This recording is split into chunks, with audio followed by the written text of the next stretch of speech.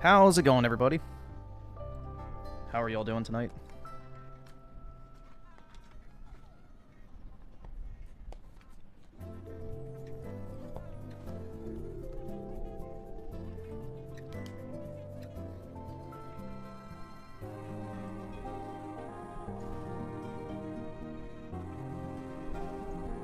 I had to rub one out, and now I'm eating, so I was trying to finish eating, but I'm almost done now.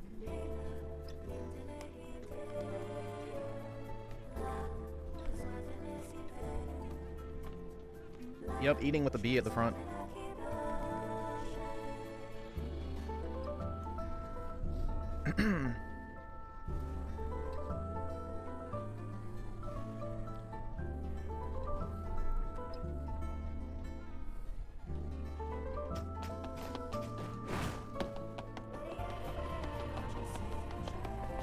Pervy Sage? Nah, dude. This is heckin' wholesome, you know, family-friendly fun. What are you talking about? There's nothing perverse about this.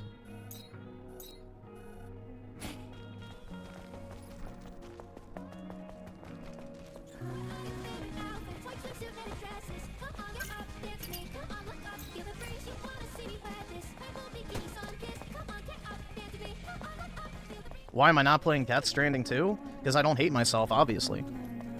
I feel like that's a pretty self-explanatory question. Not thick enough to goon? Let me guess, you need some BBW, tatted up, don't need no man, independent queen, shit. You need one of Ricardo's hoes with the wild hair.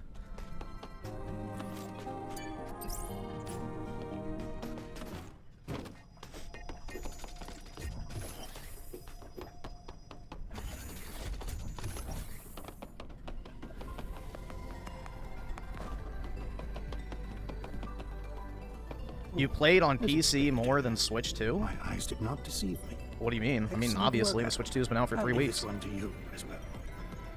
Let's go to the hyperdrive. I would hope I've played on PC in total more than the Switch 2. Secondary drive energy injection. Initiating activation.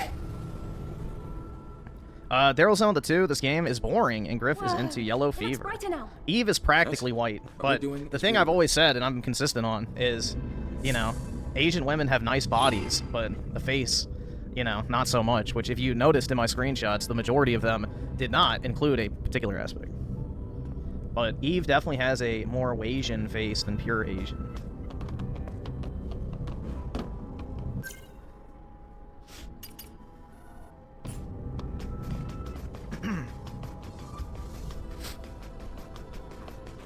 Yeah, Death Stranding 2 is out, but I'm not playing it.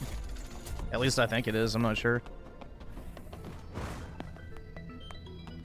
I think it came out tonight, right?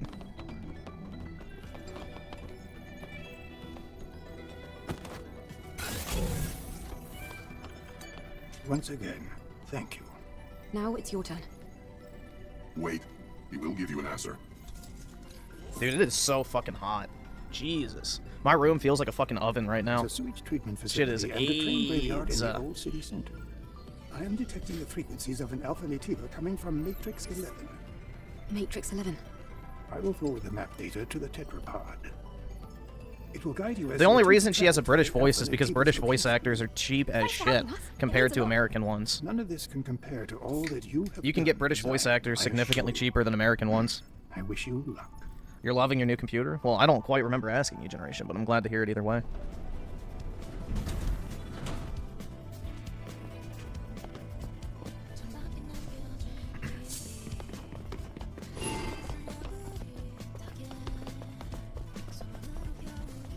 She's still the main character of the game, at least. Make her sound good. Well, you could play it in Japanese. More signs. I think the Japanese voice acting Told for you. this game is supposed to What be we've really good, accomplished has but been well worth it. I've never tried it. I don't think we'll be catching any more sideways glances. You gotta remember, this is an Asian game That's right first. It's here. made for the To be Asian honest, market, I was primarily. getting a bit anxious. Daryl's Head on over the to the 2, top. turn the AC on, Why you don't you bro. take It some is time on, to it's just enjoy the that fucking scene? hot. So your air conditioner can really only keep it about 20 degrees colder than it is outside. It is literally 93 degrees out where I am right now. So, with my computer running and the AC running, yeah, it's fucking hot, bro. Plus, I'm in an older building, so the insulation is not really a thing.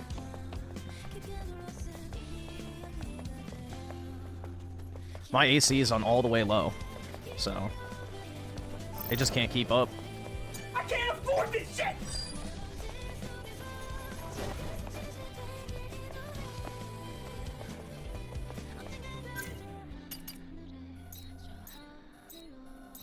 Damn, there's a lot of quests, dude. Not enough goon.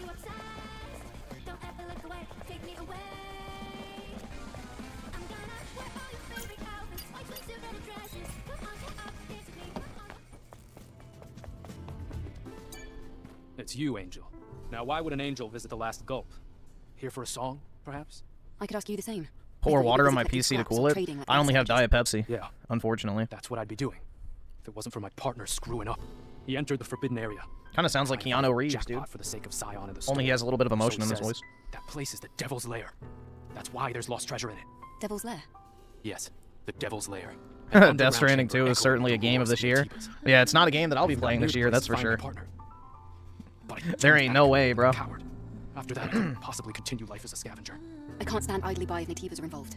I'll help. I can't afford this shit! Why? There's nothing in it for you, but I won't look a gift horse in the mouth. I just want to know if Tommy is alive. All I need you to do is find him. Fair enough. Send me the location. I played, like, I think it was 8 hours of Death Stranding 2, or 1, over, like, 2 streams, and genuinely, it was just boring as shit. Enya, what is it? Eve. What's wrong? You're not singing like usual. Well, the thing is... Yeah, I would never fucking play that shit. Recently. There's no point. I've also heard that he's seeing someone else. Got a pro... Did you get the new pro controller, or did you get the old pro controller? I don't think Sue would do a thing like that. Please, I've thought about don't worry. buying some of the old pro This might skin controllers some just because they're like $60, and it's Exactly, like, did you hear this? they work with the Switch too, and it's like, they're never gonna go bad. So I thought about buying some as like a long-term hold. I can't leave here because of But I don't know. this.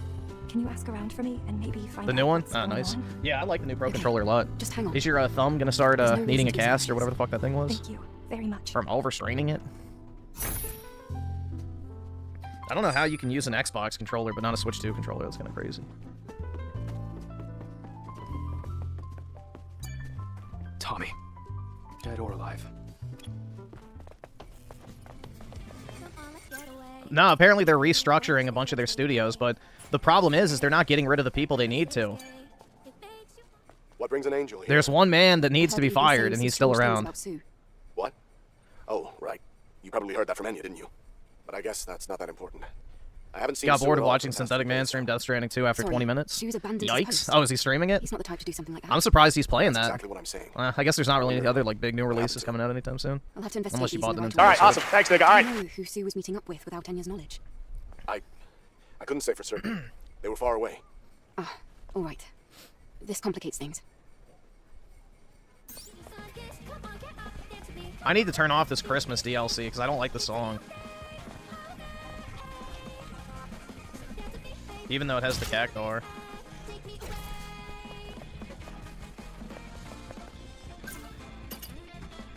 Bro, but it's I don't like K-pop. Yeah, I know it's in the settings. I think you have to do it before you load the game, though.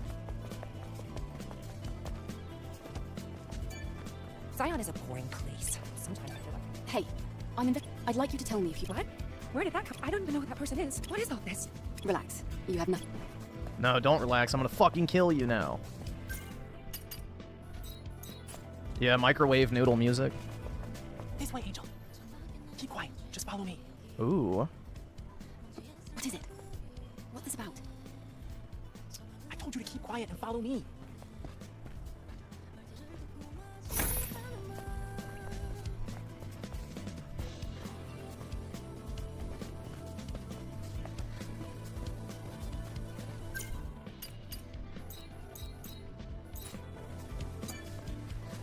You don't actually think anything can happen. It's a crazy world. Was that not the guy I was supposed to follow? Oh.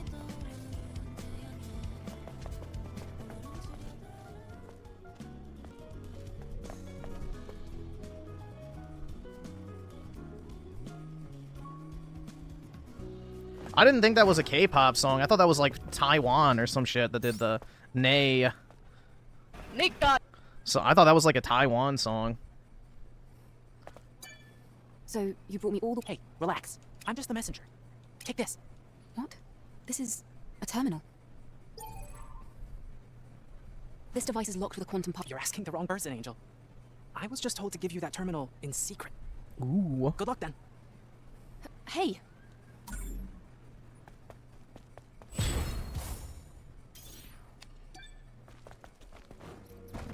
Bruh, I really want to get double jump.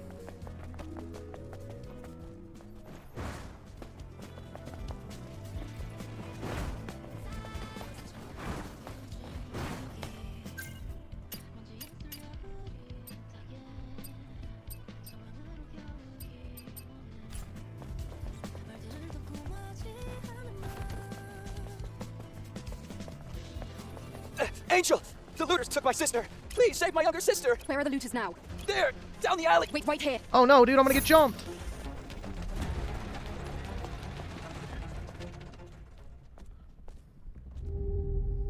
I can't afford this shit!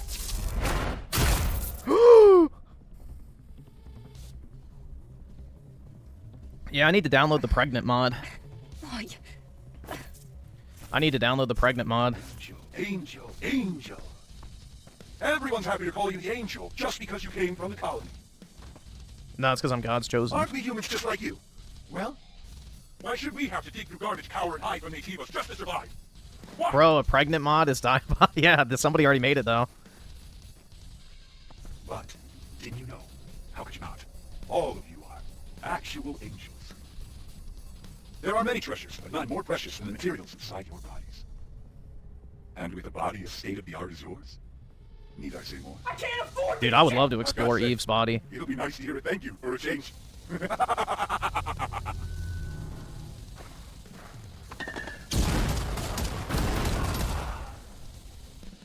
Just another day in Are you all Detroit. right? Focus on me. Can you do that? Adam, These are black market merchants. I didn't think they'd approach airborne squad members. this can't be. I've never seen this before. It looks like nativas weren't all humans had to worry about. Let's get you back to the safe house and do some maintenance. Yep, it is the synthetic man. Nefarious with the 2 Mario Kart World Remix, Dire Fox's Peak. Alright, yeah, I can put it on in a second. And Saberman with the 2 Griffin Goon Games. For now, I don't know how long I'm gonna keep playing this. Who knows, dude? If we get lots of positivity in the chat, then maybe I'll keep playing. Spooky Cerberus with the 2. I'm going insane seeing... You're here. I almost said labias everywhere. Labubu's everywhere. Stop. I don't know what labubu's are. But I was going to read that as labia at first. This device Daryl Zone with the 5 just bought a new 3DS XL and old 3DS XL Japanese version. Getting ready to mod them this weekend. Huh, nerd. Gamey. Wow, good work. You're gonna put me out of a job. Alright, let me see. So Dire Docs. You little brat. Thank you. That was the song somebody asked me about the other night. And just one more. Can you turn around for me? Nice car. Perfect. Done. What have you done, Lily? I customized the power distribution of the body cell. Double jump. Doesn't your body feel lighter? Something does feel different. All right, awesome. Thanks, nigga. All right. If you try jumping, I bet you'll notice the difference.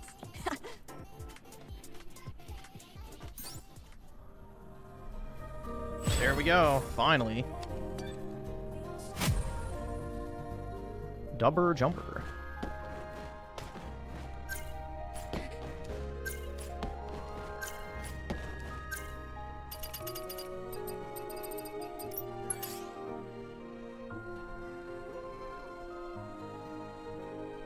There we go.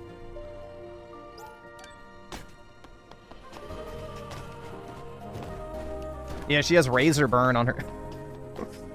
Dude, it's wild. They really went all out with this game. Alright, now I can use my mouse. Let's see. Let me put on the music real quick.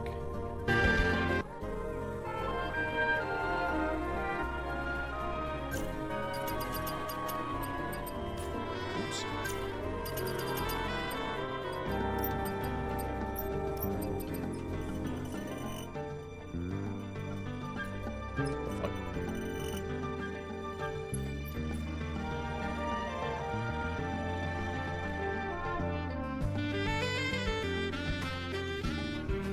There we go. El Rosario sold the 2. I'm sure they're going to stop making the old Pro. Oh, definitely they will. And my guess is they'll patch the Switch 1 to work with the Pro 2 controller, if I had to guess. So they can sell it for $100 to the old client base.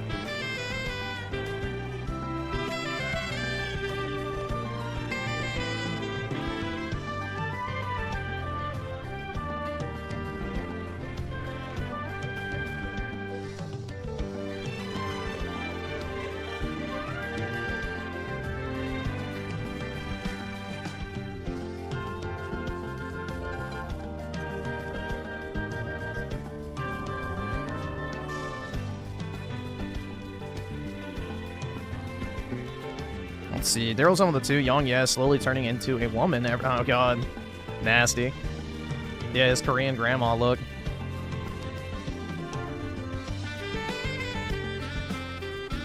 And Tim Marco with the 279. RTU was kind of melting down over politics earlier. Yeah, he's probably upset that Trump did something good. It bothers them.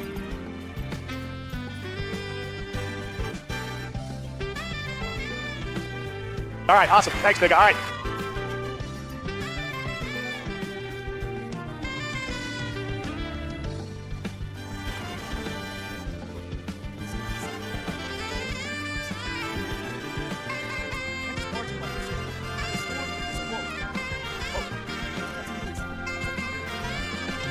Ryan Miller with the 5. Did you see Trump using the F-bomb due to Israel and Iran violating the ceasefire? And he chose violence towards the Democrats. I mean, yeah, it's a really good clip. Well, It's a good clip. I had a treasure in the store. I thought of it as my guardian angel. I like the soundbite personally. I saw a bunch of people. That's so unprofessional. It's like, who fucking cares? I don't know. That item protects this store. The F-bomb shows he really does care. Yeah, no, he's pissed off, man. I see. So Tell me what I can do to help. he hates Netanyahu. So that's the thing. They don't get along. Scavengers at the market? So he fucking cannot stand him. Terrify them? Yes, Angel. Please, bring back my guild bronze standing, Buddha. Please, I beg you. Fine. I'll see what I can do.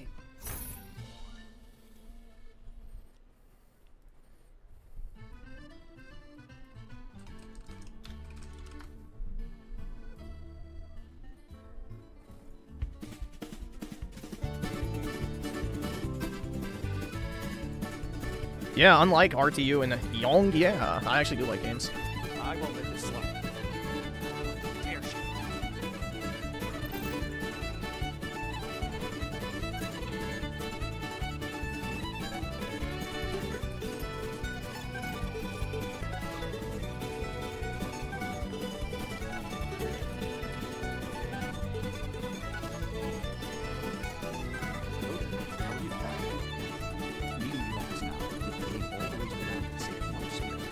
And Saber ran with a 5. Do you watch Razor? No, I'm not really a fan.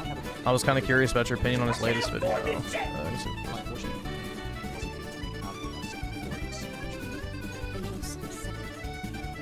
Iran was an IQ test. Your favorite pundits flunk?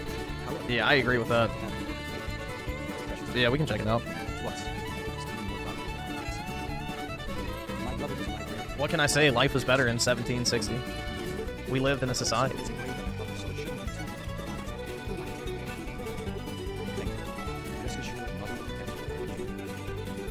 Nefarious with the 2, remixing Puzzle Plant Galaxy is based. I agree. Puzzle Plant Galaxy is probably my favorite Mario theme from the games. You're fucking poor! It just has like such a nice upbeat tune. I don't know, it's just a very, very good soundtrack overall. Thoughts on Abby Shapiro? Big tits. I don't know. What do you want me to say? I don't really have thoughts on her.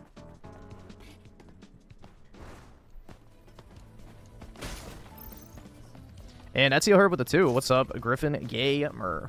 Oh, not much, man. Just chilling. It's got huge melons. Yeah, that's about it.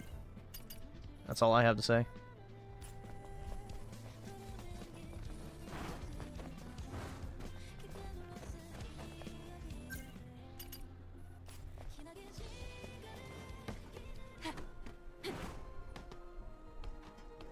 Angel? Angel? Angel? Shut up, kid. Man over there told me to bring this over Too much like her brother? Yeah, well, I mean, they are related, so. know, but I accomplished my mission. Bye-bye. I got to see the angel up close. That's suspicious. Sending a random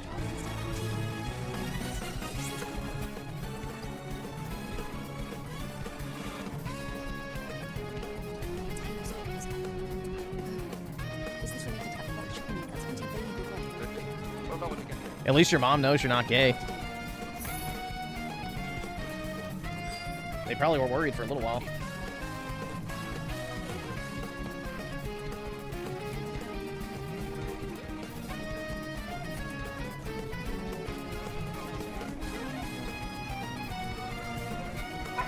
Various with the two, they gotta make a mod that replaces Adam with Raymond. Oh my god. Although, he would get the girl at the end, so I don't know if Raymond would agree. He'd be like, nah, that's not my life.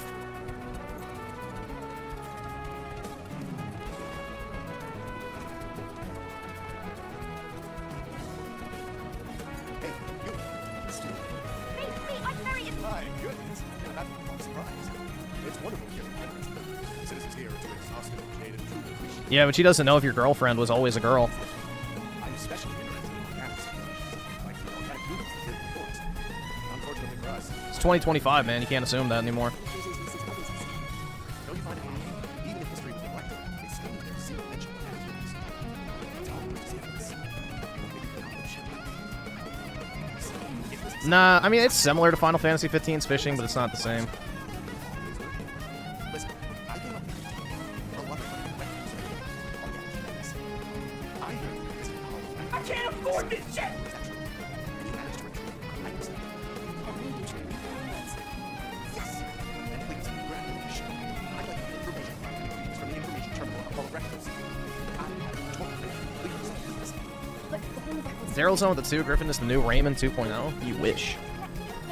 Dude, I'm a Giga Chad that gets babes on the daily. Obviously.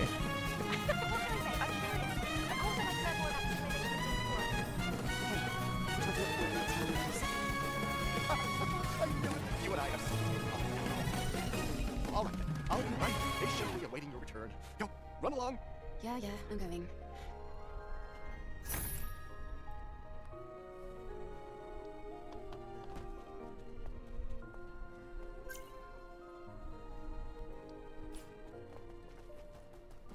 Your mom would prefer you to be gay? Ooh, that's rough. Griffin finally joined the club and went to the gym and became Giga Chad. We told him it was... Yeah, that's it, bro. That's all it takes.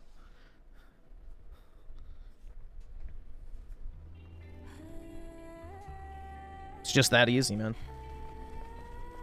Go to gym, get laid, right?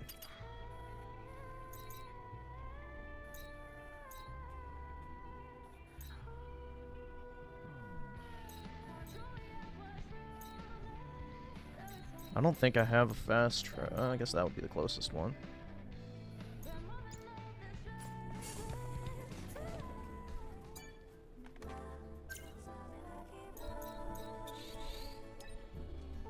I can't afford this shit! And the Barriers of the 2 should have joined the local fuck off club instead. That's right. If only.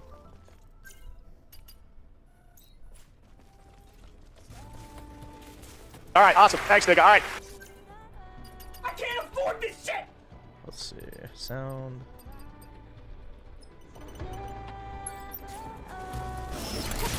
Actually, that's too loud.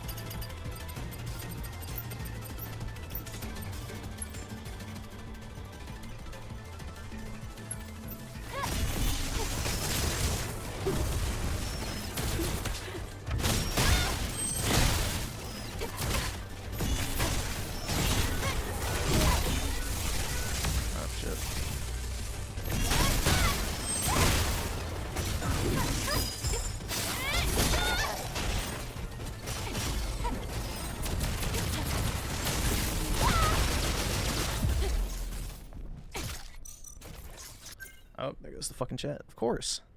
Of course. And Tim Marco with the 7. And here I thought Mario Kart music couldn't get any better than 8 Deluxe, but somehow even themes from there got elevated. Yeah, I really like all the remixed music they added to Mario Kart World. They did a really good job with it.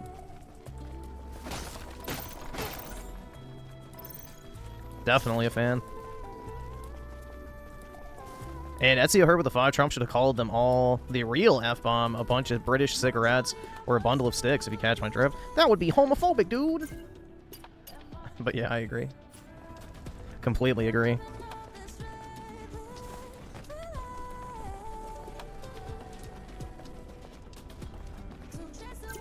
Just be like, yep, how I see it's how I call it, so... You guys are a bunch of cocksuckers. Give it up, fucking loser faggot.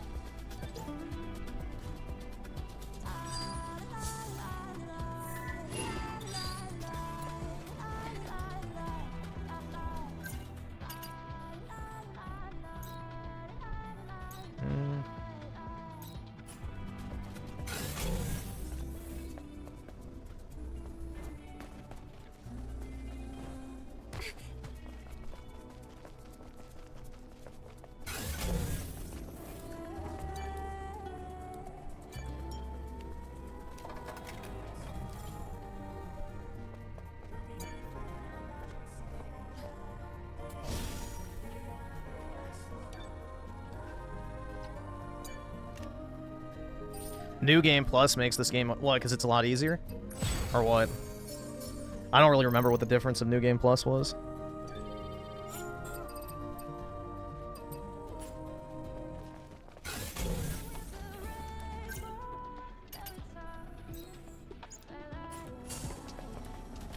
Yeah, it quite literally is Dark Souls, dude.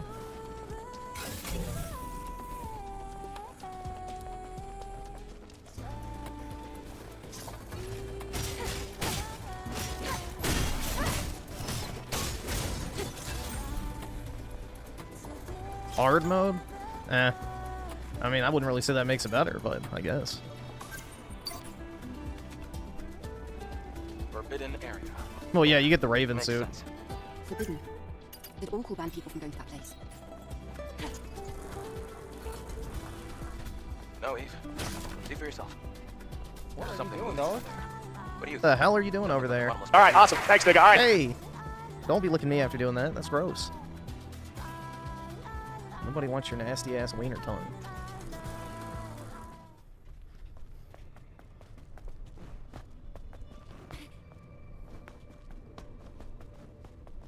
Claus does. Maybe so.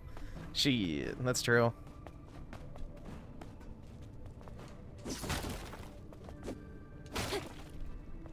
What are you doing, buddy? What? What are you doing?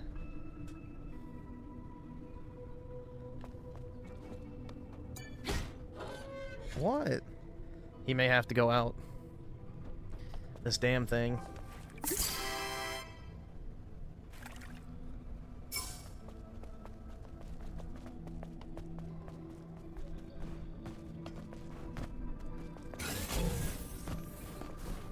Oh shit. Don't fall. Oh shit. Fall. There we go. Chained up all day? Yeah.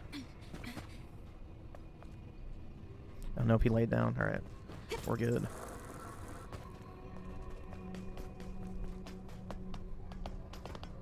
Look, this person died recently. Perfect. So, this must be the partner. Then something must have been here.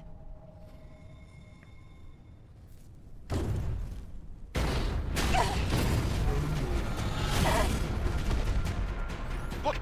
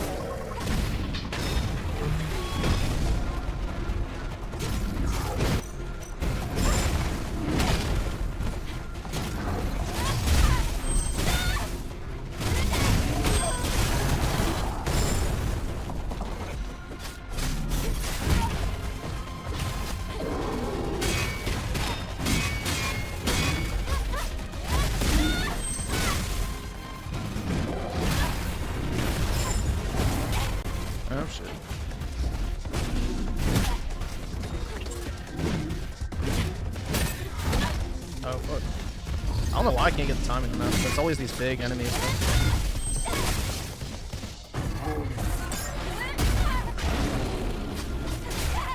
Dude, my computer is getting so fucking hot. I may have to stop playing this one. It's just way too fucking hot in here.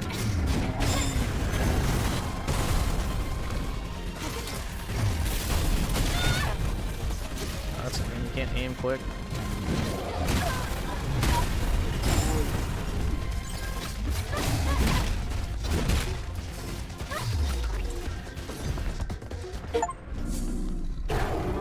Hooray.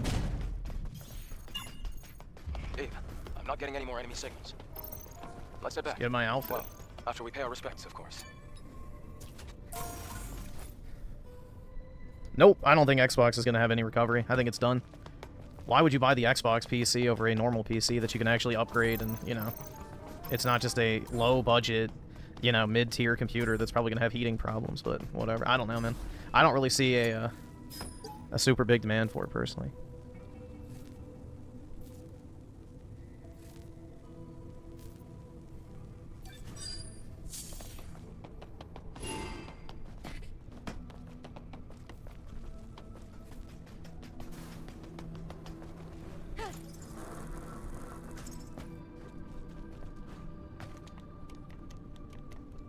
And Ezio Herb with the 10. These anti-war people wanted the ceasefire to fail so bad, almost like they aren't actually anti-war. Anyway, what happened to Trump being Israel's bitch? Always delusional claims against the God Emperor. Yeah, it's so-called right-winger. I don't know, dude. It's the thing is they're not anti-war. They're anti-Israel. So they think in some world that if they just let Iran pummel Israel, that eventually Israel will fall. And it's like, no. They'll just fire a fucking nuke. I can't afford this shit! So, yeah, they would rather see the world burn than Israel win, I guess. I don't know. They would rather see, like, basically the world die in a nuclear fire than, you know, the Iranians, whatever, not get their chance. It's just weird. Very fucking weird.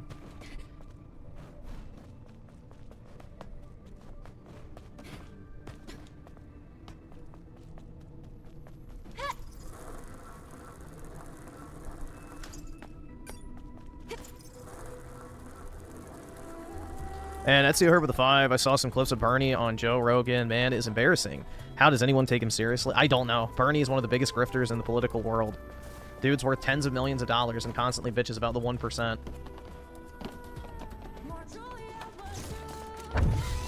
But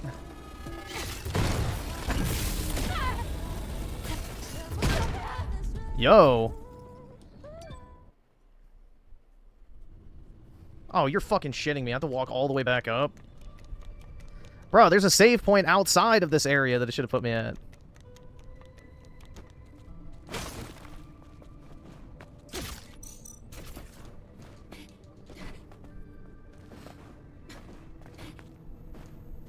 Yeah, Bernie could easily give his money away, but he doesn't.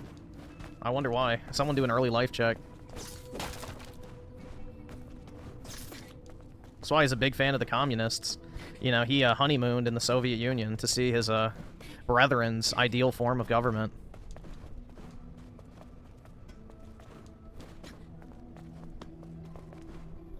Yeah, I have a few of the magic cards. I don't have a lot of them, though.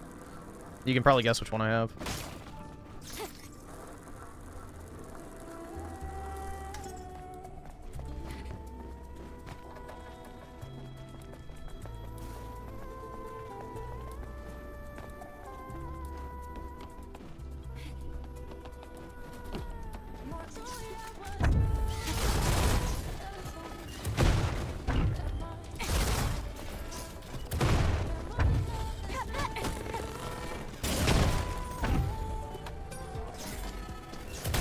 Bro, I got stuck! Holy shit.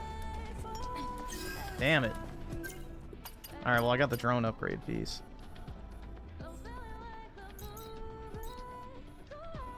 I need to go over here.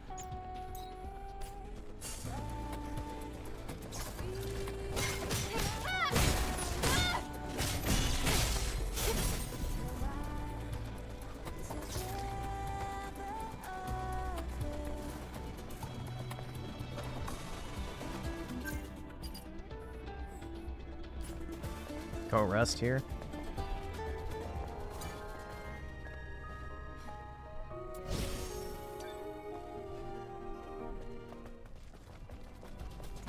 Yeah, the boxes are really expensive right now, so I don't know. I don't know how much higher they can go. They're already at, like, what, 1,500? I was gonna buy a sealed case of the collector's boxes for 3,800, and I wish I did, but I hesitated. Hello. I'd like to inform you that my mobility is limited due to an accident. I kindly ask for your assistance. What? Who's communicating in the airborne squad channel? Give me a sec. I'll check. It doesn't seem to have been intentional. The signal's being broadcast across several frequencies. In any case, I know what this is. The source of the signal should be at the dump site north of the scrap plains. You're gonna love this. It certainly wouldn't hurt to check it out. That is, if you're feeling inclined toward a little neighborly help.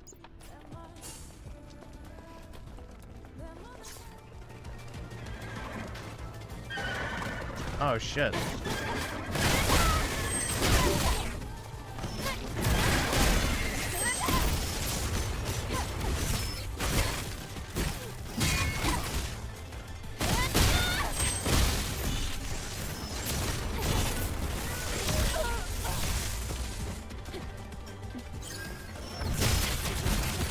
Bro, are you shitting me? I'm getting juggled by a ranged enemy.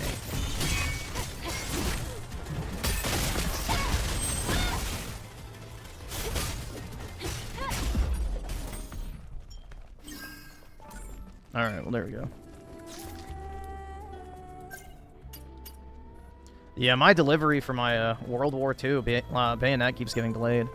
It's like the second time UPS is missed. Or USPS, I think. I don't know which one. But yeah, they haven't delivered it on time. It's supposed to be here Monday. But...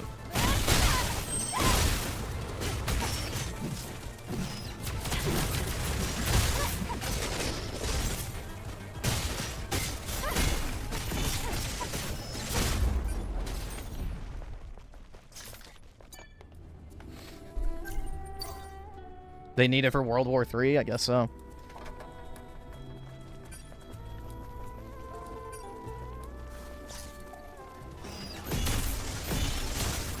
This has got to be the most irritating enemy type in the game.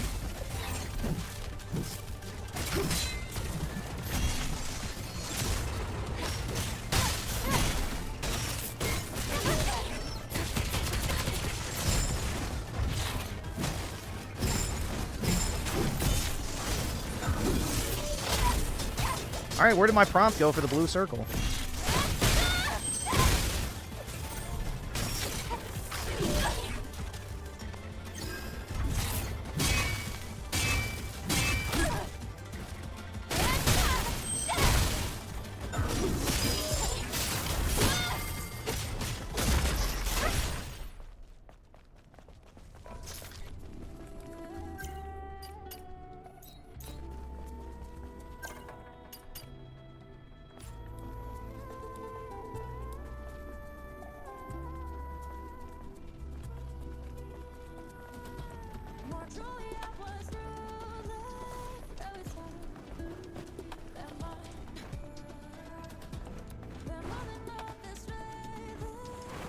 No.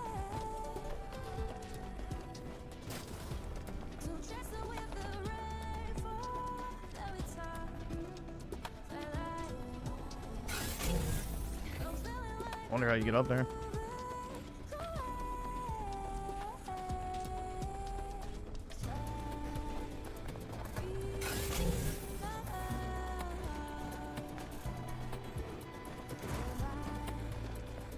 It's a button?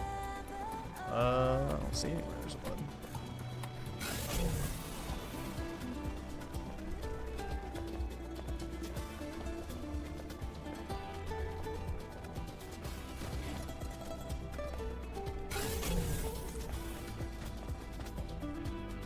Oh well.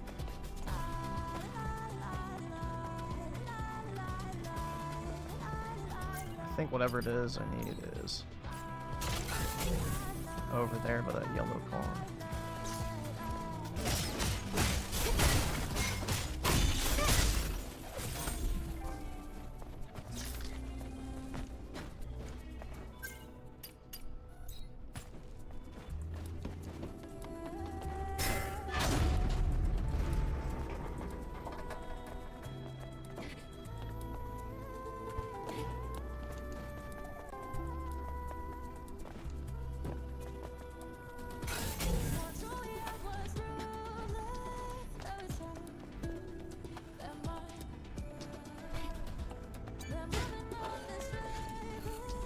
This is the place. Oh shit, a I didn't boss. see any sentinels.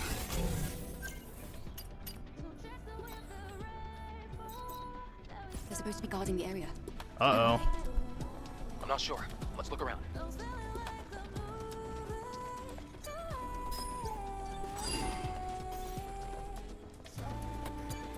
I don't have any, health items. These people. Could this be the surveillance team that lost contact? They're complete. Wait. Then where is the Nativa?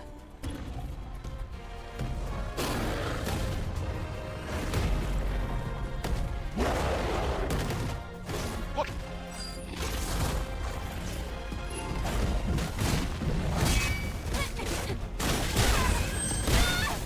The Gigas.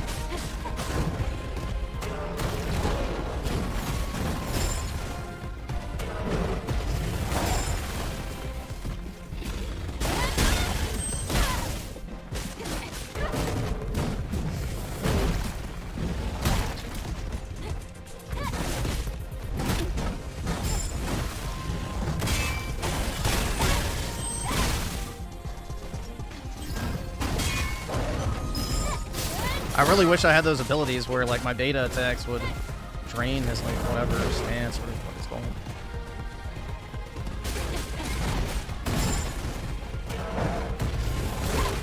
Shit. There we go.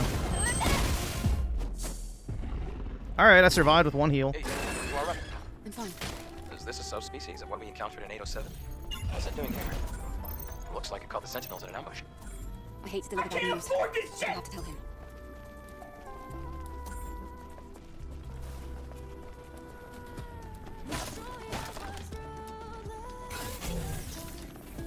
Nope.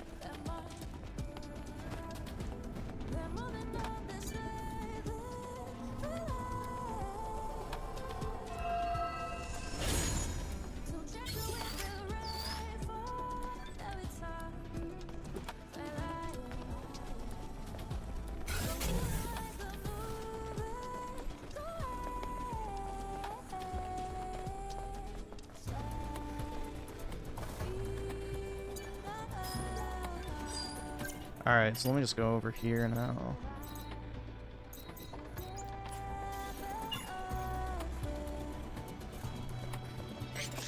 To all, I am in need of help. Anyone receiving this message, please respond.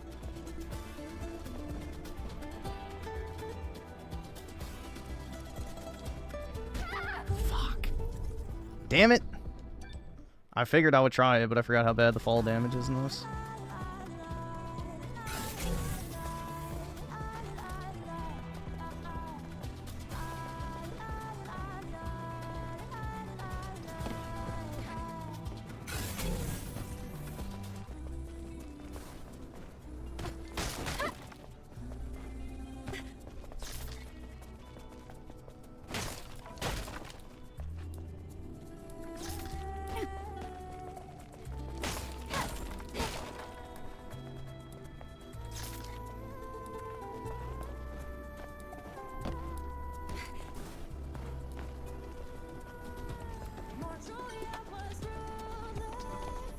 Alright, perfect.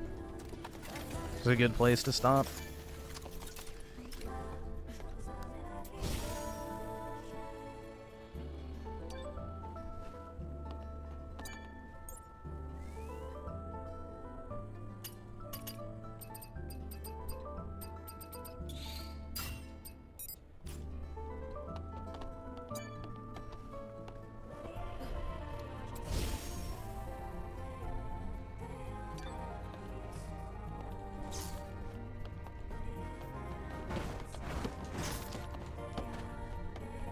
A block spam like this?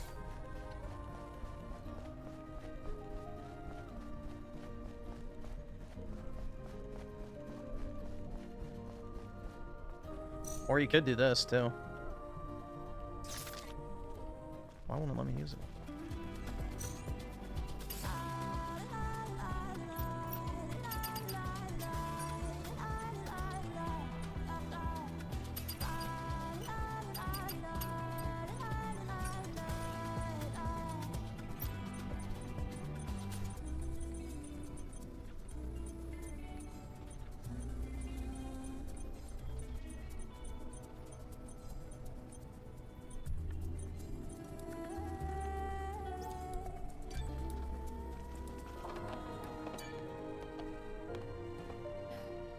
You respect women so much? Yeah, me too, man.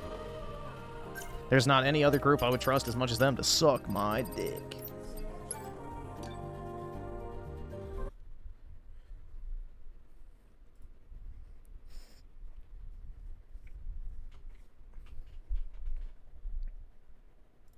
Let's see. You shut the fuck! Don't you fucking tell me to my face to shut the fuck up! Refresh this real quick. Let's see. Etsuo heard with the 5. Notice how Naruto, every girl liked Sasuke except the one with X-ray vision. I think Hinata knew what Naruto was packing. Maybe so. The chakra flow was exceptionally strong. It's entirely possible.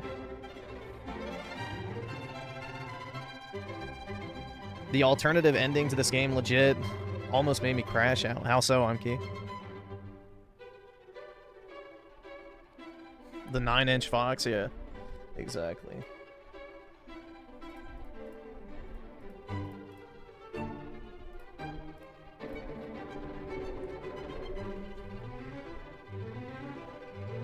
Oh, okay, so the Atom boss fight was hard. Gotcha. I have never done that ending. U generation with the 10. What is this? Oh god, TikToks. Yoinks.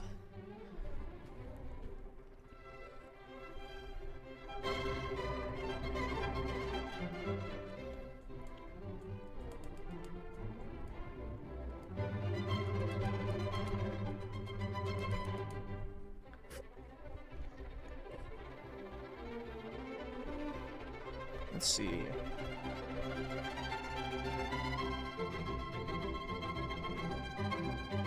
Either subscribe, donate, or get the fuck out.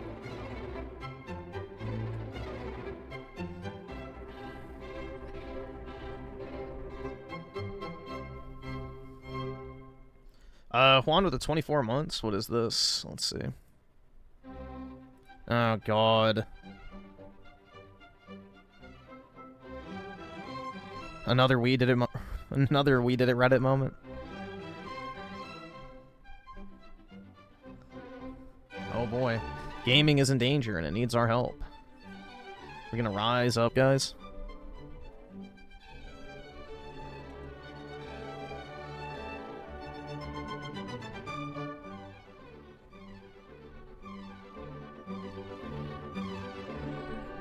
Instagram Reels are fun. I mean, they're just re-uploaded TikToks, so... Buddy, you're ripping me.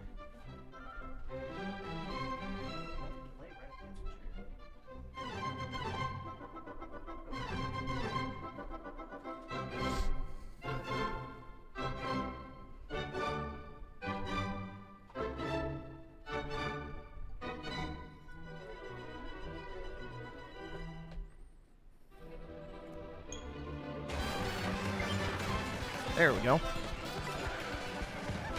About the end coming? The end of what?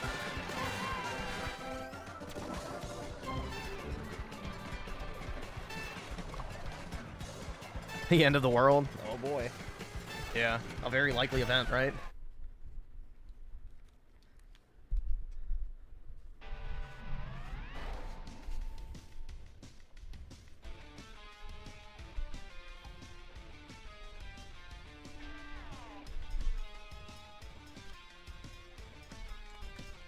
Fuck.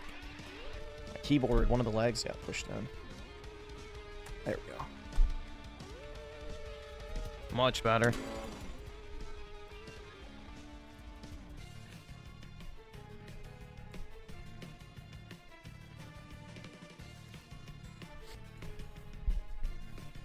Kart slap, that's right.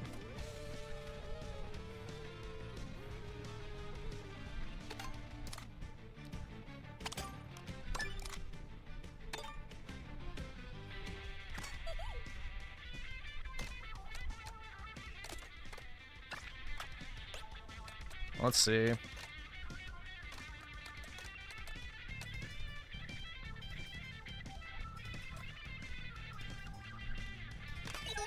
Could try that. If anybody wants to join, feel free.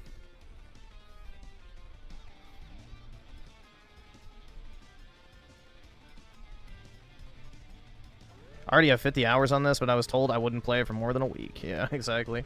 I don't know how many hours I have on it, actually. Let's see. 45, so close. Close.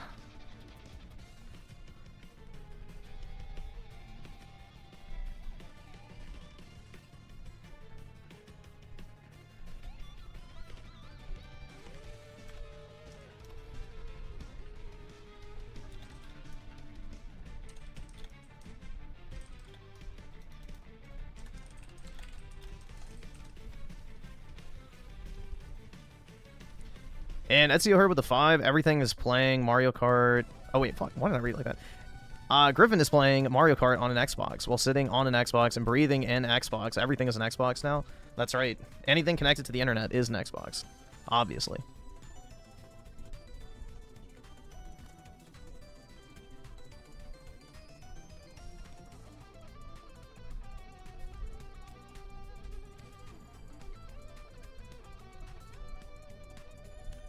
I can't afford this shit!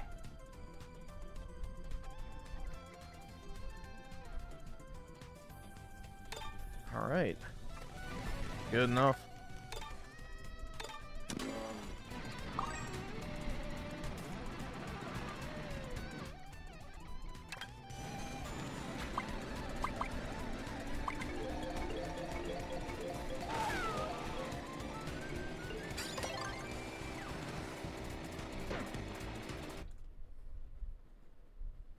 Am I going to rage? Probably not, but you never know. If it Jews me out, then maybe.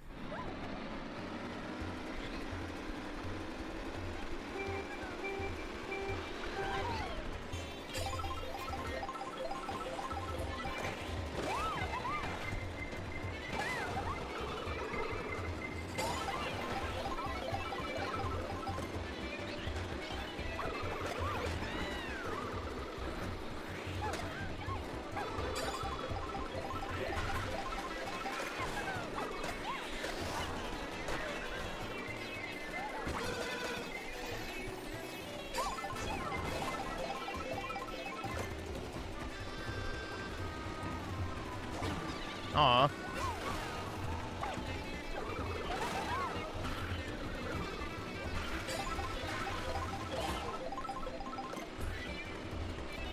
Take a late night dip in the hot tub. Damn. Hopefully it's not hot where you are, man. I don't know, hot tub's like the last thing I'd want to get in right now. It's already hot as shit. I've been taking cold showers as of late.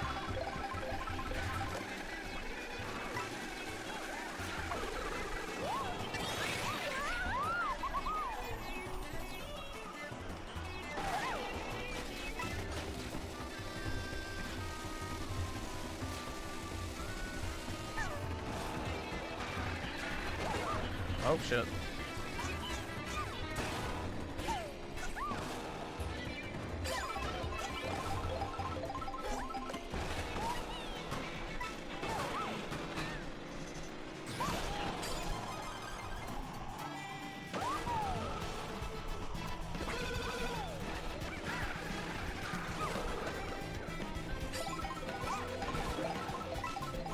The government controls the weather? To a certain degree, yeah. They do cloud seeding and that type of shit.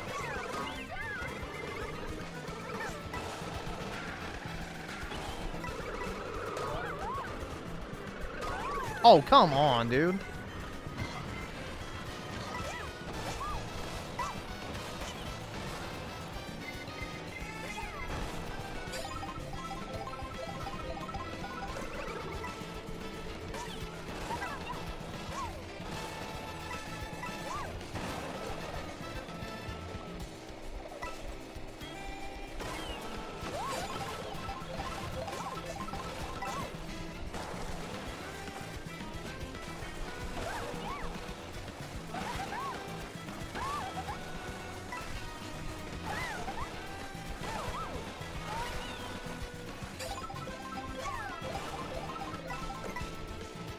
Bro, what are these dog shit power-ups?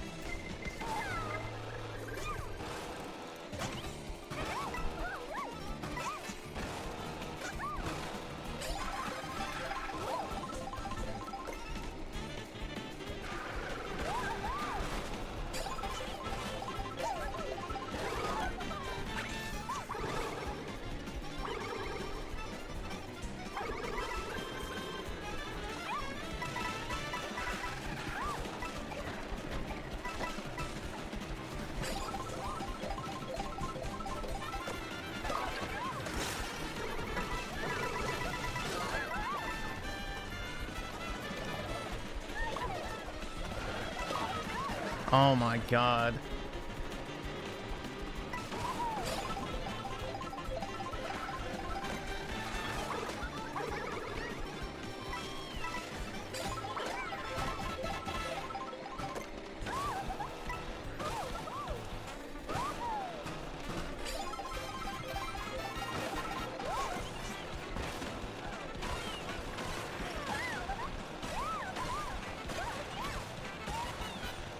Oh shit. I should have drifted.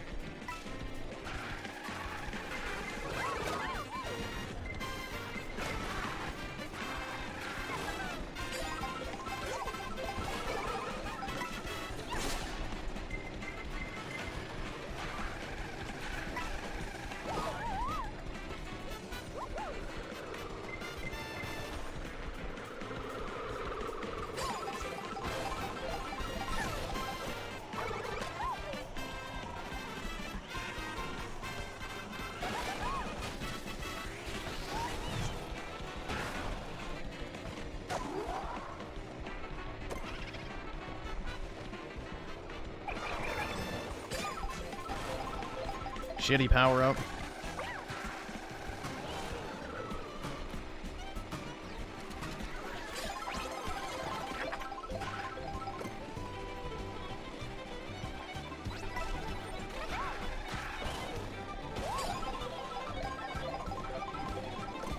I can't afford this shit!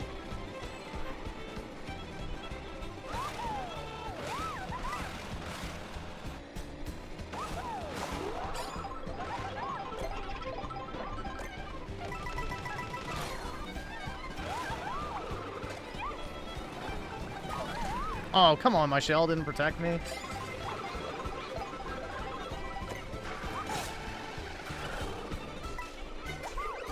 Oh well, it's over. It's over. As usual, I get ass blasted in the last second and lose. Nefarious with the 2, not gonna lie, you're unironically pretty good at Mario Kart. I wouldn't say that. I'm not very good at these. I don't know any of like the skips or like the special routes or any of the tricks to like wall grind and stuff, so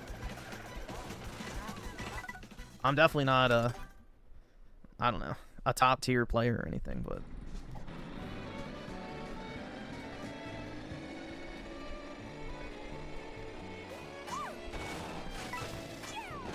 I'm Key. When are you getting your Switch 2, bro?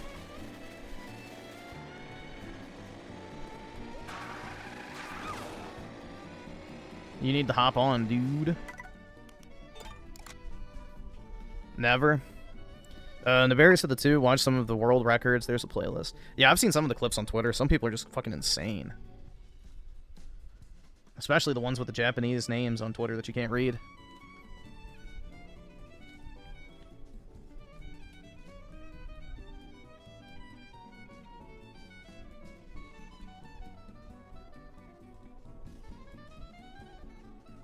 Yeah, they're pulling the console out of a bunch of the European markets over there. So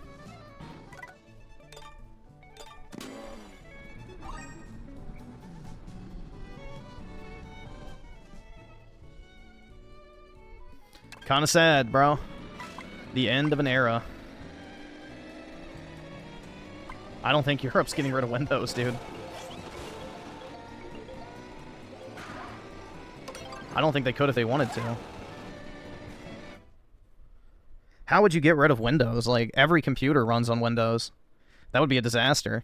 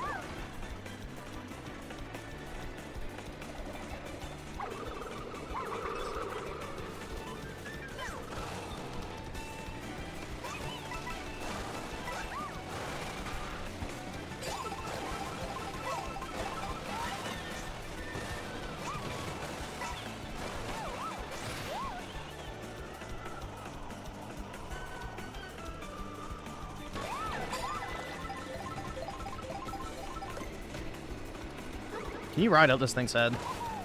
You can. I've always wondered that.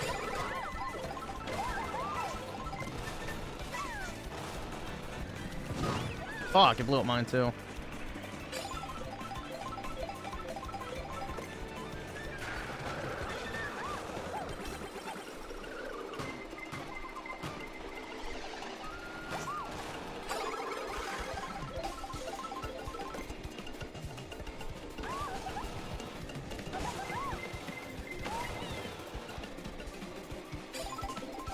This is Donkey Kong music, right? I don't recognize the song from any other Nintendo game.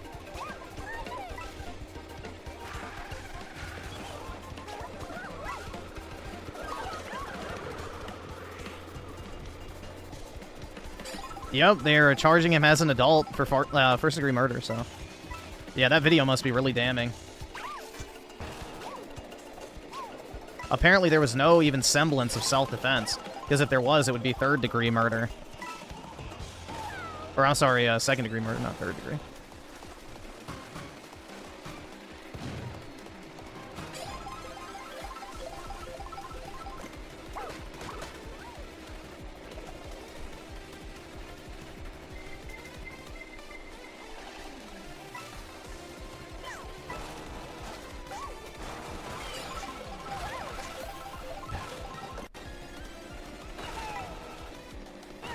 Yeah, the future philosopher that stabbed the white kid at the track meet.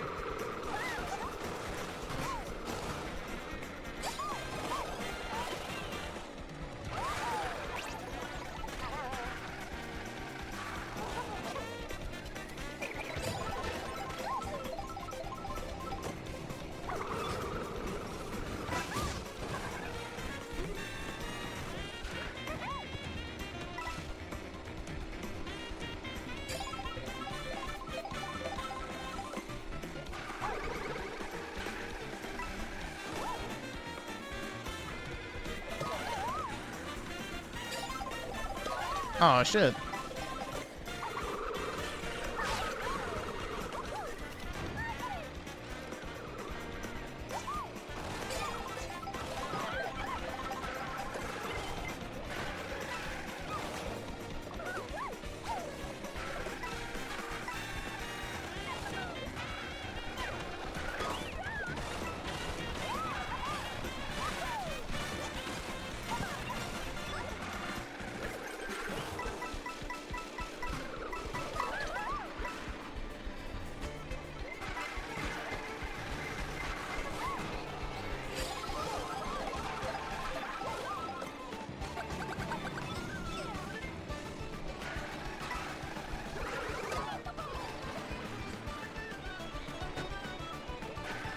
Shit.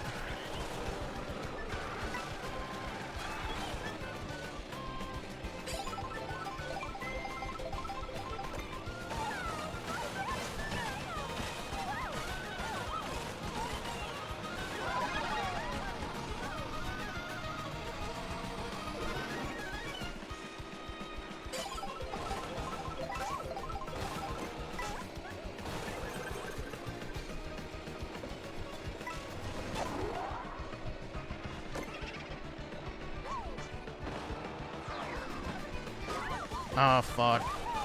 Of course. Ah, shit. Oh, well. Damn.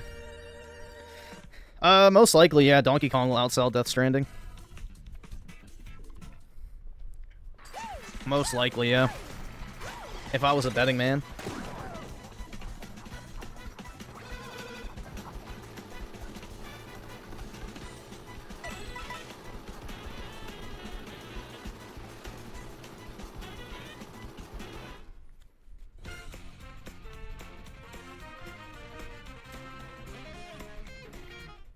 You'll outsell both? What are you selling, bro? Let's see. Ezio Herb with a 5. Griffin, so with the NYC mayor candidate, he wants to apparently freeze the rent. He can't do that. What does that even mean, and how would that even work? New York City in trouble. I don't care what like, honestly, I'm glad New York City has to deal with a fucking idiot, because there's no better collection of just literal fucking mental retards, self-hating whites, and liberal Jews in the country. So, they deserve everything bad that happens to them by electing this fucking African Muslim guy. who hasn't even been a citizen for a decade. So, yeah, everything bad that happens to him is well-deserved.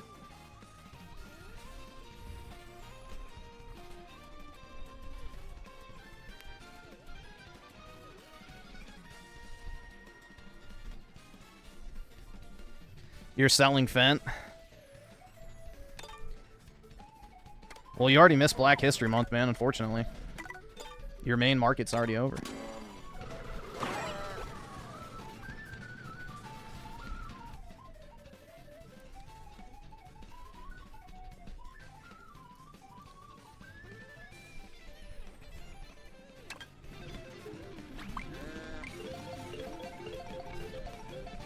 Hardly anyone joined. That's how you know the game's dead. That's right. Just like my channel, right? Damn, no one's joining Mario Kart slow stream. I know, dude. I'm gonna have to kill myself now. It's truly Jover at this point.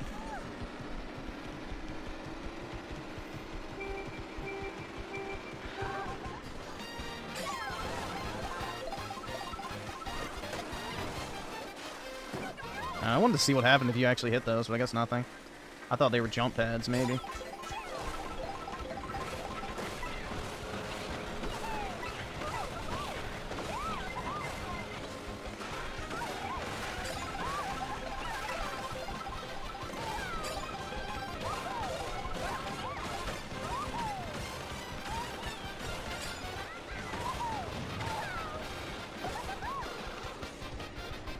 Oh, shit.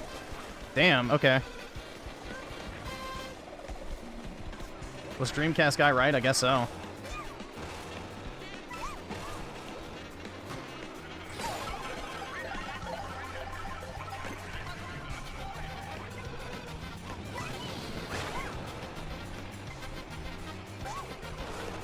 You're an Indian man from India. Does anybody wanting have a great man as a husband, please? What the fuck?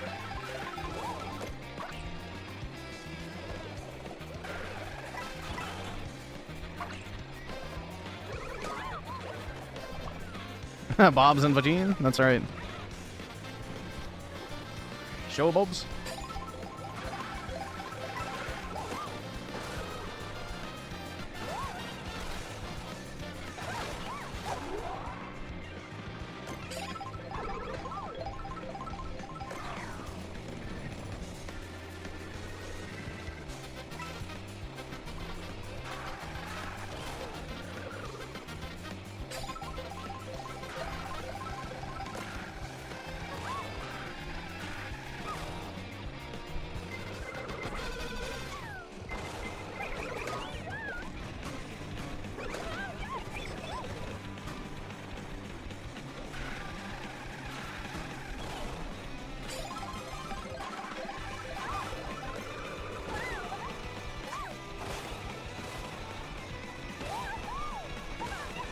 Oops.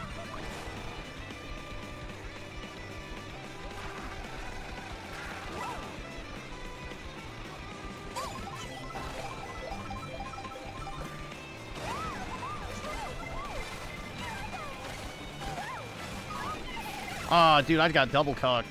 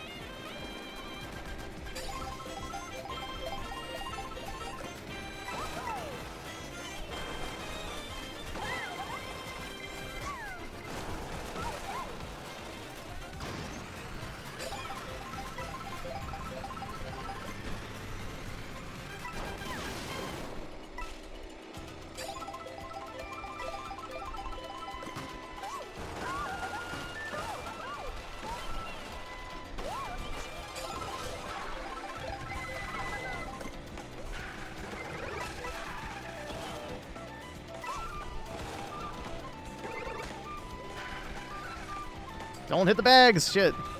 I almost did. Oh, fuck.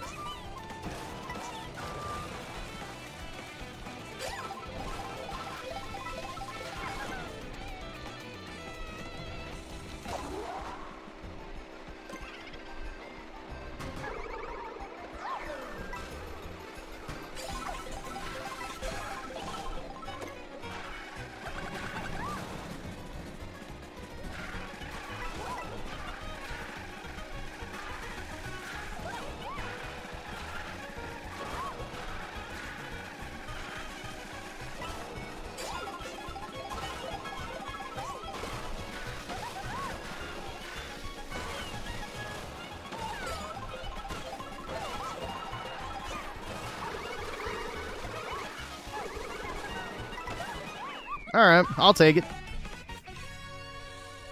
I'll take it.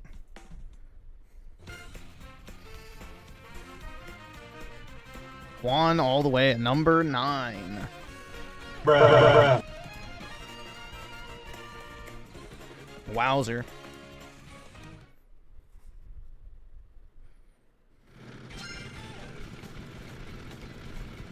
Yeah, that's brutal, man. That's absolutely brutal.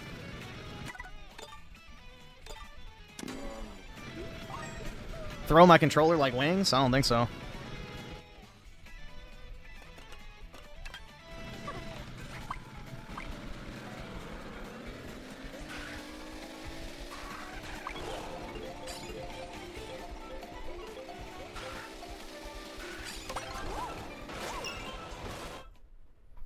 I got a silver peach shekel. Don't break your controller? I know. It's a $100 controller, dude! You're gonna have to take out a second mortgage for that. Be careful.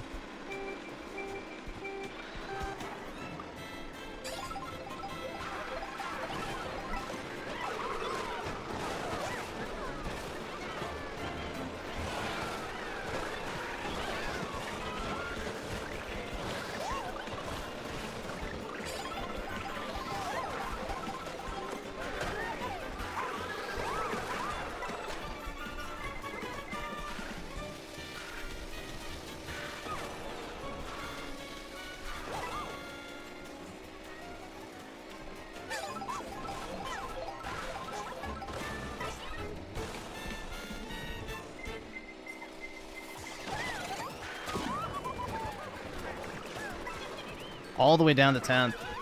Holy shit.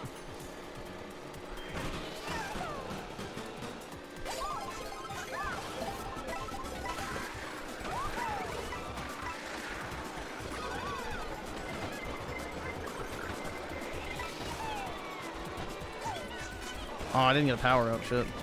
Brutal.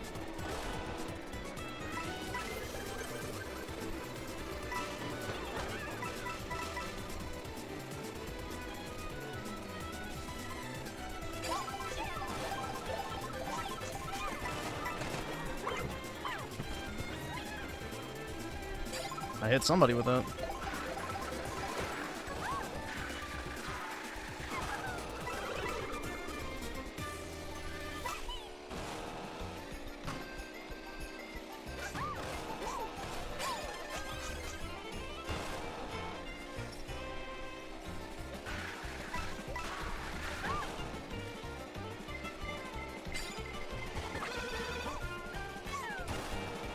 I tried my best, whoever's in first.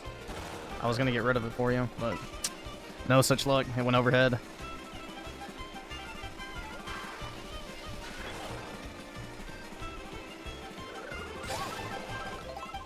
Damn, it's crazy how much cooler it is in my room now that that computer's not running a game. Jeez.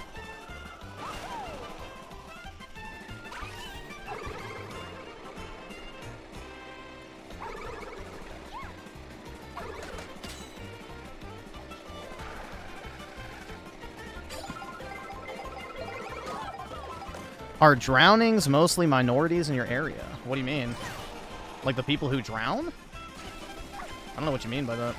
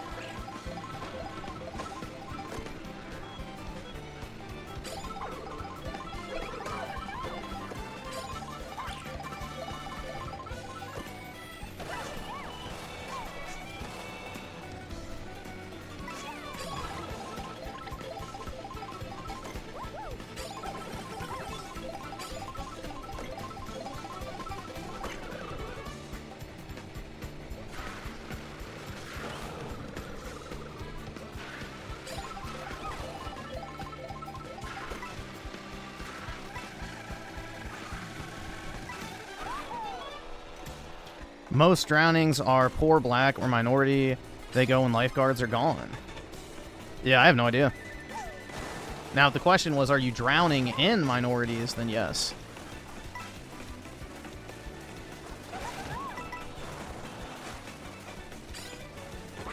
I don't even know if we have public pools where I am because I would never go to one, so I don't even know if they exist.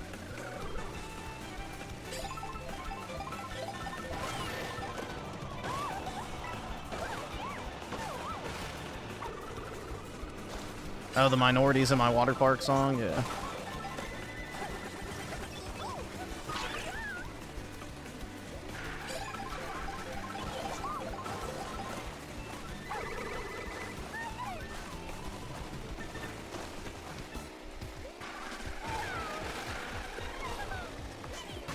No! Come on! I've never missed that jump. Brutal.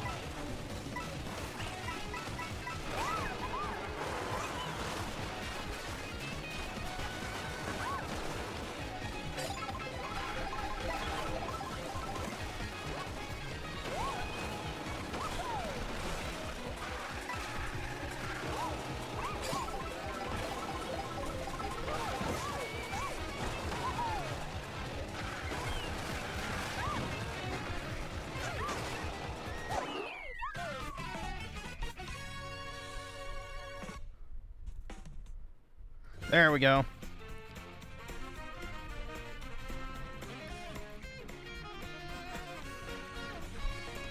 Yeah, I can pull up the code in a second.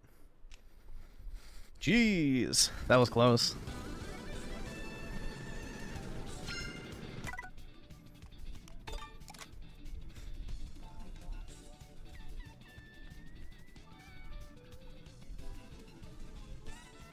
Now play a good game? Like what, Umkey?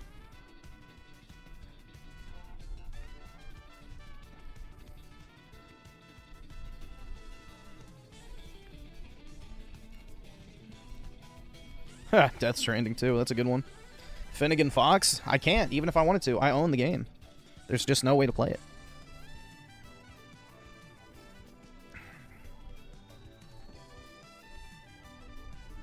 You guys want to see my magic cards, dude? Hold on one second. I'll show you guys my magic cards. Since I'm a huge fan of the game now.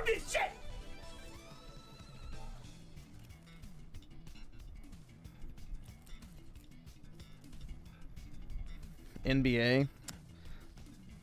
You should know by now I ain't black.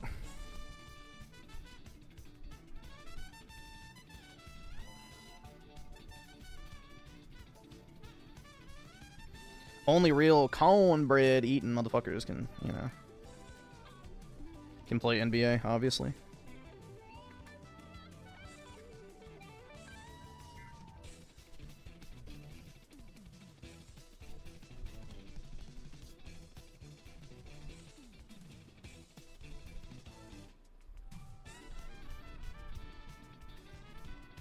Yeah, I'm not in love with the majority of the cards. I think some of them they did a pretty shitty job on. But it's a Magic card, so it's not really surprising. Magic cards are kind of meh.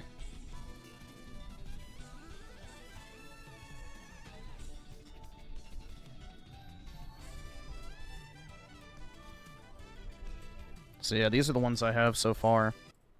I've got 2 of the Aerith Surge foils, which I have 3 of these total. I'm still waiting for one. I have an error card where you can see like this line right here. See on this card how it should be like colored?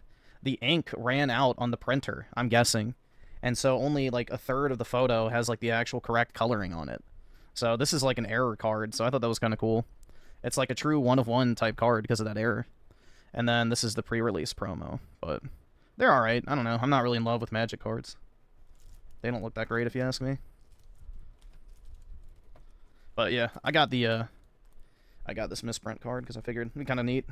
But I need to buy more of the pre-release one. I like this one the most. I think that's the coolest one. But these Surge foil cards I got for like $40 and they're worth like 150 to 200 now, so stonks.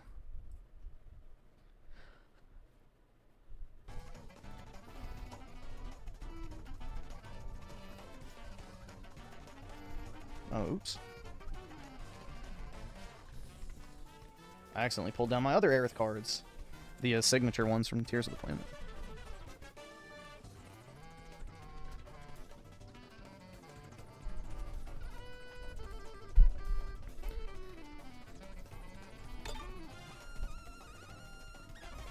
Let's see. Hero Shade with the 2. Mario Kart World greater than Death Stranding 2. Abso-fucking-lutely.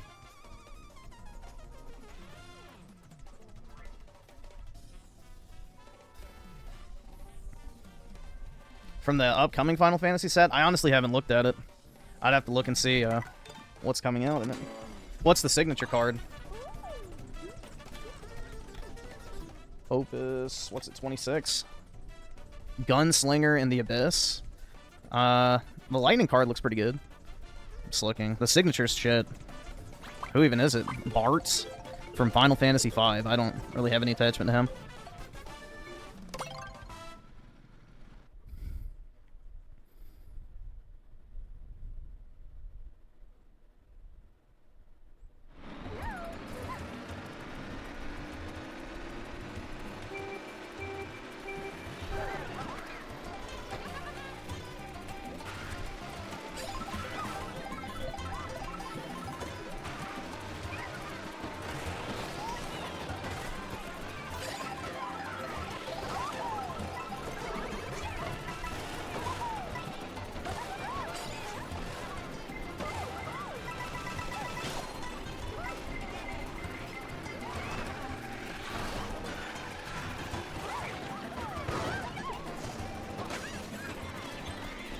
Only walking sims? That is the truth, man.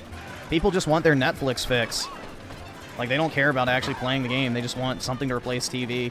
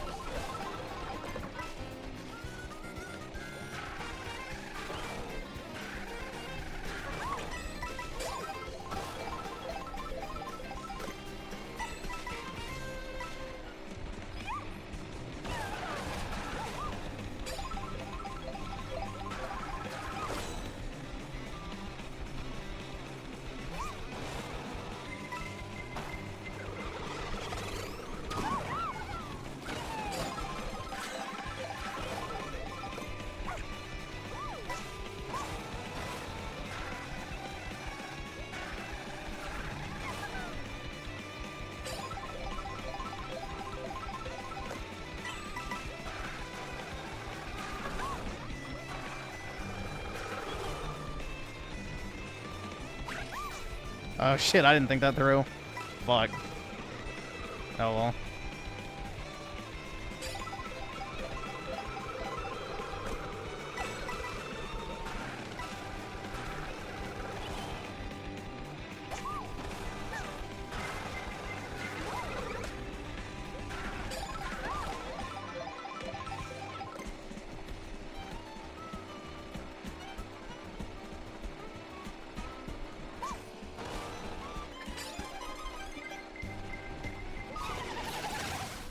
Brutal.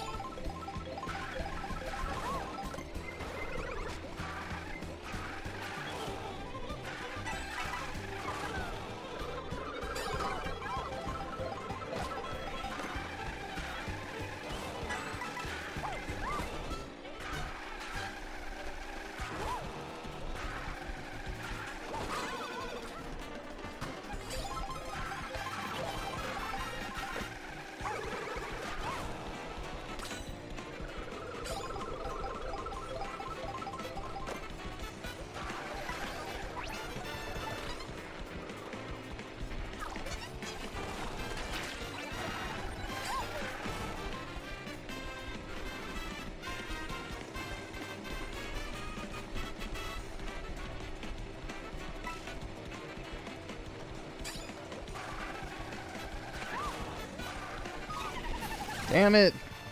Shit.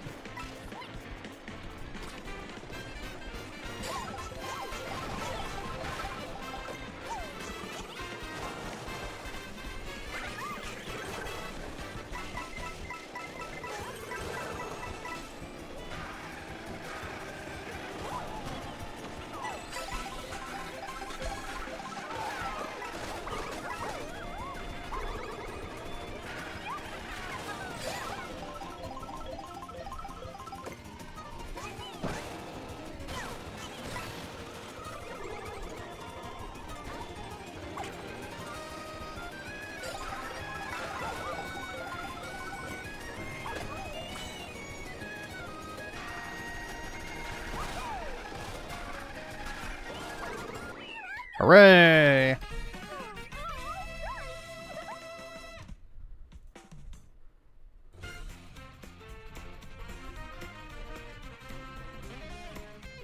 I actually played pretty well, I feel like, that one. Even with me being in first the whole time, it didn't fuck me over too much.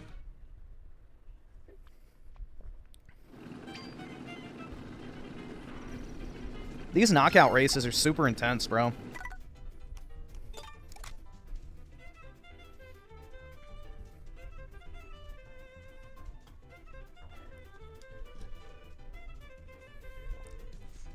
They're like 10 to 12 minutes, I feel like, so they're pretty lengthy. I'm Key, I'm just holding out hope that eventually you'll join. And you can keep your promise to me.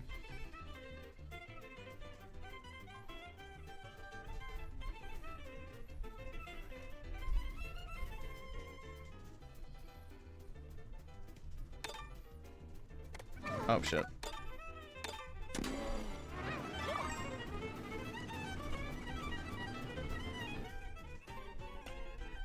Either subscribe, donate, or get the fuck out. See, so Alex versus Evil, the hairline god with the 13 months. I got paired up with DSP earlier. Nice, man. Was he streaming it, or was it just a random time? Well, I guess he'd have to be streaming for you to know it was him.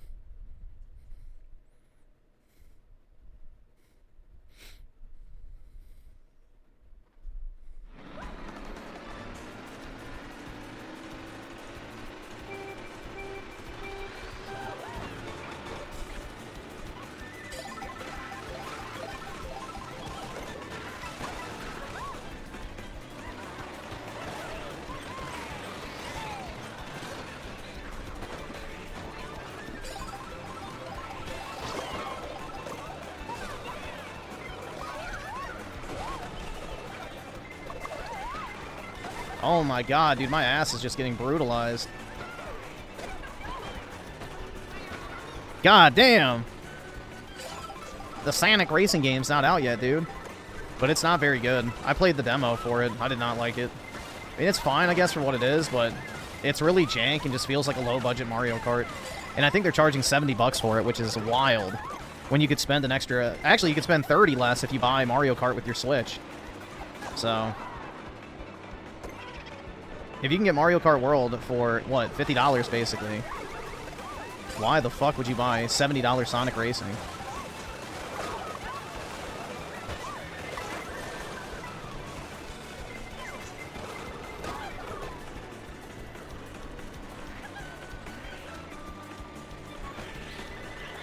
Bro, don't mention Russia. I'm trying not to blackpill.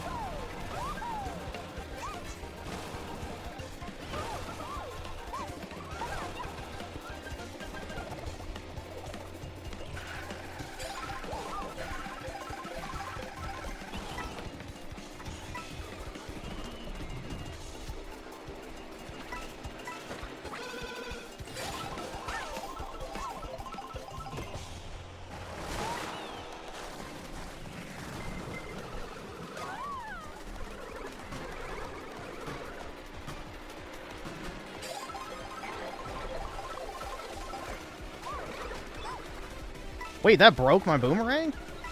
The fuck?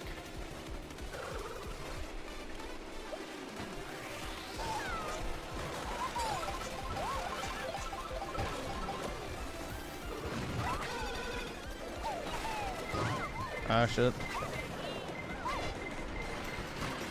Oh no, don't do it to me. Bro! Oh, come on. Seriously? It really did it to me at the end. God damn it.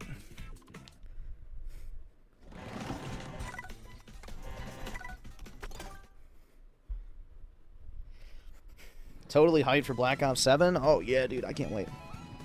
Literally can't wait.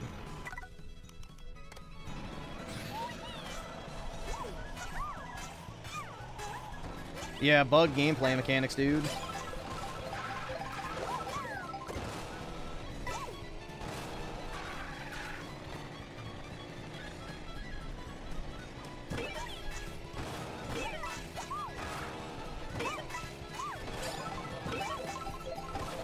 Screen ghosting? I don't even know what that means. I've had 0 issues with my Switch 2.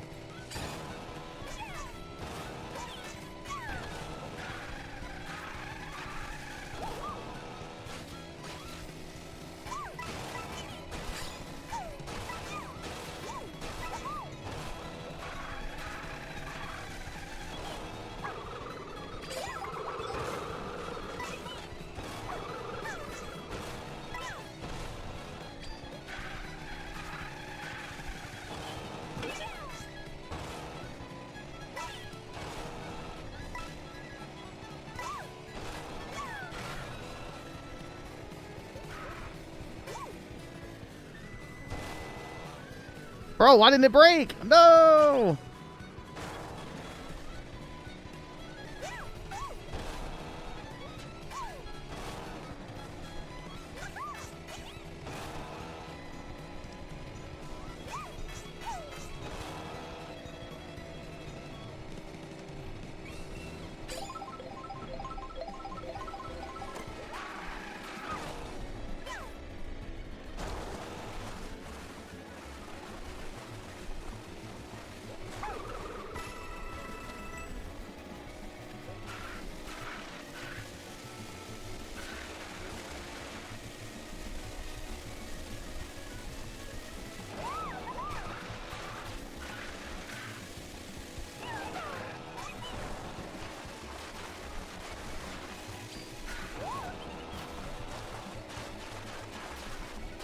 Yeah, I got my case.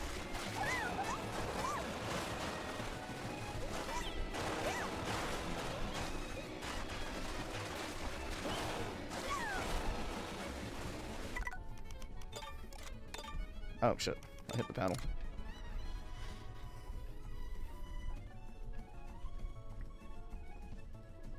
I heard the case was bad. What, the kill switch case? I like mine.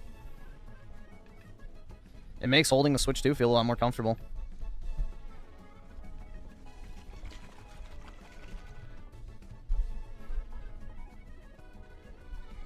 It definitely gives you a much more comfortable grip, dude.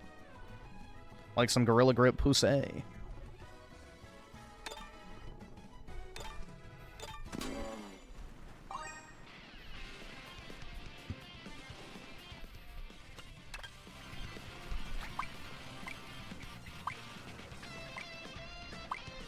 Stop shaking the bottle.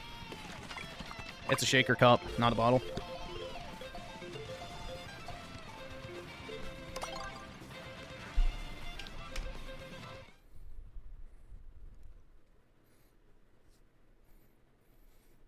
Yeah, it's just a shame all the ice melted, so, you know, it's so quiet.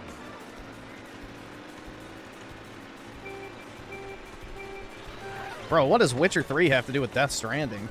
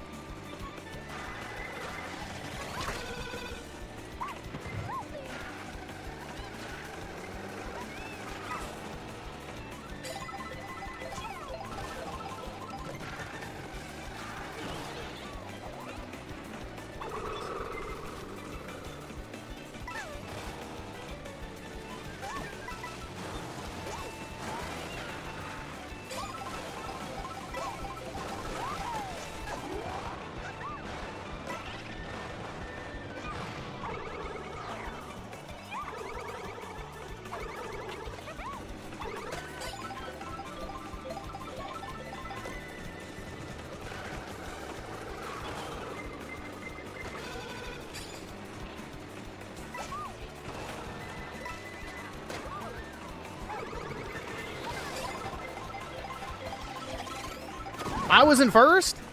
I thought that fucking retard Cal was in front of me.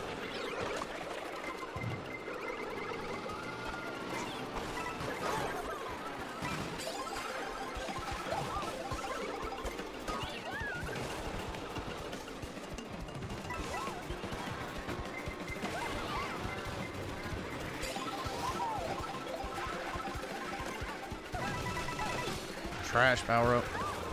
Oh, fuck.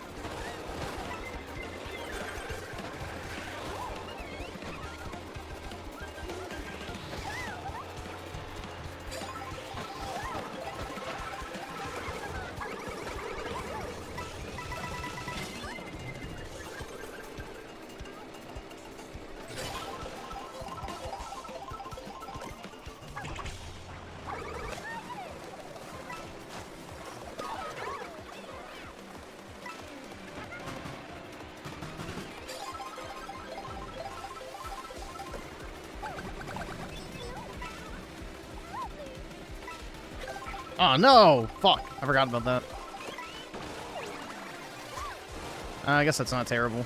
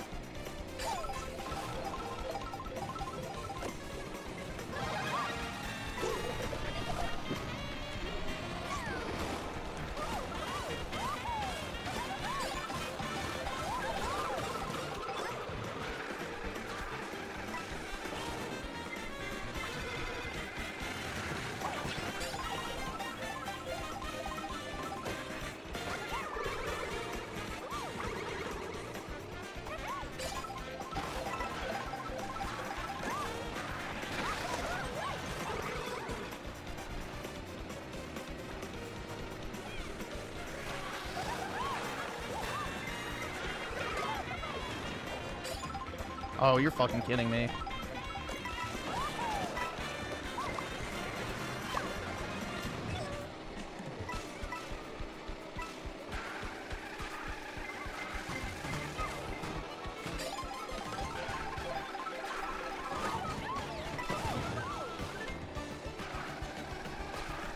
There we go. Jeez.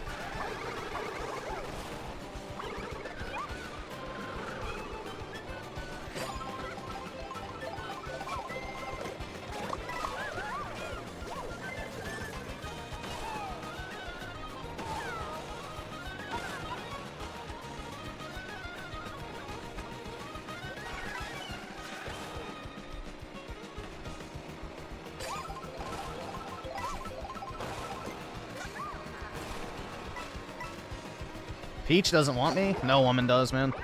That's just the brutal truth.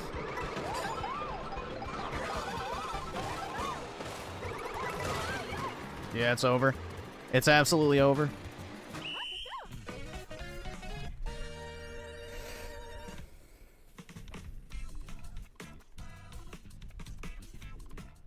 Yeah, they're pulling the Xboxes out of a bunch of European countries, apparently. So it's only going to be available in probably, like, the major European countries.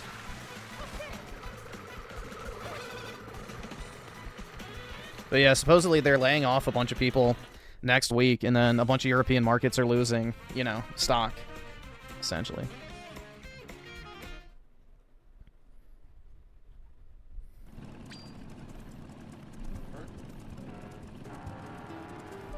I don't know, part of me will always care about Europe on some level. It's the single most important continent in human history, so...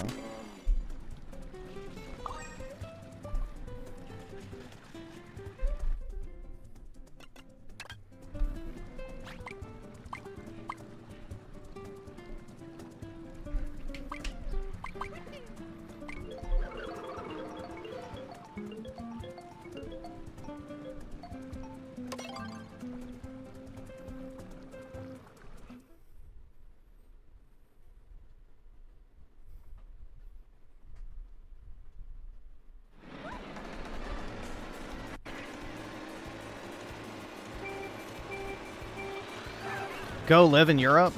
I don't want to live in Europe. I said I just care about it on some level. I wish I wanted to go to Europe, but I really don't in its current state. I don't want to see Mahmoud, Mohammed, and fucking, you know, Tsar.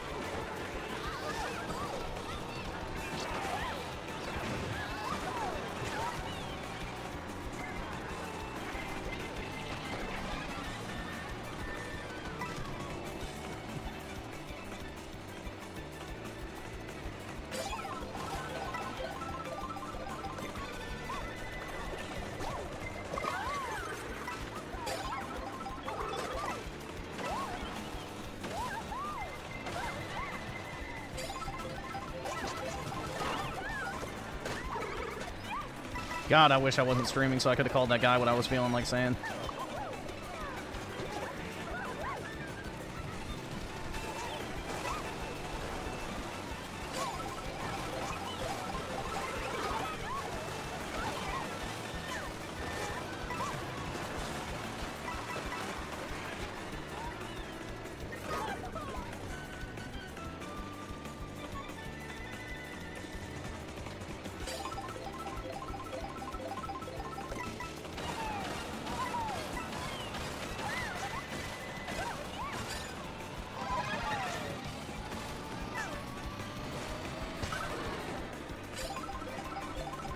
That's the only type of big girl that I want to see, is oversized Peach.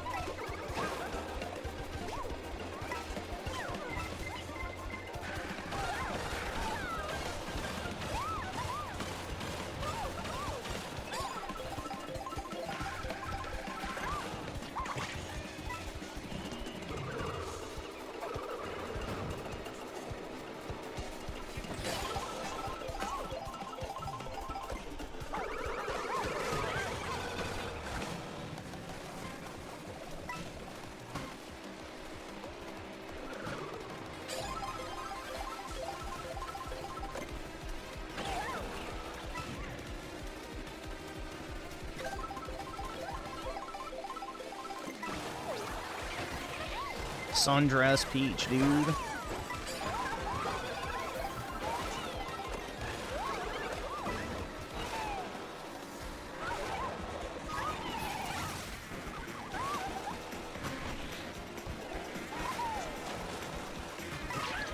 Oh shit.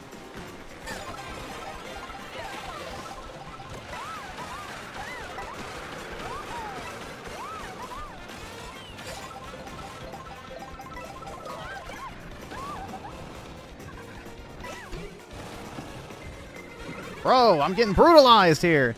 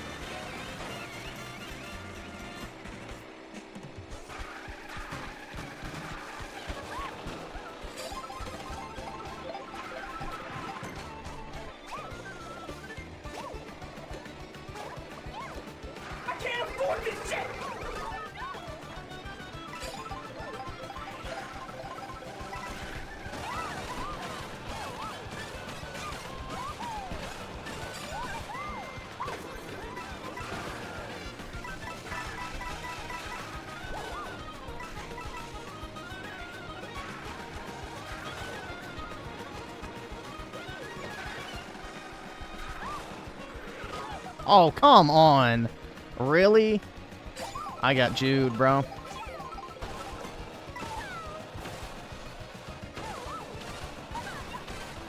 Call me Griffin Gamestein. Yeah, it's done. RIP.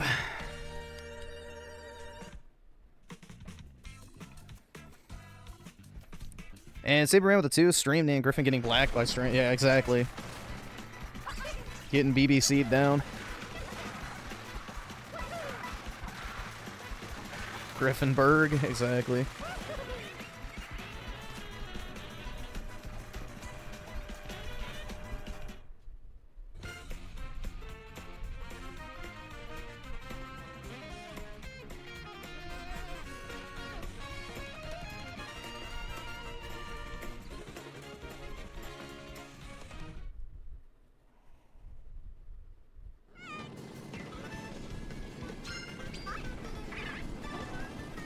Uh-oh. I recognize this name. The Mars Mads guy. Yeah, this dude's like an ultra sweat, if I remember correctly. If I'm not mistaken, he was a very sweaty player on Mario Kart 8 when we streamed that, so we shall see if I have a good memory or not.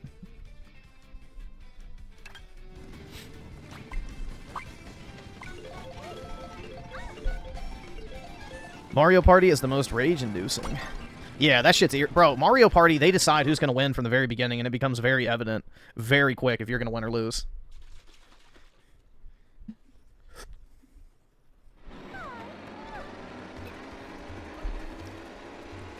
I've actually won more races in random online matches than I have playing in this, like, local lobby.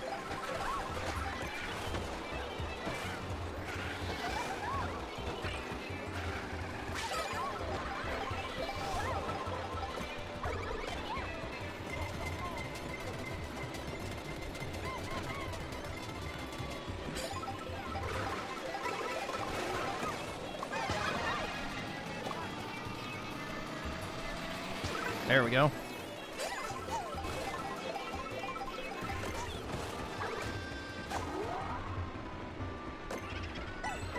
Whoa, dude, Boo got me a singular shekel.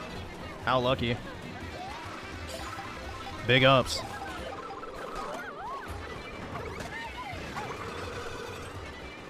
Oh, that bullet bill just took out 2 of my shells.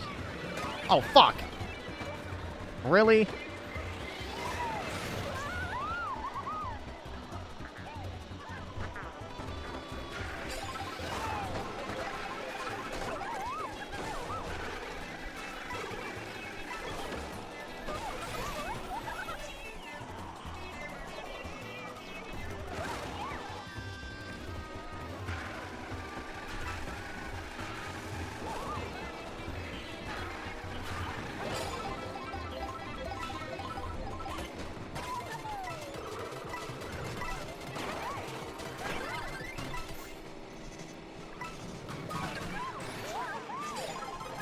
Damn, I almost didn't make that. I don't know if you could not make that, actually.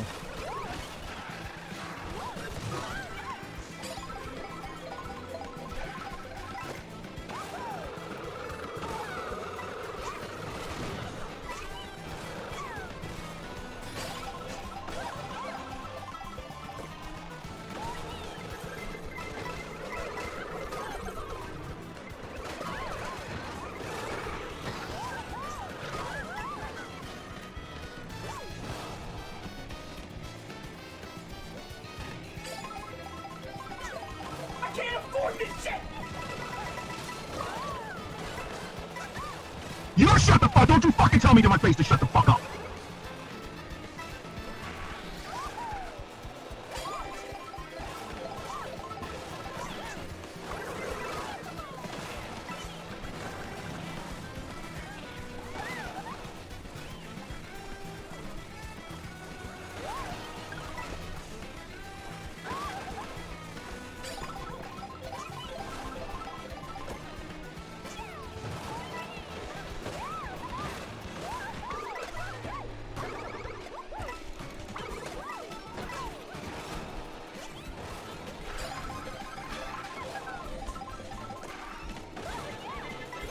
Oh shit.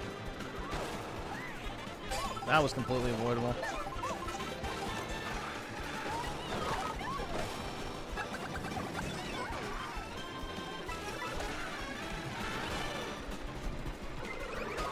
Fuck.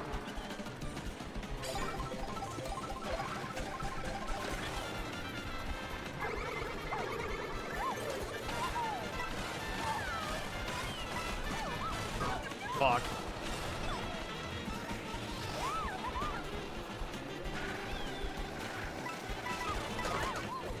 Oh, good, I wasted all the red shells.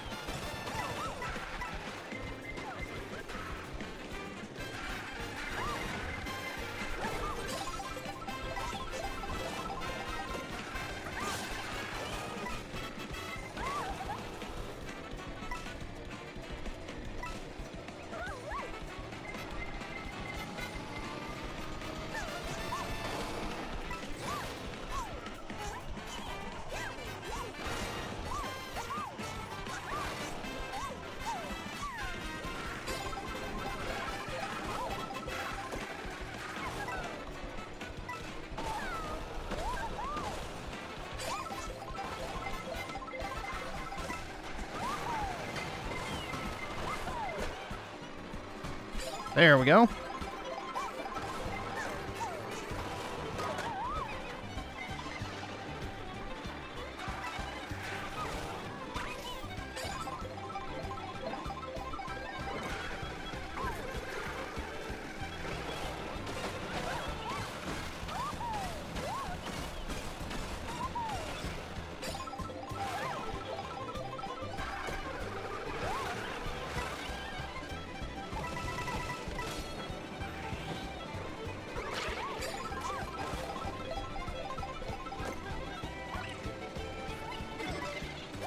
Fucking boo. Oh, you're shitting me. God damn it, man. Holy fuck. Damn. I got cocked so hard, bruh. Jeez.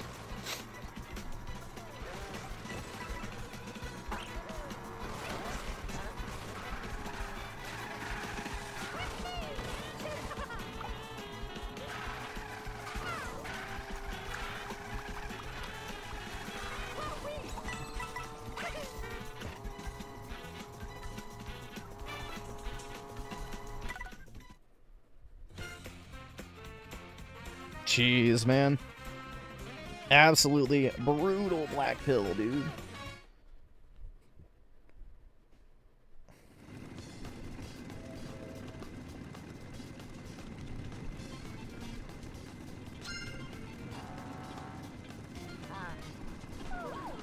Let's see. So Spooky Cerberus with the 2. They're inside the basement. Why not the attic? In 2023, Perfect Dark with the 10. Appreciate it, man. Bernie Sanders was quite literally trying to gaslight Joe Rogan into thinking it's not okay to sue people for blatant and repeated lies about you. What was it in reference to in particular? And Rogan wasn't having it. Cucky Sanders is a whole ass clown. Yeah, he's a joke. He's an absolute joke. He's like that fucking dipshit, Thomas Massey. They're both just fucking fake.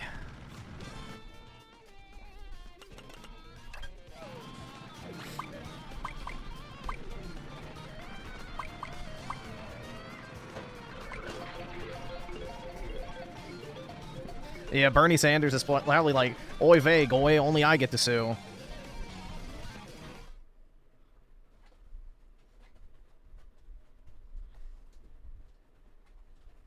Hey, puppy dog. Good boy.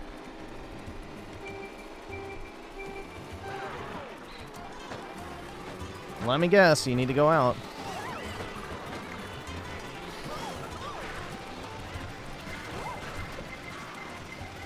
I know it's hot, bud.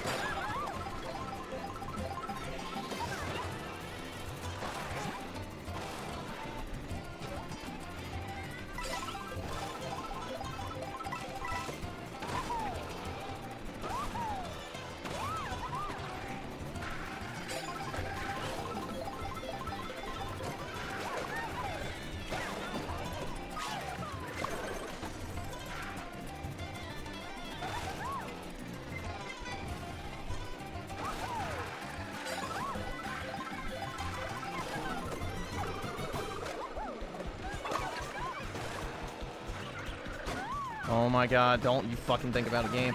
Oh shit. Don't even think about it.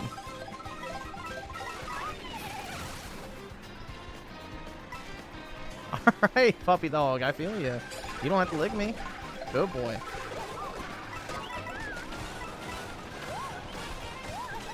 Shit. Wasted power up.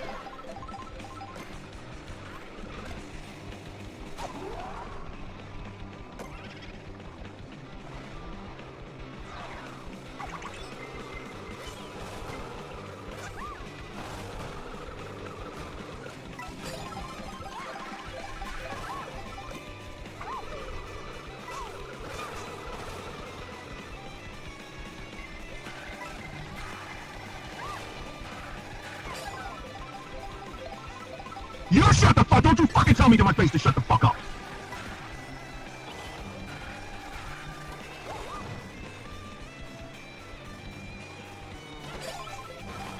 Yeah, go do Uber Eats if you want to play Death Stranding. At least you'll make money.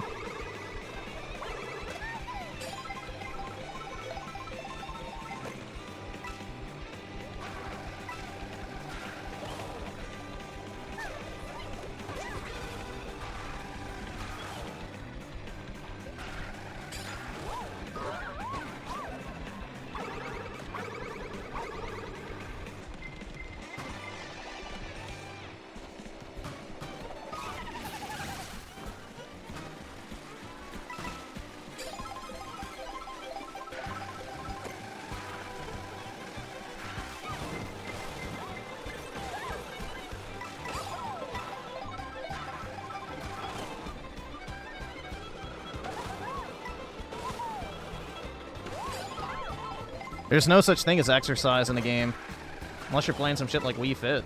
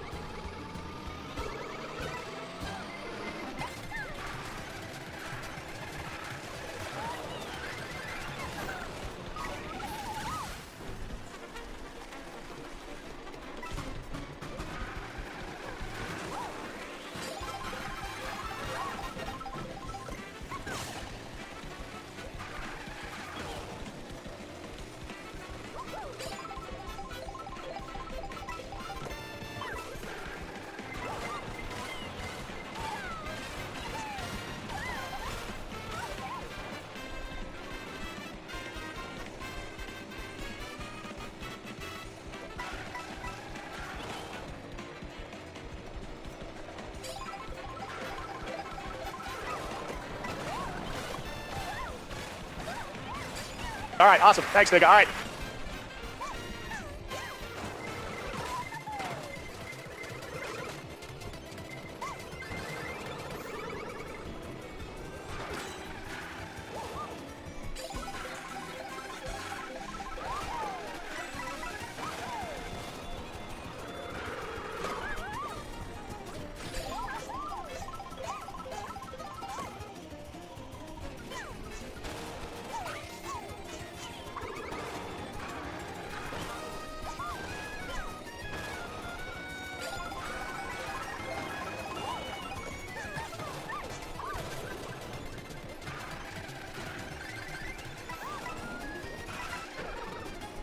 Ah, close.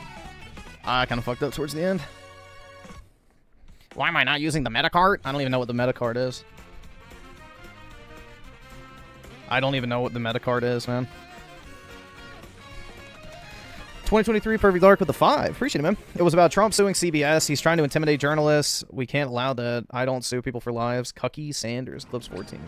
Yeah, that's because he doesn't have anyone that says anything about him because, one, his early life page on Wikipedia, and 2, he's a Democrat, so they get literally a jerk-off media treatment from the press.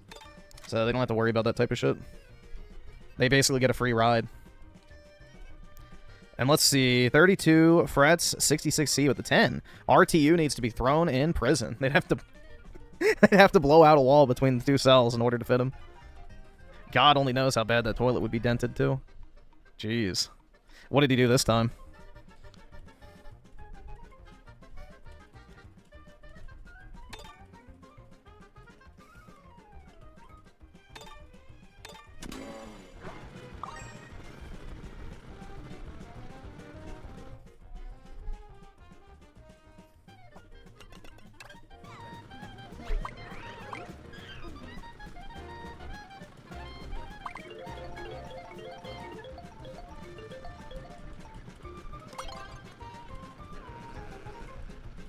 This is Drift Slop. Well, I don't know what to tell you. It's Mario Kart.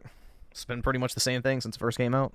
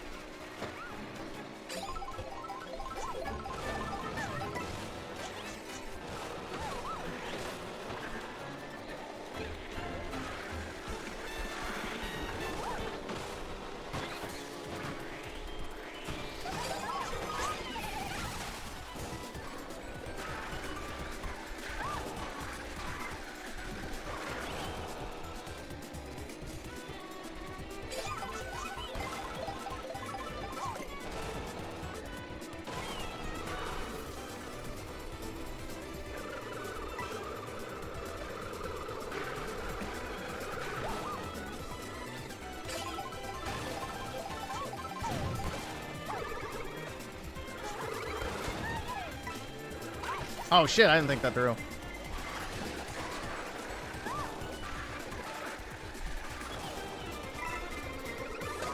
Fuck.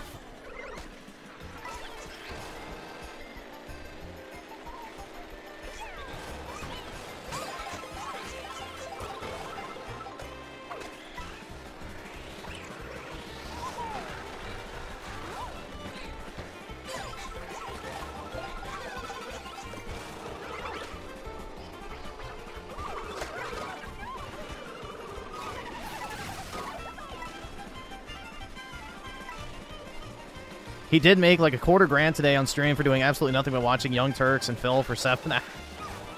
Yep, that's what people want to see, man. I don't know. He has that audience, so he's fear-mongering about Trump again. I know that.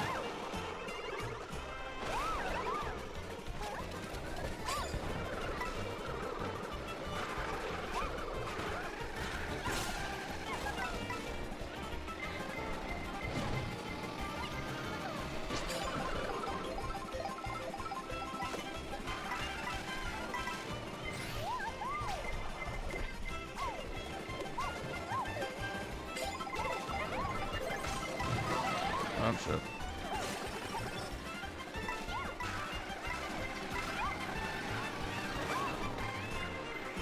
Ah, shit.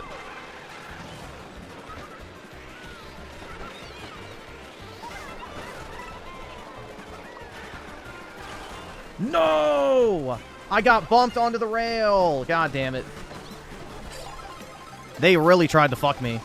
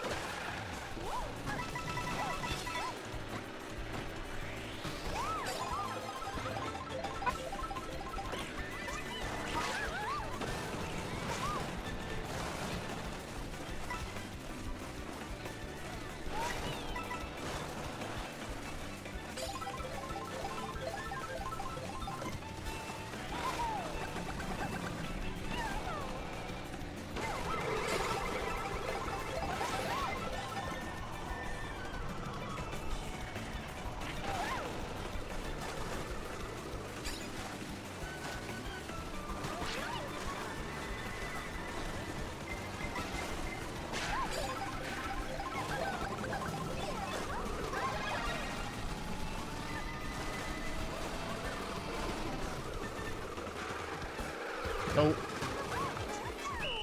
Rip. Unfortunate. And Tim Marco, the 279, RTU became a milk toast bread tuber. Yep. You get to hear some lukewarm, you know, left-wing political takes. You generation, you don't even have this game, bro. You have no room to talk. Until you squat up, then I don't want to hear shit.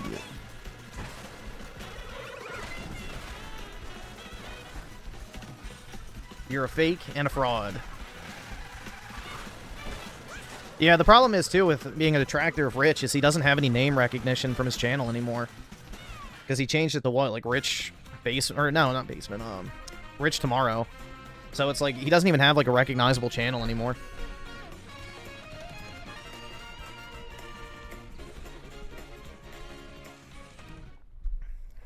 What, buddy? Alright, I'm gonna go take my dog out real quick. Because I think he's got to go. Do I have a rubber band or something over here?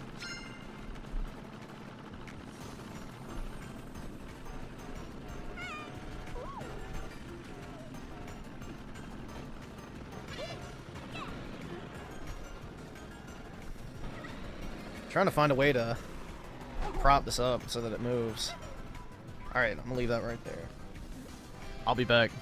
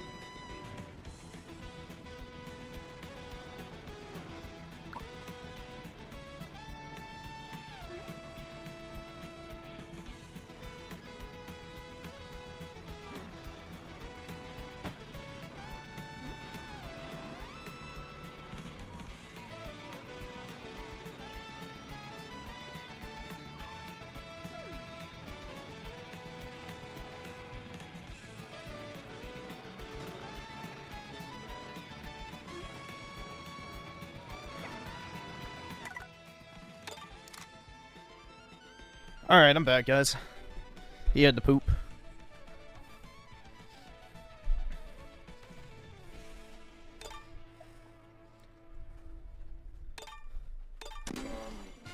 Why does it look 480p? I don't know. It should be 4K, dude. I don't actually know what resolution this game runs at on the Switch 2. What, Apollo? Why are you being so loving? This is not your normal self.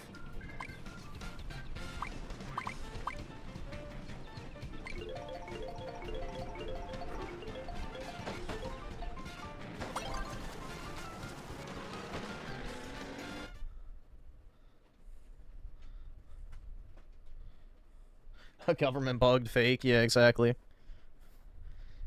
Exactly, dude. No, I don't have Rainbow Road yet. I have to do the Grand Prix, which I have not done.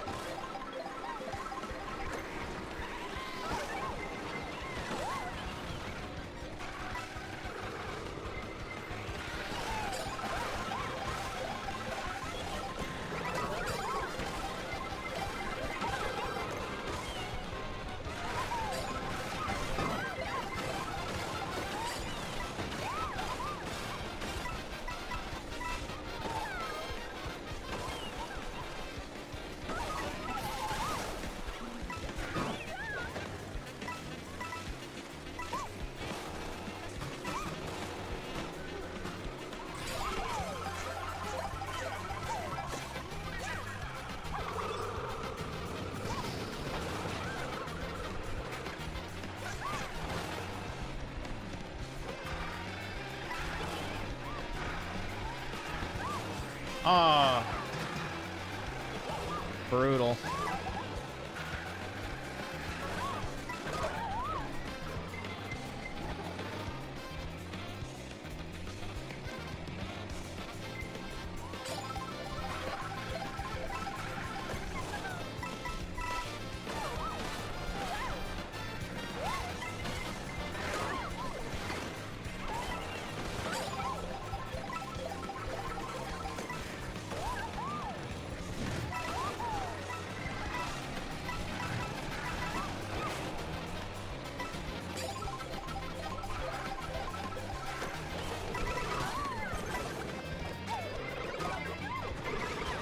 Are you shitting me? Don't fucking do this to me, game.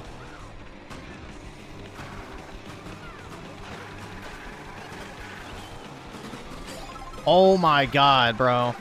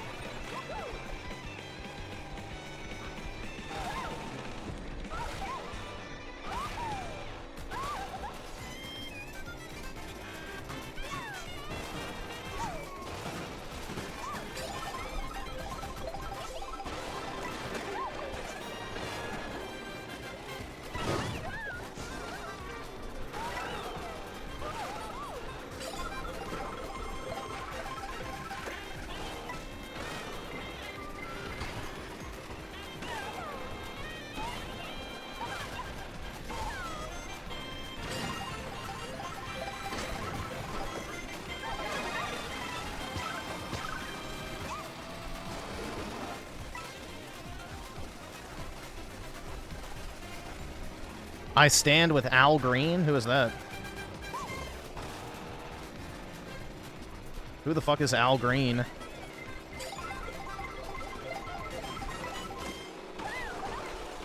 As long as it's not Al Gore. Bro, how did I make that?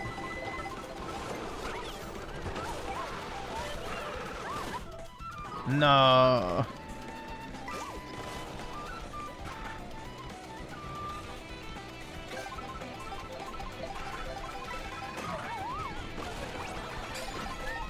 Ah, fuck. Minority Peach.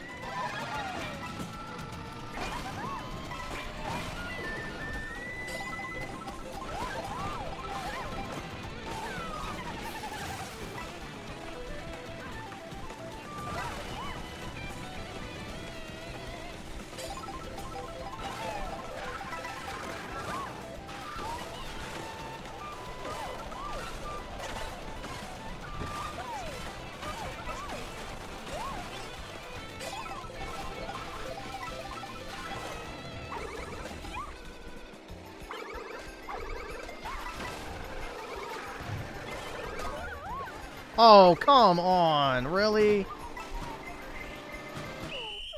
Damn! I almost made a comeback at the end.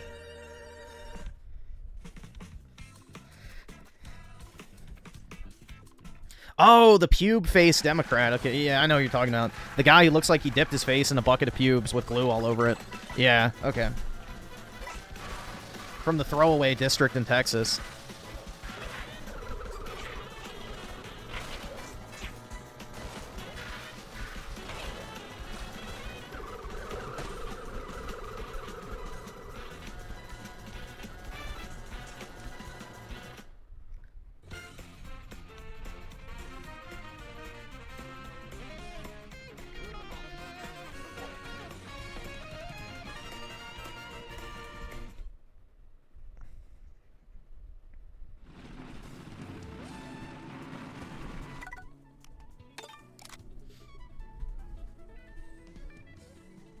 Dude, being a congressman's like the easiest fucking job ever. All you have to do is literally just show up and say yes or no. And then act important during the rest of your time.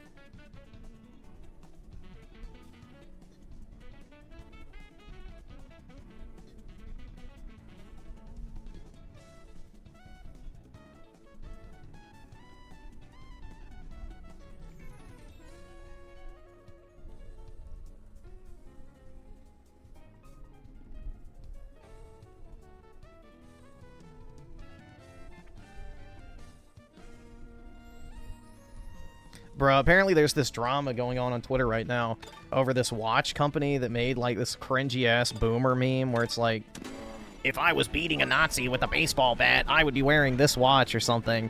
And it's supposedly, like, an ultra-Christian conservative watch company, which now people found out the guy's Jewish.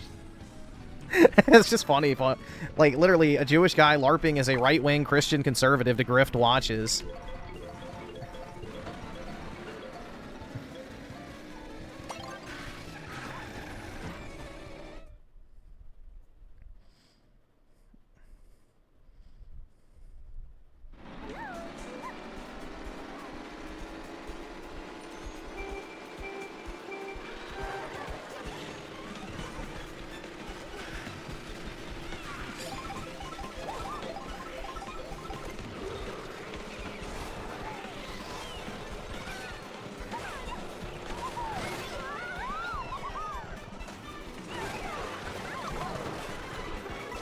Yeah, we've watched the video of the Bonbon Tears of Haiti.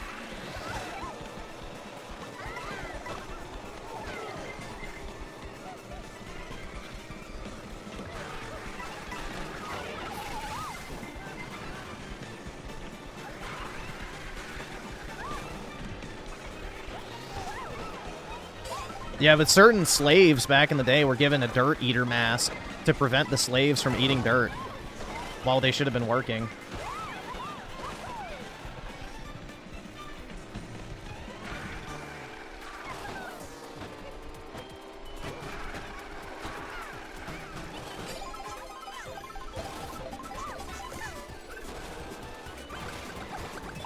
White people don't season they dirt.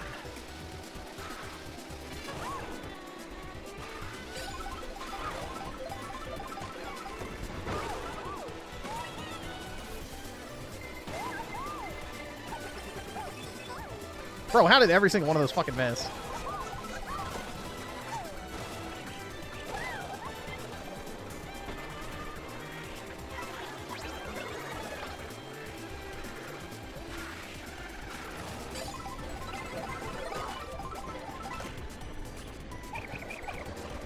Such a shitty power-up.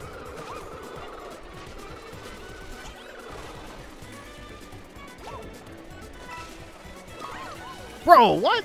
It came back to me, but not in the way I wanted it to.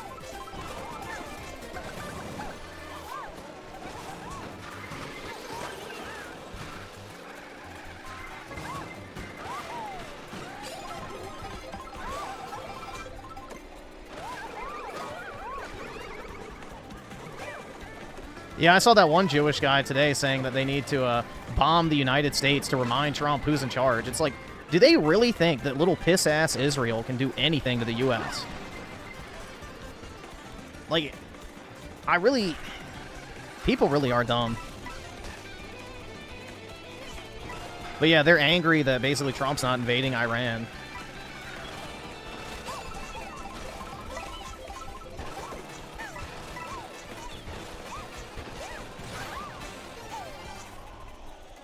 No, the Israelis have not ever bombed the United States. They have not launched a fucking missile at the U.S. The guy was talking about, like, hitting Washington, D.C. with a rocket. The Israelis have never done that. Nor could they, even if they wanted to. We have way too much space in between us and them for any sort of strike they launch to be effective. Well, these certain Jewish dudes on Twitter were, like, clamoring for it to happen. So Netanyahu can remind Trump who's in charge. It's like, oh my god. Yeah, right, bro.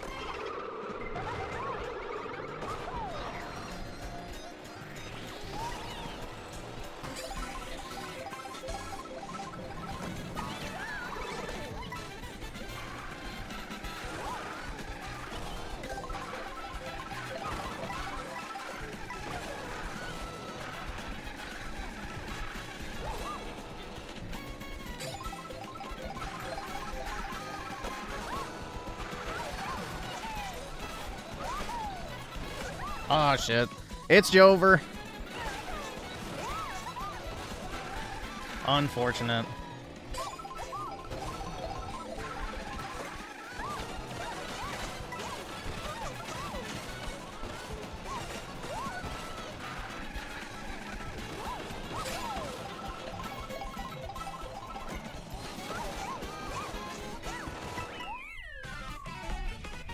Damn, bro.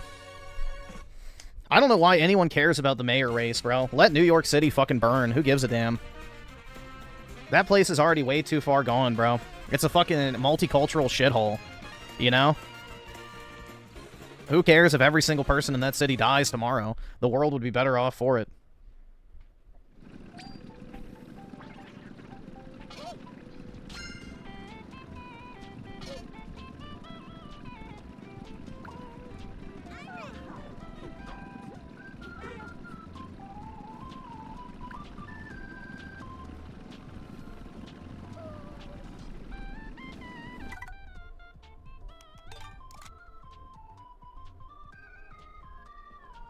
You'll give me $1 million if I shut up for a whole month? Deal. Deal. I'll take it right now.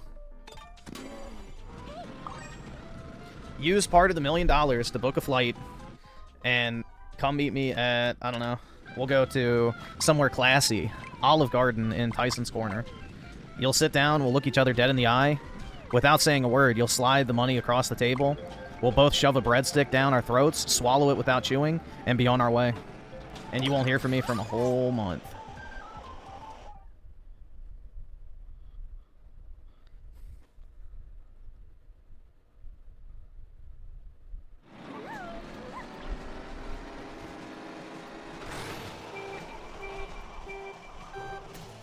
Nah, I want it in cash.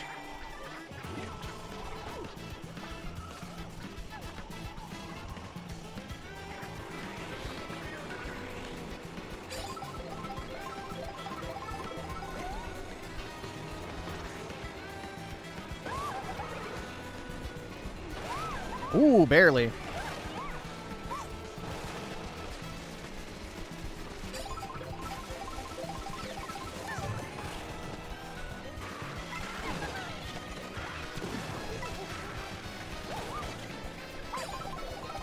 Perfect.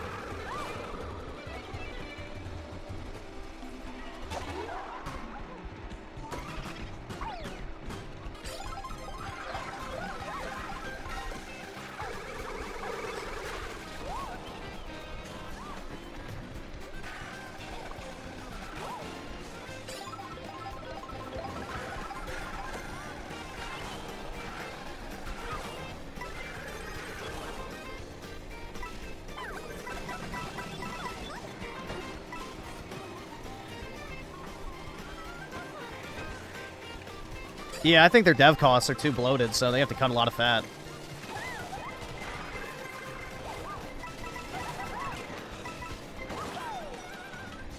The problem is, if they're going PC, like, next generation instead of console, that means they're going to have to either lower the price of Game Pass for Ultimate or raise the price of PC Game Pass dramatically. Because if the next Xbox is a PC, they can't charge for online anymore. Which means there's no point in buying Game Pass Ultimate.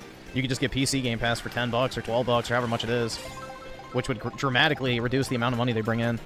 So, I don't know. Probably have to look for ways to cut costs.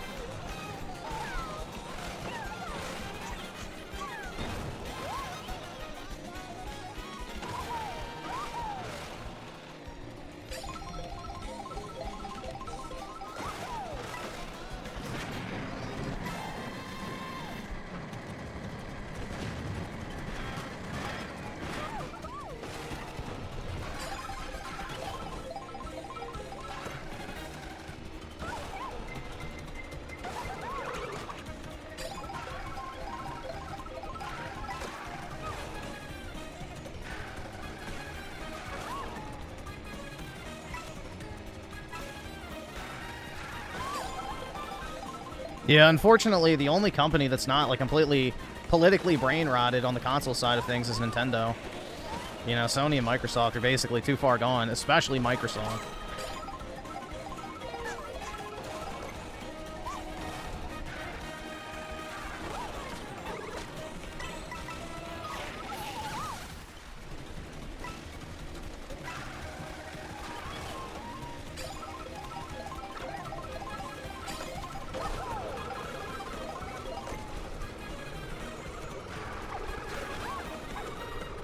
Ah.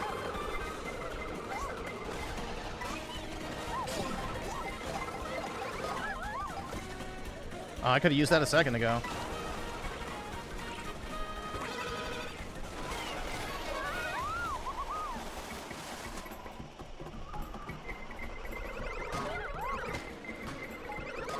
Woo! Shit! Barely!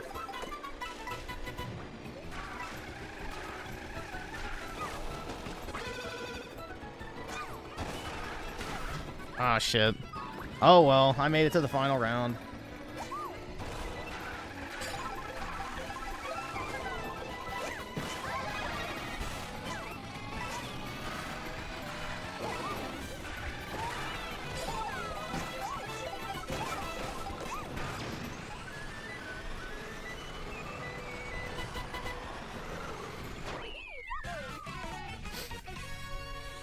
But you didn't come in first? I did earlier tonight.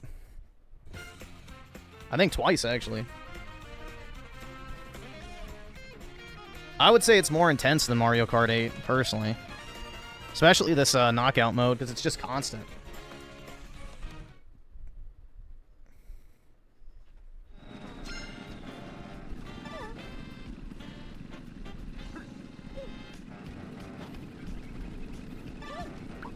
U generation, unless you're going to pull up, bro, I don't want to hear your shit. There you go. There's the room code.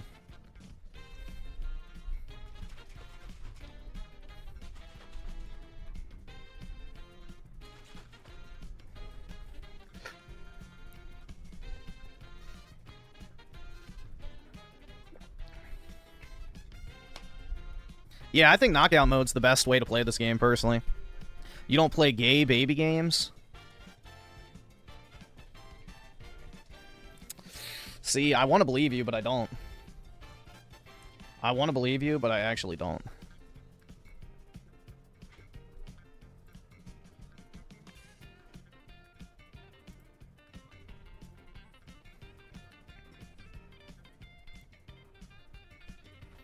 Yeah, that's what I thought. What a shame. Literally, your third most played game is a gay baby game. The worst kind of gay baby game. Dead by Daylight. Bruh. Skip it up, the fucking loser faggot. Truly, truly sad. Devastating.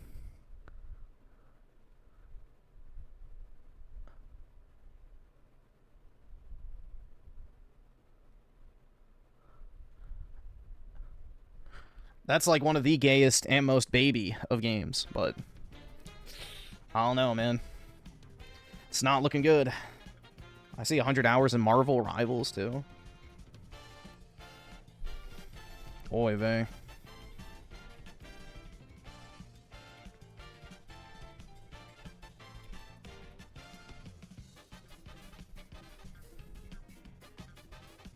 Yeah, I only play Giga Chad games on my Steam account. So. Yeah, well, Smite is kind of based because it has big tits, but that's about the only redeeming quality. The arena mode in Smite was fun. I did like that, but aside from that, I didn't like it.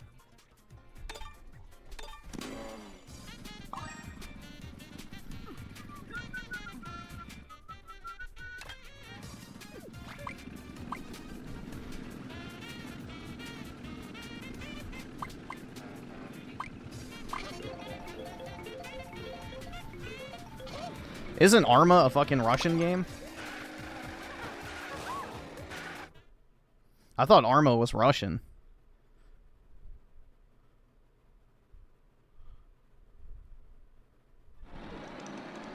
Czech? Okay, close enough. Former Soviet. In the Tripolowski land.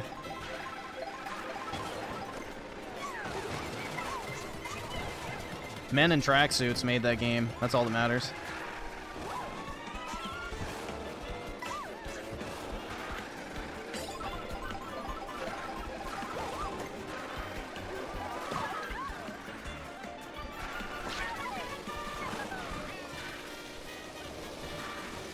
Yeah, I saw they doxed that one fucking Looney Trune on Reddit who apparently was harassing the Fox girl who killed herself. Apparently they've already doxed the shit out of him.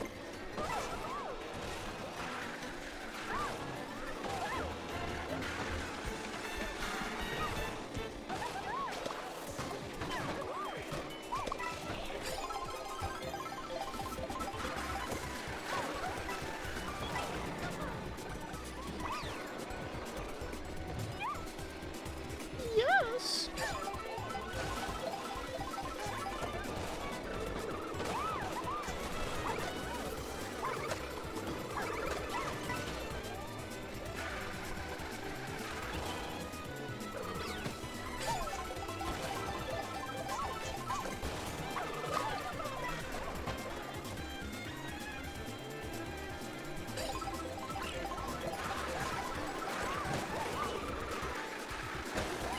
No! Oh my god, I almost fell off.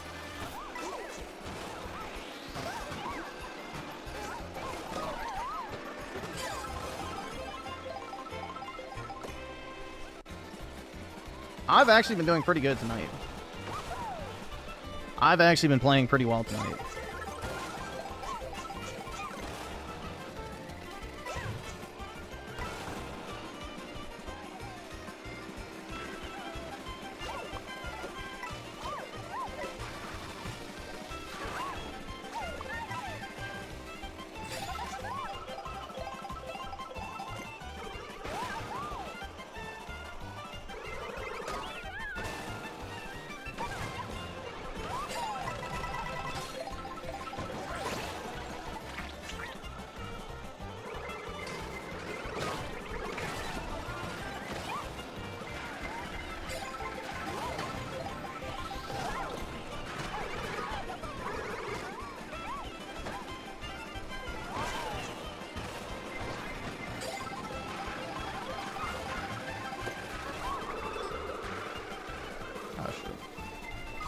It's Jover.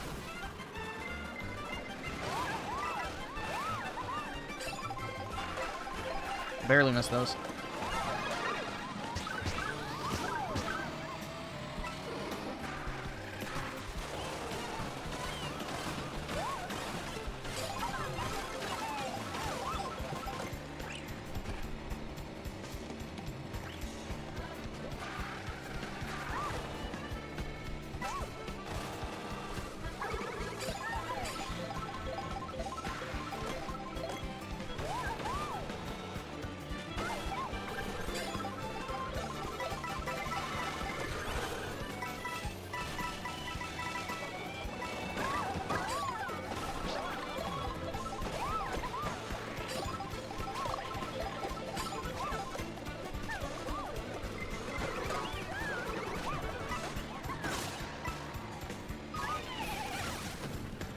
Series and Dead by Daylight.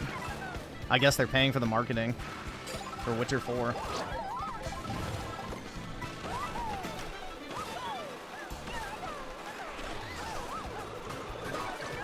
Oh no.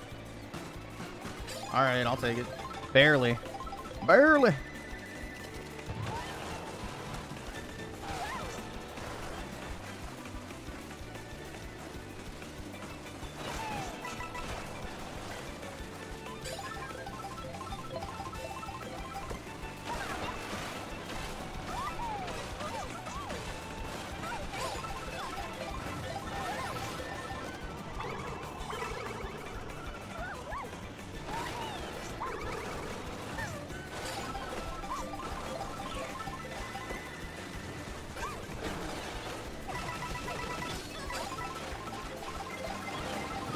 Ah, shit.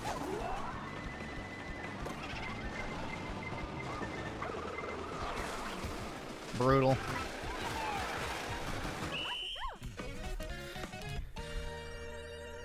Yeah, it's got full-on water tracks.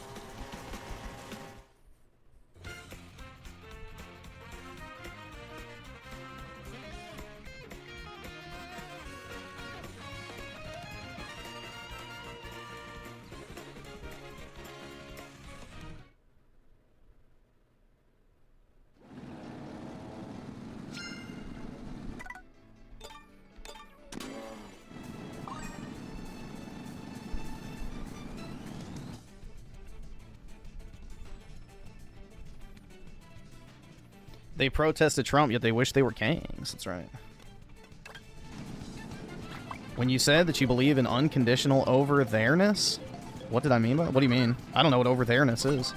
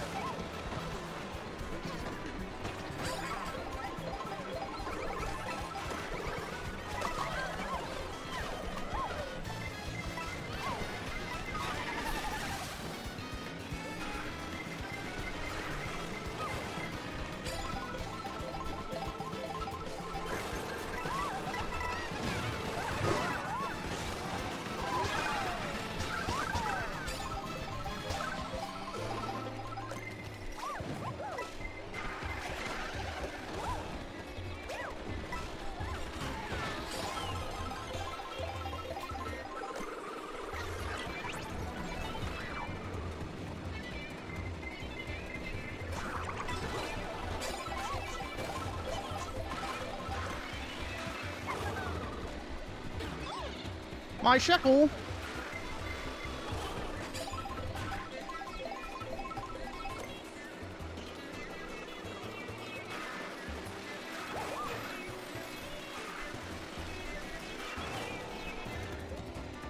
That was anti-Semitic.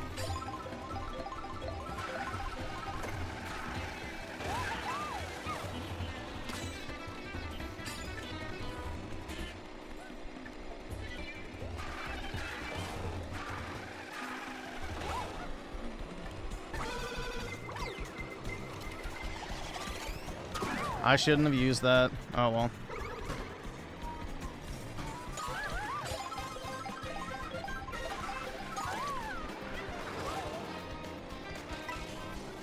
Yeah, Hassan, being an Arab, has no right to complain about slavery when it's still actively practiced in the region.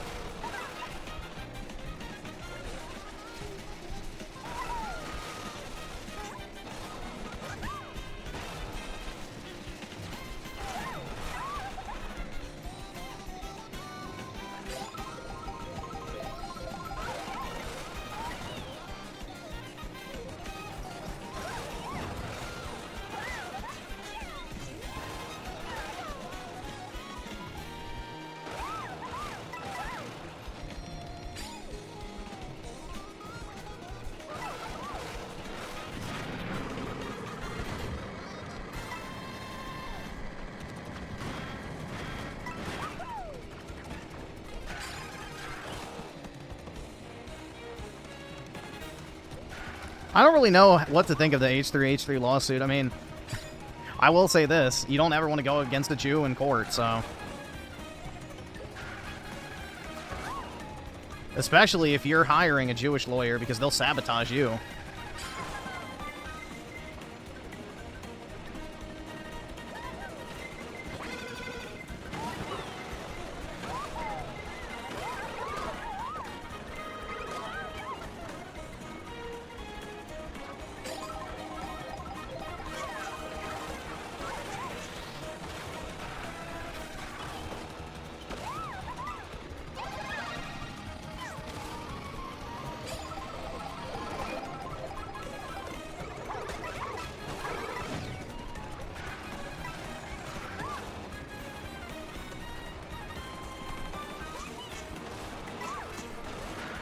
Oh, shit.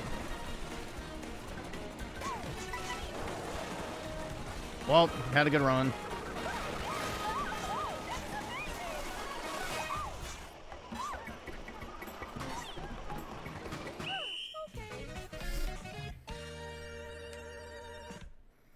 But yeah, I think he like copyrighted the video before he published it, and they said on camera, like, watch it here instead of giving him money, so that's pretty blatant. Like, the thing is, too, is he's just going after the legal fees, which is smart because it'll bankrupt all three of them, because they're all probably, like, fucking broke. They're women who are online content creators. They definitely spend every cent they make.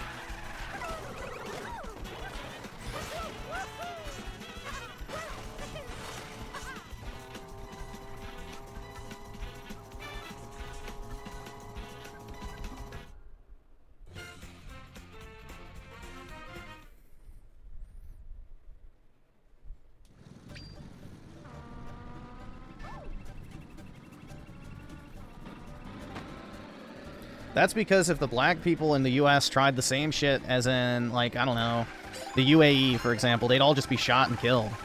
So, that's why. They view white countries as weak and gullible, which we are, unfortunately. We have a bunch of self-hating whites running the show nowadays. But yeah, the Arabs would just straight up kill every single fucking one of them if they started, like, mass looting and burning the city and stuff. They'd pull out the military and just fucking light all their asses up, which is what we should have done back in the summer of love, 2020. No, the problem is we've lived through too good of times for people to have cold hearts. So, we just need to get back to a time where people are, you know, willing to be cruel. And society will course correct, but who knows when that'll be.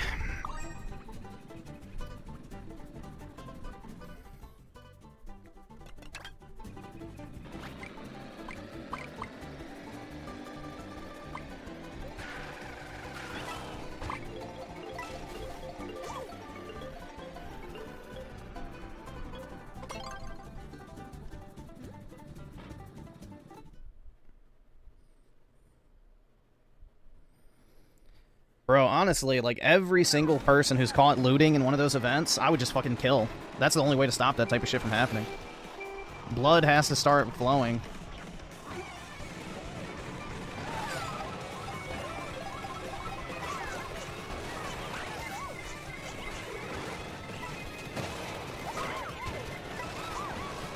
If you continue to allow people to break the law with immunity, they're just gonna keep fucking doing it. Donate to help Casey Trump. I'm not familiar with her, but hell no. Probably not. If she's a leftist, then absolutely not.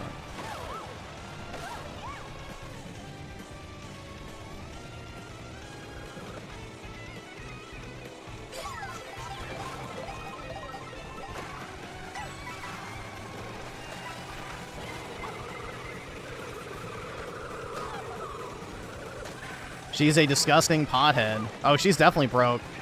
So she won't be able to afford her legal fees. Because the thing is, the lawyer is going to cost them at least $100,000. Most likely more than that.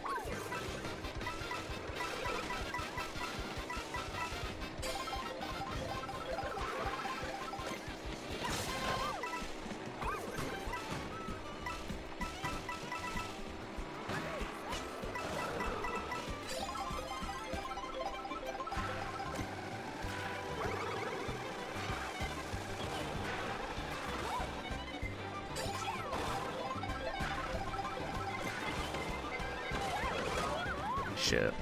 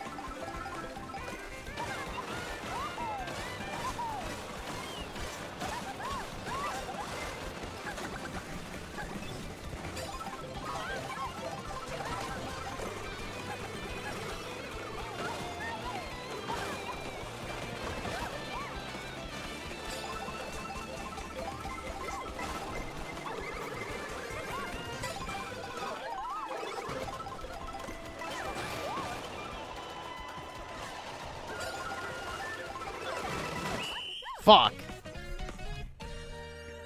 Damn it.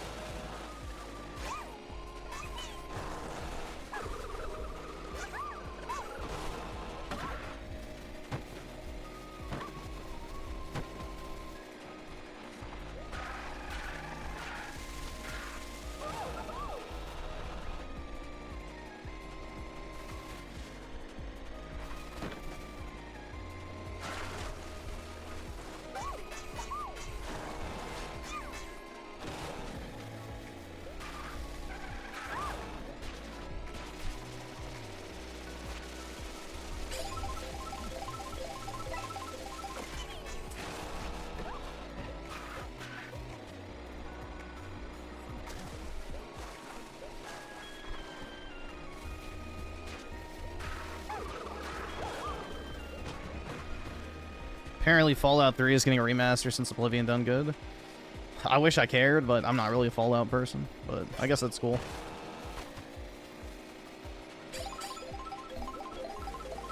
Although Elder Scrolls is really the only Bethesda game I've liked.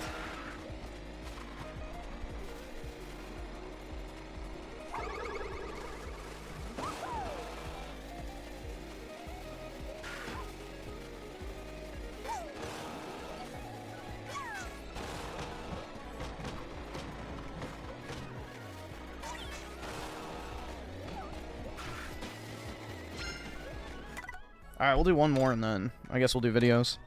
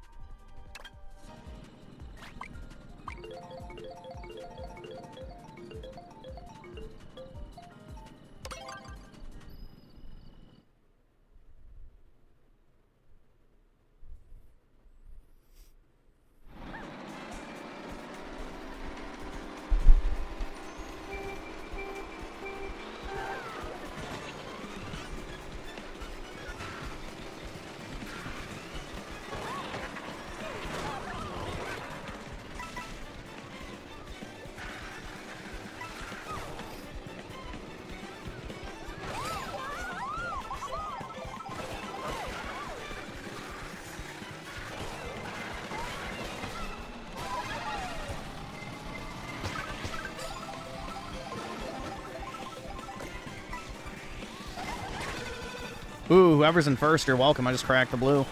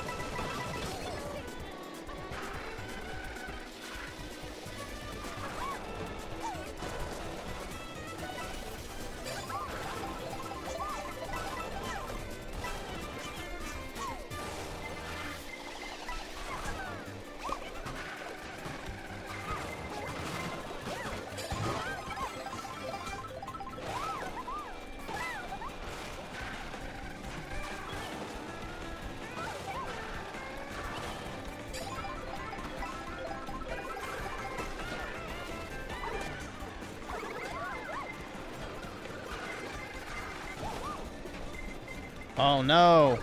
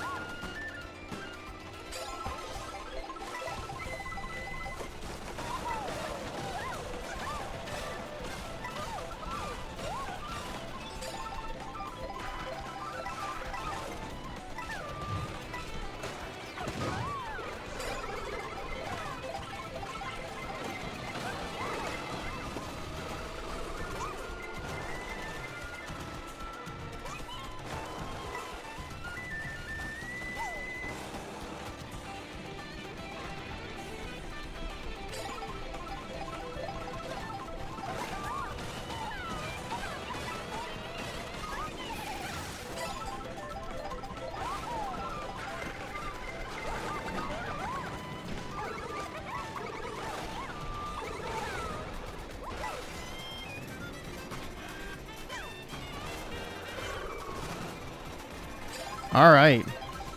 I made the cut.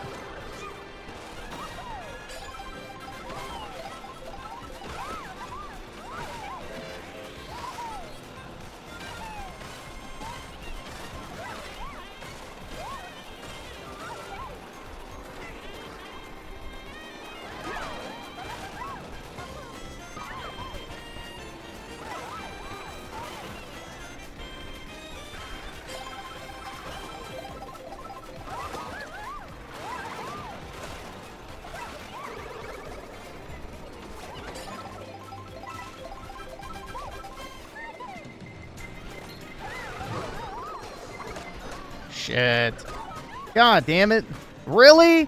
Come on, bro. Jesus Christ.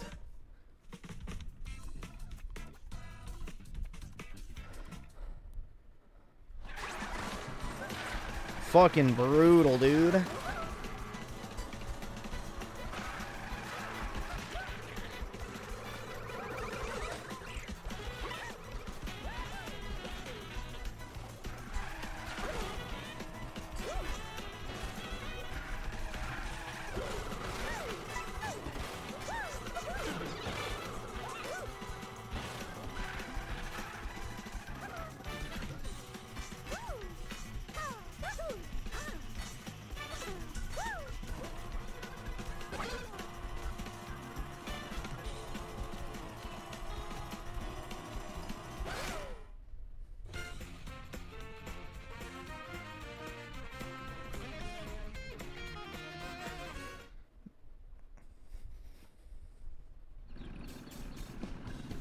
All right.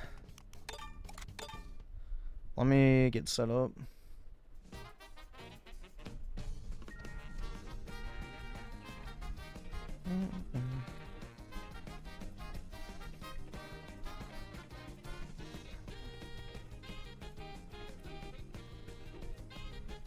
Ah, man. Jeez.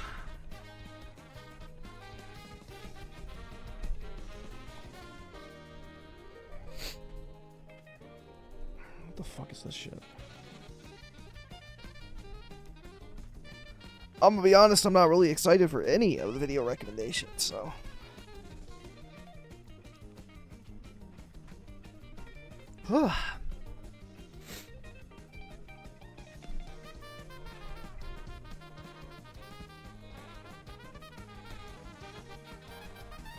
Griffin depression. Yeah, exactly. That was my depression.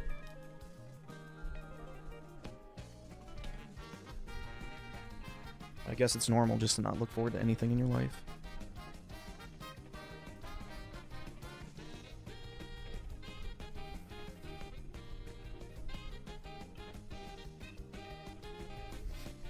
Oh, man. I don't want to do this to myself.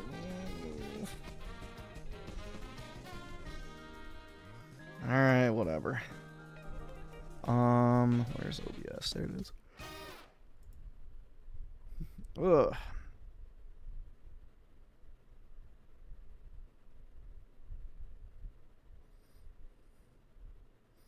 Alright.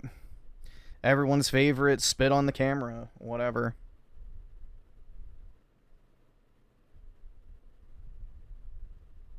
Stop me if you've heard this one before. Mommy and hers, breathless conjuries alleging the onset of World War III. I don't know why he wears gloves. That's always so cringe. 48 hours later, it's all over, and all we accomplished was getting engagement to a talentless cabal of carny influencers on the so-called right, none of whom had damn word to say about politics prior to Trump. Candace Owens is a fucking retard, man. I cannot stand her. I've never liked her, and that was more than justified the more and more she runs her mouth. Holy fuck, she's dumb. Inauguration in 2016, and all of whom slink silently away to juice for another day. Lather, rinse, repeat. Apparently I'm back in time for World War III, and I hate to say that we told you so. By we, I mean me and Carol. Ian, I mean... Oh, God, I fucking hate this dude, too. No wonder. Are they married or some shit? Is that her husband?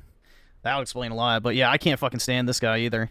It's incredible, and it's looking like we may be going to war, which either I had a crystal ball, you had a crystal ball, it seems the future, or this has been the most obvious and the most planned war in the history of the world. A lot of people saw it coming. Like, it was clearly the agenda. As is often Oh, yeah, they saw it coming. the case in our current news cycles, as you were talking, the president just posted on Truth Social moments ago saying, quote, a ceasefire has been, quote, fully agreed to by Israel and Iran. I think that Trump would be very easily swayed to think all you need to do is show him some intelligence reports, show him like some spooky stuff about Iran's stockpile of like almost nuclear material. Be like, look, they almost have a bomb. So I trust Tucker beyond, like, I mean, more than any person in politics. There will be a complete and total ceasefire 6 hours from now. Again, this just happened. I want to spring this on you, and we're trying to figure out exactly what it means. It's a rather lengthy post on Truth Social. The MAGA movement is going to change, okay? Yeah, Trump is on the edge right now. He's ready to burn his entire legacy to the ground because everything was laid out for him. All he had to do was Oh, my God, yeah. close the border, deport a bunch of people, and not go to war. I haven't seen this clip, but yeah, these two are fucking brainlets. I don't like either one of them. This is like some TikTok dipshit, pseudo right-winger, and then Candace is just the biggest grifter in the right-wing space. War. And so far it's failing on all three counts and actually going to the wars we didn't want. And like it's really sad. What it follows exactly what I was saying. Trump is now clearly trying to transition. Yeah, was it Candace Owens who was trying to absolve Harvey Weinstein? I think, wasn't it her? She was like interviewing Harvey Weinstein, trying to claim that he was set up and that he was a good guy and that all this. It's like, bro, are you fucking kidding me? Oh my God. Yeah. Dude, she is the biggest fucking retarded, vacuous cunt grifter in the right-wing sphere. I've never liked Candace Owens. From war maker to peacemaker. Just gonna go into Candace's right jar. But it's not that I'm right, just paying attention. I'm just paying attention to stuff.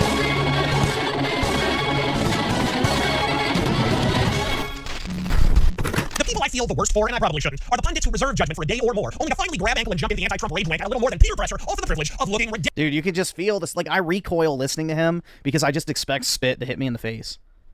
I hate to spoil this. Like, you guys know what I'm talking about, right? You get like that, almost like, you know, just reaction. Because anytime you've ever heard anyone talk like this in real life, they're spraying it instead of saying it. Your sunshine, but you have no peers on social media. This entire platform and every offshoot of it is faker than Pam Anderson's hands. These people do not matter. Hell, these people are not people. You'd see less bot activity on stage at a 90s Chuck E. Cheese. And yeah, I feel criticism of these cuts is also somewhat off the mark at the moment. It's not that Owen Schroyer or Candace Owens or Tucker Carlson are actually cranky at Trump on any principle basis. So it's far worse than that and more vacuous phenomenon by far. Any stand-up comic would recognize it immediately. Folks, they're playing to the damn room. The more they melted down and mulled about World War III, the more they made inapplicable comparisons to the Iraq War and WMDs and Iran and the current military reaction, an outright inversion of the facts that I'll explain momentarily, the more engagement you gave them. And that's the most pathetic fact I find. For all the accusations of influencers taking pay to push propaganda on behalf of Israel, Russia, or the savage Orient, the sobering reality is, no, they don't. They do it for free. Look, it's easy to decide on a direction when a herd is all flowing in the self-same direction. But some of us with hard-won experience in that category already knew otherwise. As anyone who's played Death Stranding or watched Jurassic World can confirm, the most popular position is almost always distilled dog shit. Even when the angry mob is right, it finds a way to be wrong. And now that the dust is settled, you Sims need to stop it with the Iran-Iraq war comparisons. Because if you do the first thing about the first thing about any Persian people, you'd notice sound more tone-deaf and T-pain with broken auto too. Iraq is an Arab country with an Arab government and an Arab religion. Iran is a non-Arab country that, thanks to a pink peanut farmers' feckless funding, not to mention MI6 and the CIA, wound up with an Arab occupying government and a forcibly imposed Arab religion. What, you think we bought off and armed Saddam Hussein to militarily pulverize the Persians because Iraqis and Iranians are just so much alike? And before your white witness ass pipes up, no one would have really made harder on this than an actual Iranian. I saw this meme on Twitter where it was like footage of Iran,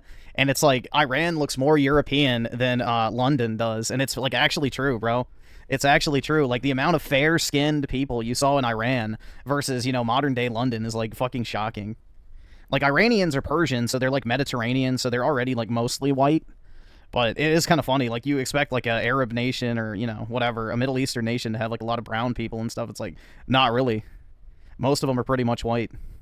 And Nick Fuentes' 2'4" jizz-bathing bitch ass, unironically repeating it, is proof his IQ is smaller than his inseam. But again, well, I believe most of these hapless retards are simply playing the butts of few social media masses. It's not that these nutwives can't be. No, they're not Arabs. They're Persian. The Persians are Mediterranean. They're not Arabs. So the Persians are a very distinct ethnic group. So the Persians are very similar to Greeks. That and like Northern Africans as well, like the ancient Egyptians.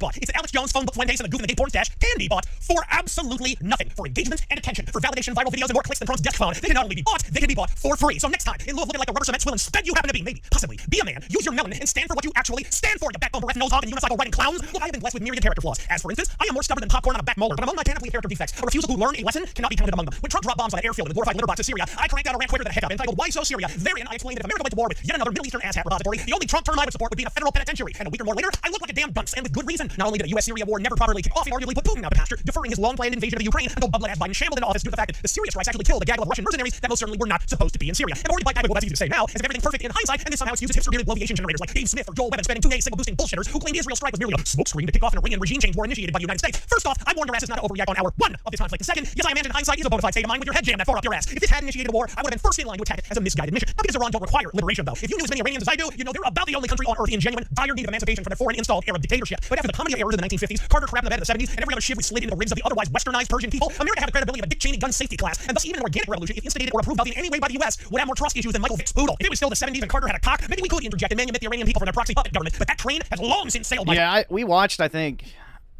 Maybe we didn't watch it. Maybe I watched it, but I remember some Kino Casino video where, yeah, apparently he had like some fucking weird shit going on.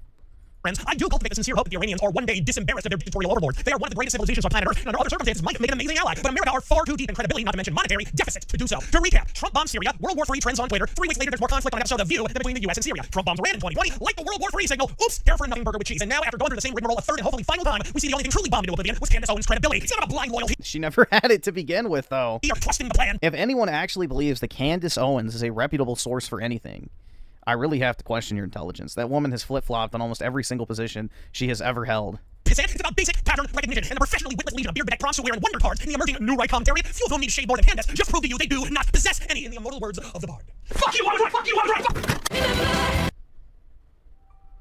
Alright, there we go. Yeah, I mean, you know, let's get sexist real quick.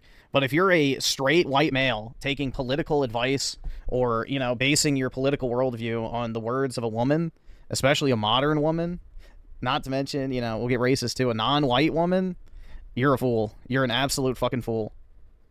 So...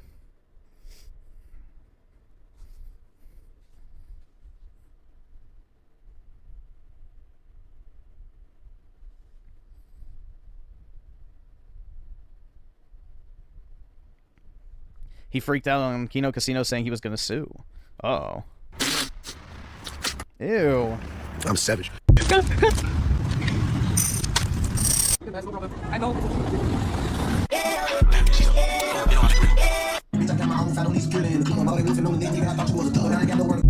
What the fuck?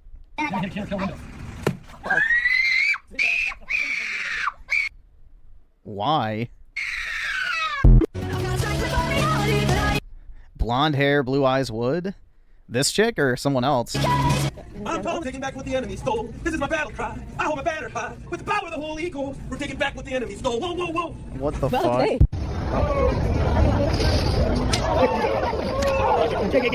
Grab the chips! He's going to jail. Grab those chips, bro. Those things are worth money. He's going to jail. Hey, I made a sandwich for the CEO of Bullies. Here you go, punk. Yeah, bro, this is like literally Reddit tier shit. Ever heard of it? Knuckle and roast beef sandwich. Look at that. This is for you flipping Nimrod. The Redditor. Applejack, if you're scared, you can just admit it. You don't need to put your hook around me. I'm over here. I thought you wanted red. What? I thought no, Leon, that's too much. That's crazy. What? You do too much. You do a little too much. Why is that? I'm still the side. This is simply why. There is no other thing people here. Everyone based on mine. Don't think about these rocks. Sir? Don't care what these people rocks. Just think about you. Just care about yourself. Understand? Sir?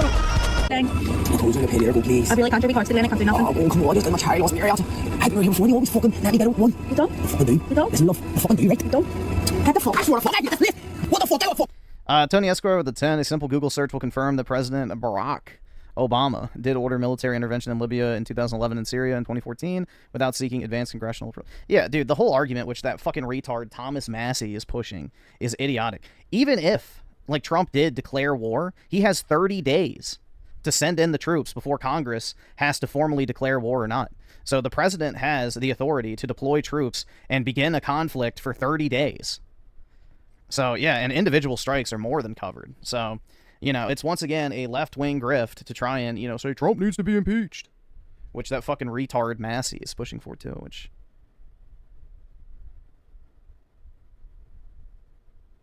I don't think he drone striked in the U.S., but he killed 2 Americans in a drone strike overseas.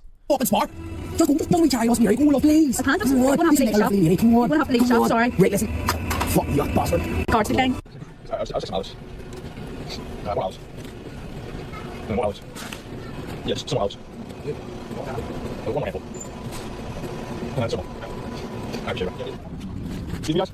I'll give away 3 sandwiches to people. Yeah, yes, ma'am. Just be nice. You're welcome. Have a good day. You're welcome. Of course, the fucking fat women want it.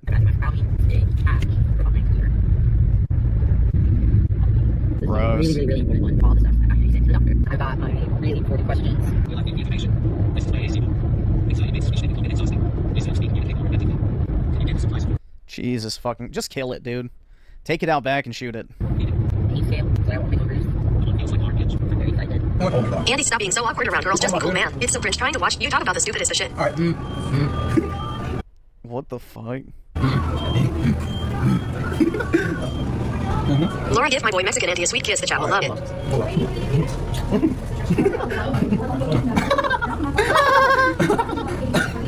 Oh my god.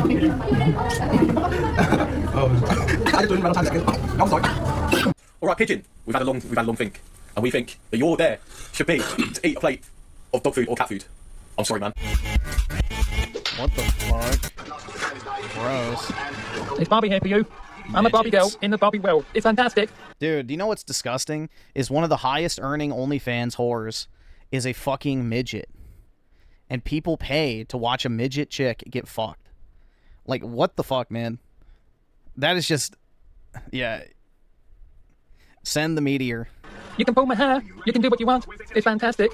It's so plastic. I'm a Barbie. Let's go Barbie. Ha ha ha, yeah. I'm a Barbie. Let's go Barbie. Ooh, ooh. I'm a Barbie. Let's go Barbie. Ha ha ha, yeah. I'm a Barbie. Ooh, ooh. Let's go Barbie. I'm a Barbie. Ooh, ooh, ooh. I'm a Barbie. And I think I like it. A real life Barbie. I always wanted to be a real life Barbie. I like Barbie. So let's say hi to all you Barbie fans. Kill it. Okay, guys, trying to synchronize real. It's really difficult. Alright. Fake, not real. Send us. Not real. What do you think? Real or fake, guys? Come on. Put your guesses now. Good job, everybody. Alright, guys. I don't know which one's real or not. Going in. Did y'all get it right? Numbers here. Open up. Open wide. Open wide. What the fuck? Who is watching this shit? I gotta get something real. The fight's pretty good. Did your job. Be honest. Alright, see you. And the only thing that bothers me more than hands all the Republicans. Who the fuck is actually watching that shit? And congressmen just keep going along with it. It's not because they believe it. You gotta know they don't believe it. They don't believe in any of it. They're just afraid that he's gonna talk smack about them on Truth Social, and then they're gonna lose their job in an election. So they're just doing whatever he says, which is the worst possible thing. Because that's called dictatorship. Jesus Christ, you see that?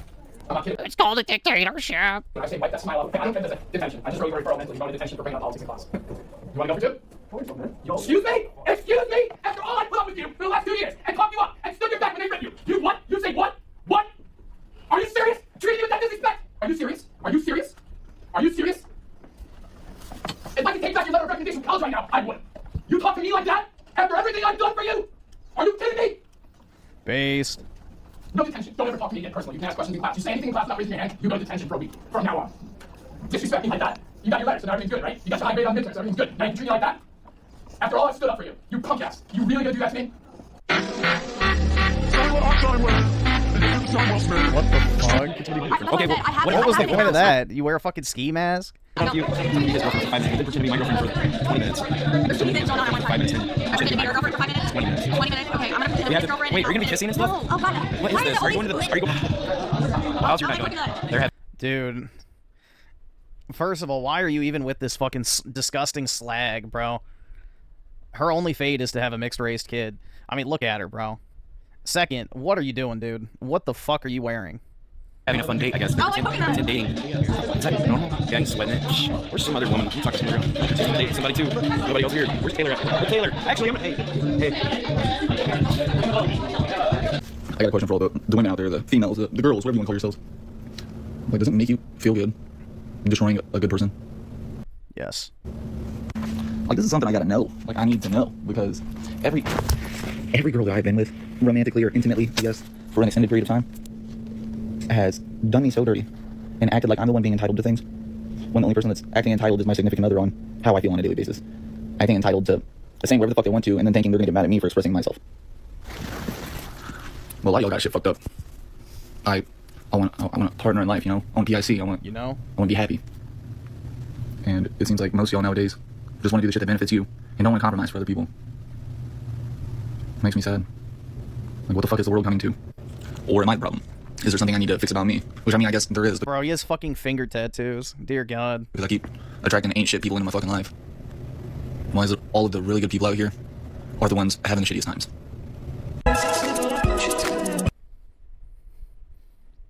Is that me? Hell no. He was talking about all the women he's been with. That wouldn't apply to me. Hello, guys and gals. Me, Mutahar. Ugh.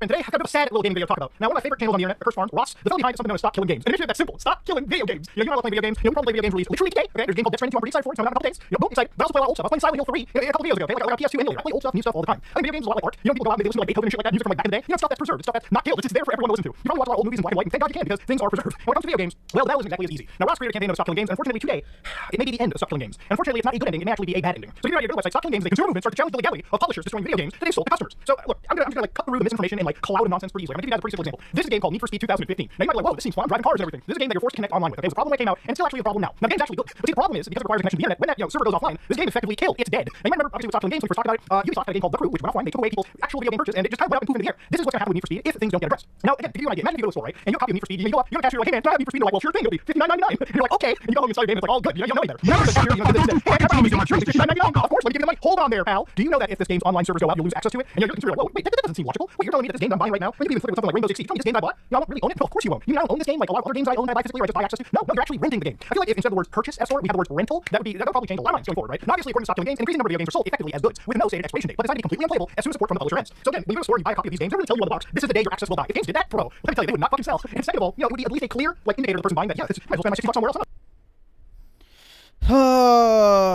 Dude, surprise Pikachu face when an online-only game requires the internet, and eventually they might shut it off. Wowie zowie, dude. Never would have seen that coming. These people are just eternal Redditors. Like, pretending to care about shit they don't actually. It's just pitiful. Anything for the updates, dude. In Tim Marco with the 279, what happened to the shame we used to feel? It doesn't exist anymore, unfortunately. Because now, especially with the TikTok attention span, people forget about everything within a day anyway, so there's no need for shame when, you know, most people move on and forget anyway. And Tony Esquire with the 10, remember the halls within the Pentagon... Oh, wait, what the fuck? Hold on. Sharing the halls within the Pentagon, listening to the overpaid, lazy civilian and service members offends me. POTUS Trump tried to help Cali and did good with Russia and Ukraine and Israel and Iran. What the fuck, people? Yeah. Dude, the thing is like, the part that really pisses me off about the whole Trump shit is the very people who were like so excited for him to come into office, saying he's the only one that can do the job, blah, blah, blah. Every single time he tries to do the job, he gets constantly second-guessed by his so-called supporters. It's like, let the fucking guy do his job. And then if the outcome is bad, then you can make a fucking whatever complaint. But why are you like second-guessing and acting like you know better than everyone else when every single thing just happens? It's just irritating. I don't know. It's like, why did you vote for the guy if you don't have faith that he's going to actually, you know, do what he said he's going to do? But that's the part that's the most irritating to me. Come on now. And that's basically the idea that this wants to do. Now, I talked about this, and unfortunately, you're looking at 455,000 signatures. Now, the really scary part about this is Stop Killing Games is going through pretty much every single bit of uphill battle you can imagine. And the thing is, there are only two real dates, according to Ross, that really matter. For instance, July 14th and July 31st is when we have to get the final signatures for the UK government petition and the European Citizens Initiative. Now, this is a problem for me particularly because I'm Canadian, okay? Most of my audience are fucking Americans. There's a lot of people that watch me that are from the EU, but I don't think I can drum up enough signatures to get the 100,000. We're at 16,500 right now. Now, unfortunately, go to the actual like, signature. If I go over here, only British citizens and UK citizens can sign this, right? So I'm neither one of them, so I can't really do this. And the ECI, well, similar things here. For instance, if you pick your country nationality, at least from Canuck, I can't find Canada anywhere here. Trust me, if I was a European man, I would pick a European applicable country and just fucking go for it. But unfortunately, you can't. Now, in this situation, you need at least over 550,000 signatures, or just 500 plus thousand signatures together. It's fucked how like hard and uphill the entire battle is done. But obviously, you know, it's still a battle that I and Ross and I think hundreds of thousands of gamers clearly fucking believe. Now, the reason why this initiative is on. This is what's so retarded about this is the EU will read the petition and be like, yeah, this is fucking retarded. We don't care. Next. Is if you can make change happen in Europe, well, you can probably make change happen all over the world. It's one of the biggest markets out there, and if you can make change happen there, then developers who are thinking about sunsetting their games have to think about one of the biggest markets, and usually that'll just carry over across the entire world in theory. You know, if they're going to do something different for Europe, you probably imagine they have to do something similar for America. Unfortunately, this is your average Canadian now. And Canada, right? Unless they're really adamant on killing games, and this is just a way to force them to not remove products that we end up buying. Now, one of the things that, you know, is really kind of rubbing me weird about this is one online content creator known as Pirate Software. Now, Pirate Software is a pretty popular creator. You know, somebody that is known as an independent video game developer. He's a pretty popular personality. functionality. And according to Ross, and I wasn't really knowledgeable about how much of an impact pirate software has had, but one of his videos regarding stop killing games was actually filled with a lot of misinformation, according to Ross, and honestly according to even Louis Rossman. And honestly, me at this point, the more I watch any content related to this, critical of this video by pirate software, because realistically, it really seems like he might have been somebody that's taken the wind out of sails. Thor's coverage has been bigger than literally anyone else on those lists, except Asmongold. And the only video Asmongold had on this bigger than Thor's was about Thor's video. Though for all practical purposes, Thor here has been the #1 voice on the campaign, and he's been lying about what it is. And if they have a response video, which is that's something I want to do anyway, then it might look like drama farming, which could understandably turn off a lot of people on the campaign, because it's not about that at all. And it shouldn't be about any form of like any online beef or disagreement. Realistically, stop killing games is just a really good initiative. Okay, it's an initiative that at least gets developers, not developers, but publishers to think about the games they make going forward, right? The thing about stop killing games is it's not a way for them to go into the past and start forcing stuff on developers. It's about setting a path forward so developers who are, publishers that are creating brand new games have this in mind as they have to like create games. They have to have a logical sunset plan. So when things come down the road, severing the video game and giving people the software they bought is not something that's impossible. And one of the things that I personally kind of like looked at when Thor released his videos back then was the idea of vague law, right? But honestly, watching a further piece by Louis Rossman, I realized why vagueness in this situation is actually not a bad thing. For instance, we go to ECI's page. One of the objectives you'll see over here is that the initiative does not seek to acquire ownership of said games, associated intellectual rights or monetization rights. So no way are we trying to like get through the copyright wagon and trying to make games or any of the proprietary software that's developed in any way public information, right? Or just letting or forcing companies rather to give up their intellectual properties or their proprietary. Tony Esquire with a 5. My bad for missing your Kart sessions. Oh, it's all good, man. I've been dealing with mild nerve issues since my recent shoulder surgery. All right, awesome. Thanks, I'll be good all in a few weeks. Don't worry about it, man. But yeah, I hope you have a swift recovery, my dude. Hopefully, the surgery went well. He bought the Switch 2 with its game key cards. Shame, bro. Systems, rather. Neither does expect publisher to provide resources for the said video game once they continue it while leaving it in a reasonable, functional, playable state. A reasonably is the strong word. And when you look at it from the actual perspective of common sense, yeah, the idea is a reasonable, functional state. Like imagine if, all of a sudden Halo Infinite was supposed to be like at its end of life, right? Halo Infinite is a live service game to an extent. Now imagine at the end of its life, what was the company behind it, 343 Interactive or Microsoft. If at the end of its life they were like, all right, we're not going to serve multiplayer, we're not going to do whatever, but we'll cut the tether to the actual internet services and allow you to like maybe play a match, do some split screen, play single player, do some support stuff. We're not going to give you access to obviously matchmaking services because they're not there anymore. We're also not going to give you leaderboards or things like that require a server to be active, right? So that's a reasonable experience. Similar to like the crew, right? Like imagine if Ubisoft was like, all right, we're removing the crew from sale, we'll give you access to the game's single player component, which that's the majority of it. You just can't do anything with the online leaderboards or online matchmaking because reasonably that doesn't exist. And reasonably is a strong word here. Now when it comes to boss, obviously this is not supposed to be some crazy drama between creators or anything. It's just supposed to be gamers who look at good law, good objectives, and think, yes, I care about video games, I want video games preserved. Let's just try to get these companies to release respect video games and their preservation going forward. It's something that should be bipartisan, something that should just not be a divisive effort. We're all gonna die, right? That's one way to put it. But like new music, like movies, like software, like other softwares in general, not just video games. You want to make sure that this stuff lasts hundreds of years in the future. You want to make sure you lay the groundwork now so that going into the future from 2025, 2026 onwards. Yeah, hundreds of years in the future, people are really gonna, just look back with, longful eyes of how people before them got to play the crew and they don't get to. We as gamers don't have to worry about future games facing this crisis today. So just understand, these top games initiatives is basically we don't want single-player games to have DRM that the developers can turn off and thus render single-player games anymore. This is what they want to change. They need to be specific. They're talking about single-player games that do not need a server to support them. As much as they want it to be about specifically games, whereas a single-player game has always online functionality, even back every live service game exists. So again, this is a distinction that wasn't even being made. Nobody's talking about just single-player games or multiplayer games or anything of this nature, okay? We're just talking necessarily about every game under the sun. Okay? That's realistically everything that's in. Ross made a slide in the video where he talked about it too, which is just a good example. For instance, games that are sold as a one-time purchase that don't require a connection. So say you're playing Shenmue 1 and 2 HD collection, well, congratulations, you're not even part of the equation. The game is just a one-time purchase. It's a purely single-player experience. No one gives a shit. Okay? It's not being destroyed. As long as you have a disc and functional hardware, you're good. Games sold as a one-time purchase with no state expiration date that require a connection to the publisher or affiliated parties. So yes, in certain cases like this, you're talking about games like Need for Speed, where you buy it once, but you need an FTDA service to play. Well, going forward, developers and publishers should have some plan going forward so that down the road when the servers stop, they can at least push a patch to the game to give you reasonable functionality. That's not outlandish. Games that are completely free, again, no impact. If you want to download Jets Rampage, the fucking like PC game from like back in 2003, you can download that and play just fine. No issues there. Microtransactions for games sold as a one-time purchase with no stated expiration date. The publisher will be required to implement a delay plan when supporting the customer's microtransactions will not be permanently disabled. Imagine if you bought a video game, if it's a single player, if it's a multiplayer game, like $20 game, fuck, there's a $40 game for like Rainbow Six Siege that I saw for Valkyrie. Imagine if you spend $40 on something and down the road, if they ever want to remove it, they clearly can. You lose access to your $40 purchase right there and then, which is insane for microtransaction, but that's the world we live in. Games that are sold as a service with a stated expiration date, they would tend to require publishers to have some sort of end of life bill when support ends. But they would probably fail as there's no basis in consumer law for this. Only justification would be the art and culture preservation laws, which are very weak. This is such jobless behavior, bro. Like, imagine if these people actually, worked. Who cares? Oh no, bro, my online-only Ubisoft game is no longer going to be playable.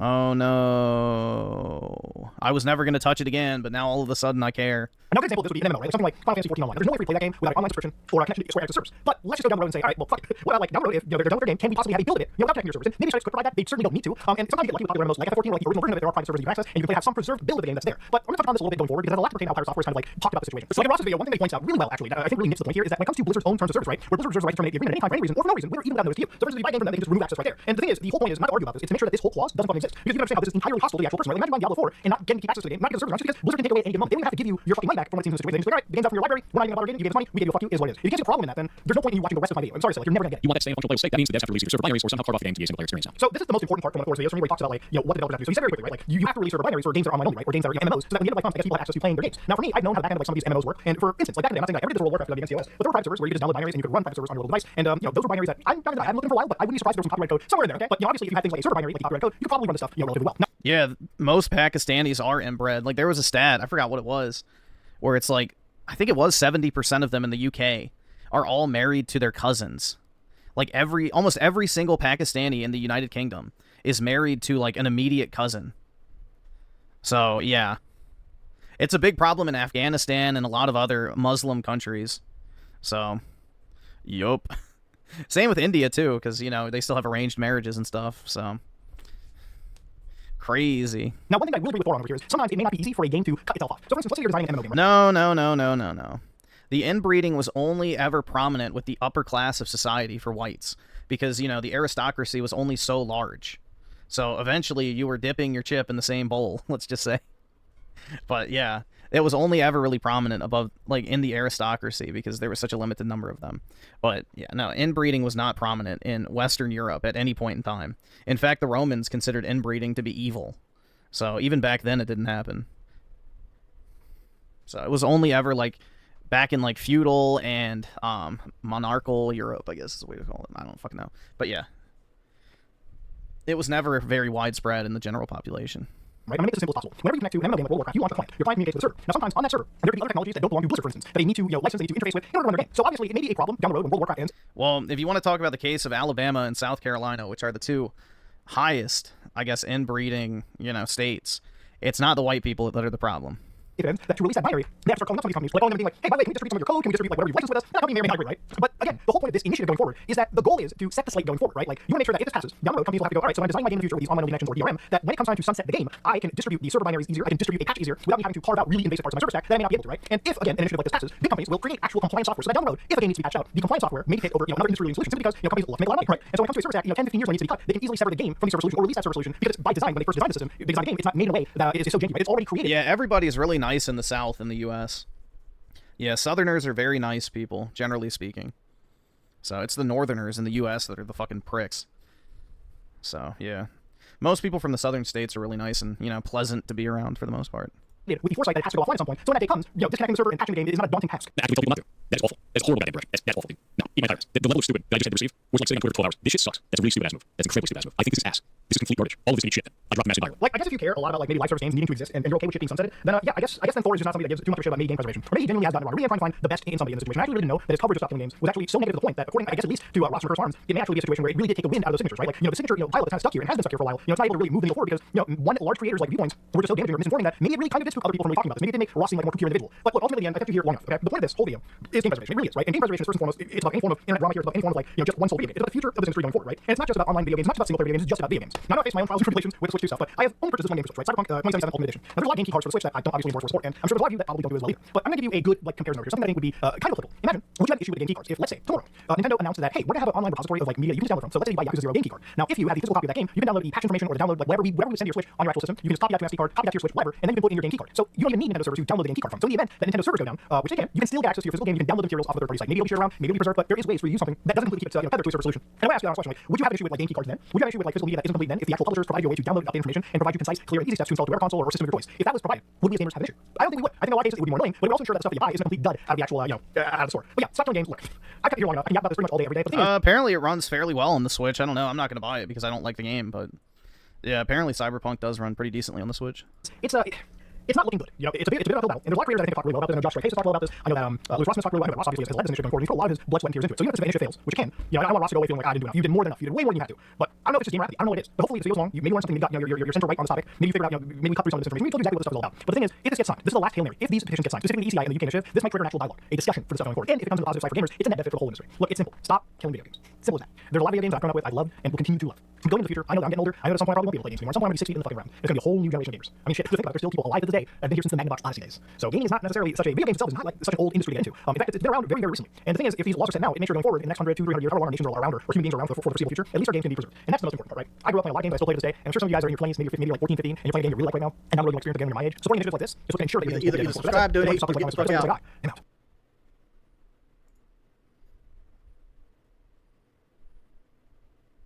Oh boy, dude.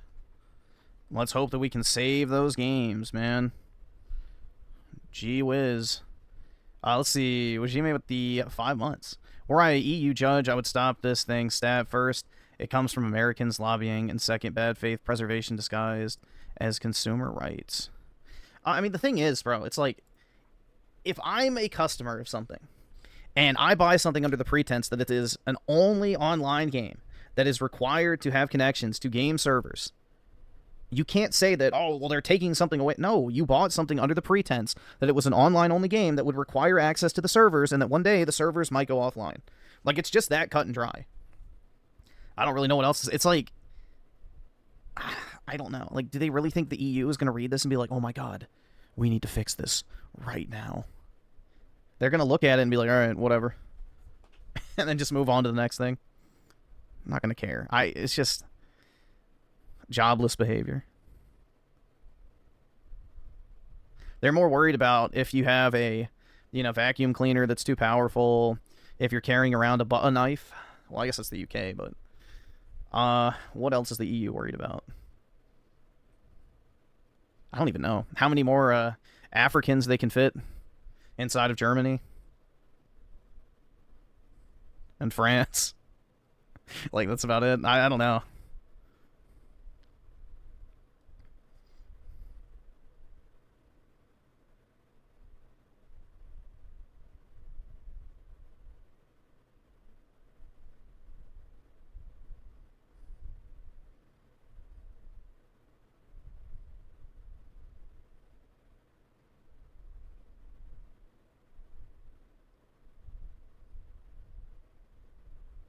We will not stop buying the slop, but we will rally for more legislation. Sure. That will work. Exactly. My question is did 500,000 people even buy the crew? That's a bigger question. Like, who even fucking bought that dog shit? Like, I don't even know. I don't even fucking know. I sure as shit wouldn't have bought it.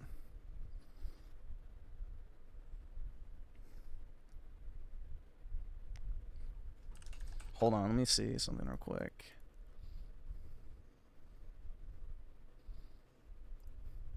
Sent. Oh god, yeah, here we go. This is so retarded. If you guys aren't familiar with this guy, he's a massive fucking, Israeli cuck who LARPs as a quote-unquote American. But yeah, this shit's so retarded. The truth, too. So we have a ceasefire. I hate this word ceasefire. I really do. The president hated it a few days ago, too. What's needed now is this, in my humble opinion. Iran should be forced to sign a surrender document. Unconditional surrender. They lost their nukes. They've lost their air force. They have no ground-to-air protection. China didn't step in. Russia didn't step in. Not a single Arab country stepped in. The supreme Nazi is hiding in a bunker, much like Adolf Hitler did. Adolf Hitler wasn't thrown a lifeline. He wasn't thrown a lifeline. Jesus Christ. Everything is Hitler to them, bro. He was going to be... That's the real religion of Judaism. Real talk, bro. Killed. So he committed suicide. I'm very much interested in seeing how this plays out. I really am. Because what does an agreement look like? Does that mean the supreme Nazi survives? Does that mean the regime survives? I guess so. Oh my god. Oy vey, Hitler is literally back, guys. We need to send all the white people to die. Oh, God. Wait, I can't pull this up? Why? Damn it. Oh, well. It's like some fucking fat, grown-ass, like, man and woman who are, like, exhausted from Disney World or some shit, and they're, like, 400 pounds each. It's just pitiful looking. Link it? Alright. Let's see. Let me just grab this part. There you go. If you want to see it, you can click the link.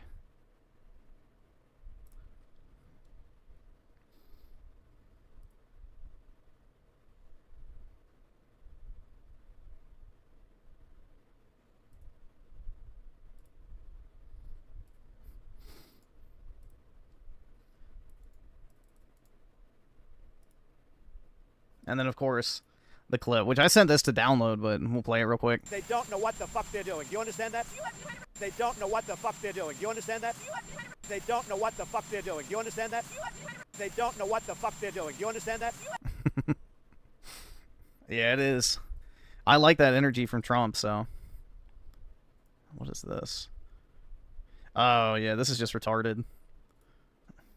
Oh. AI slot. Wow.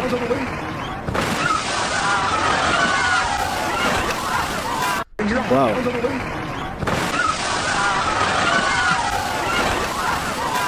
Wow.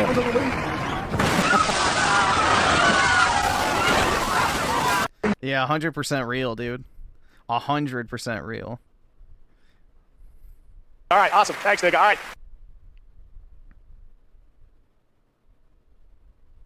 Where's this one? Nah, it's not worth pulling up.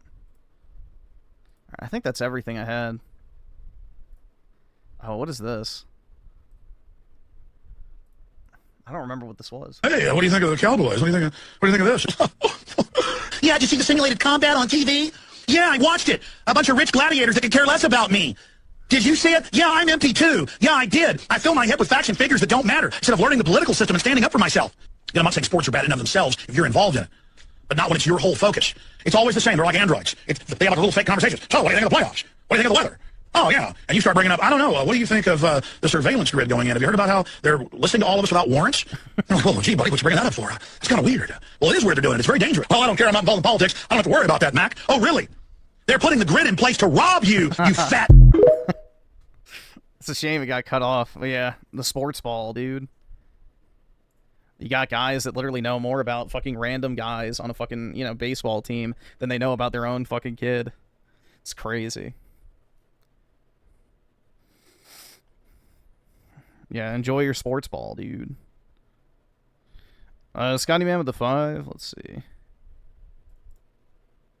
Attention, all men telling me I look like a trans woman. I'm sensing that this isn't meant as a compliment. In fact, the implication seems to be that trans women look male, or odd, or ugly.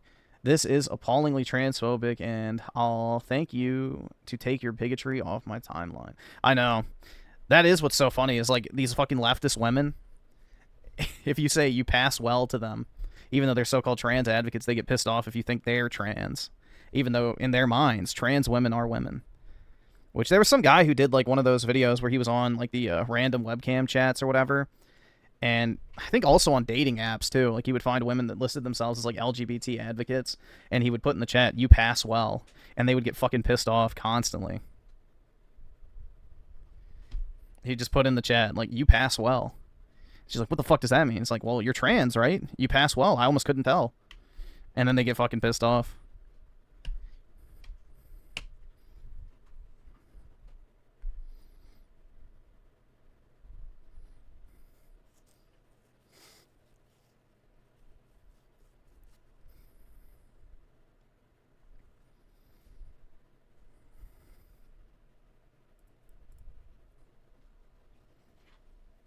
Leave that one up because I'm gonna download that.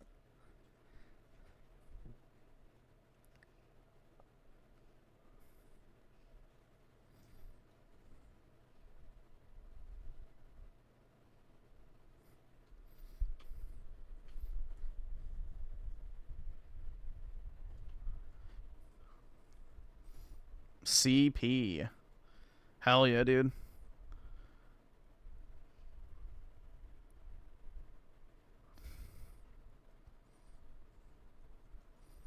Oh, I guess we could watch, yeah, given the title of the stream.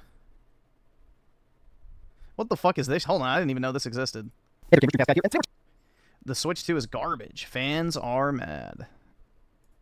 Talking about the Nintendo Switch 2 because this is still just such a controversial device, and I feel like it's for good reason. This thing is getting so much hate online for its big price tag, for its lack of games, for its honestly pathetic battery life. But I want to talk about this today. Lack of games? It has like what, 15,000 Switch 1 games? Because there's been a video that so many subscribers have sent me that's apparently so controversial, which is by Digital Foundry, where I'm a big fan of Digital Foundry. They're the kings of tech analysis in my opinion. They're so good about measuring frame rates, resolution, and just raw power of a system. And they did a giant takedown, basically saying that the Nintendo Switch 2 is a big leap. Undeniably, the thing has more power, it's got better processing, it's got everything, right? The big problem is this physical screen. This is pathetic. This thing is so incredibly bad. This screen is worse than the Nintendo Switch OLED. It's worse than the original Nintendo Switch. It's worse than the Steam Deck. It is worse than everything. This is literally the worst freaking screen. And part of the confusion about that is just the fact that this system being so ridiculously expensive and other part of it being such a leap up, why did they downgrade the screen? What the fuck is wrong with the screen?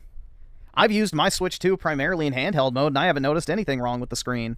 Let's talk about that, because a lot of Nintendo fanboys are actually calling them liars, even though they posted their evidence. So let's take a look at the facts, because I just feel like I'm in a spot still where I'm annoyed about how expensive every part of the Nintendo Switch 2 Yeah, I don't know. I've had no issues with the screen. is. For how big the price tag is, it doesn't match the actual quality. So many expensive controllers and games and stuff for a system that barely looks like a Nintendo Switch Pro. Let's talk about the two and why this Digital Foundry video seems to have ruffled so many feathers. Hi, hope you had a great day, and if you could please give this video a like and subscribe if you haven't already. Now, this blurb very much sums up their video. Their video is not a giant hater screed. It's actually pretty positive for the most part. An impressive package with some excellent new features, Switch 2 delivers a generational leap with remarkable efficiency, but the screen is surprisingly poor. Now I watched it. This video is 2 hours long, and I feel like it does a great job of really highlighting the fact that the Nintendo Switch 2 is the best part of it is honestly the fact that it just plays Nintendo Switch 1 games better. Look, we don't have a lot of Nintendo Switch 2 games right now. We have basically like 3 Nintendo Switch 2 games. What do you freaking do? I still feel like they should have launched Donkey Kong instead of crappy ass Mario Kart. But when you see stuff like this, this is how you know you shouldn't take him seriously.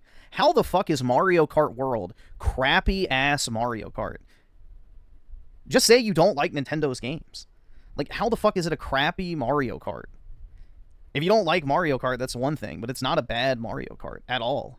Beefiness of the Nintendo Switch 2 is actually wild. This performance leap is insane. I give them jack kudos. Of their entire 2-hour video, I would say 93% is just gushingly positive, but they did point out the fact that there is some serious issues with how you see this. Like, if you're the kind of person that plays it predominantly handheld, you are getting a worse experience. I like this quote here. Digital Foundry points out actual problems with Switch 2 screen, but overall praises it. Nintendo soldiers. A ton of Nintendo people are mad about this. Now, what are we seeing here? As you can see, this is a thing called ghosting. If you've ever had an old school PSP 1000, there were multiple versions of the original PlayStation Portable, the 1000, the 2000, and the 3000. The 3000 really fixed the screen. This is a problem with really low quality screens, where essentially it's basically blurring the visuals. Now, some people say, oh, that who the fuck? This is it? Holy shit, bro. Video's running at 33% or 11%. This is being filmed with a high-speed camera. The human eye... Come on. Who fucking gives a shit? ...would not perceive this. But I disagree in the fact that this does not look good, especially with 2... Hold on. I'm going to use my Switch real quick and see if I notice it. Now that it's been pointed out. Nope. It looks perfectly fine to me. Yeah. Who the fuck...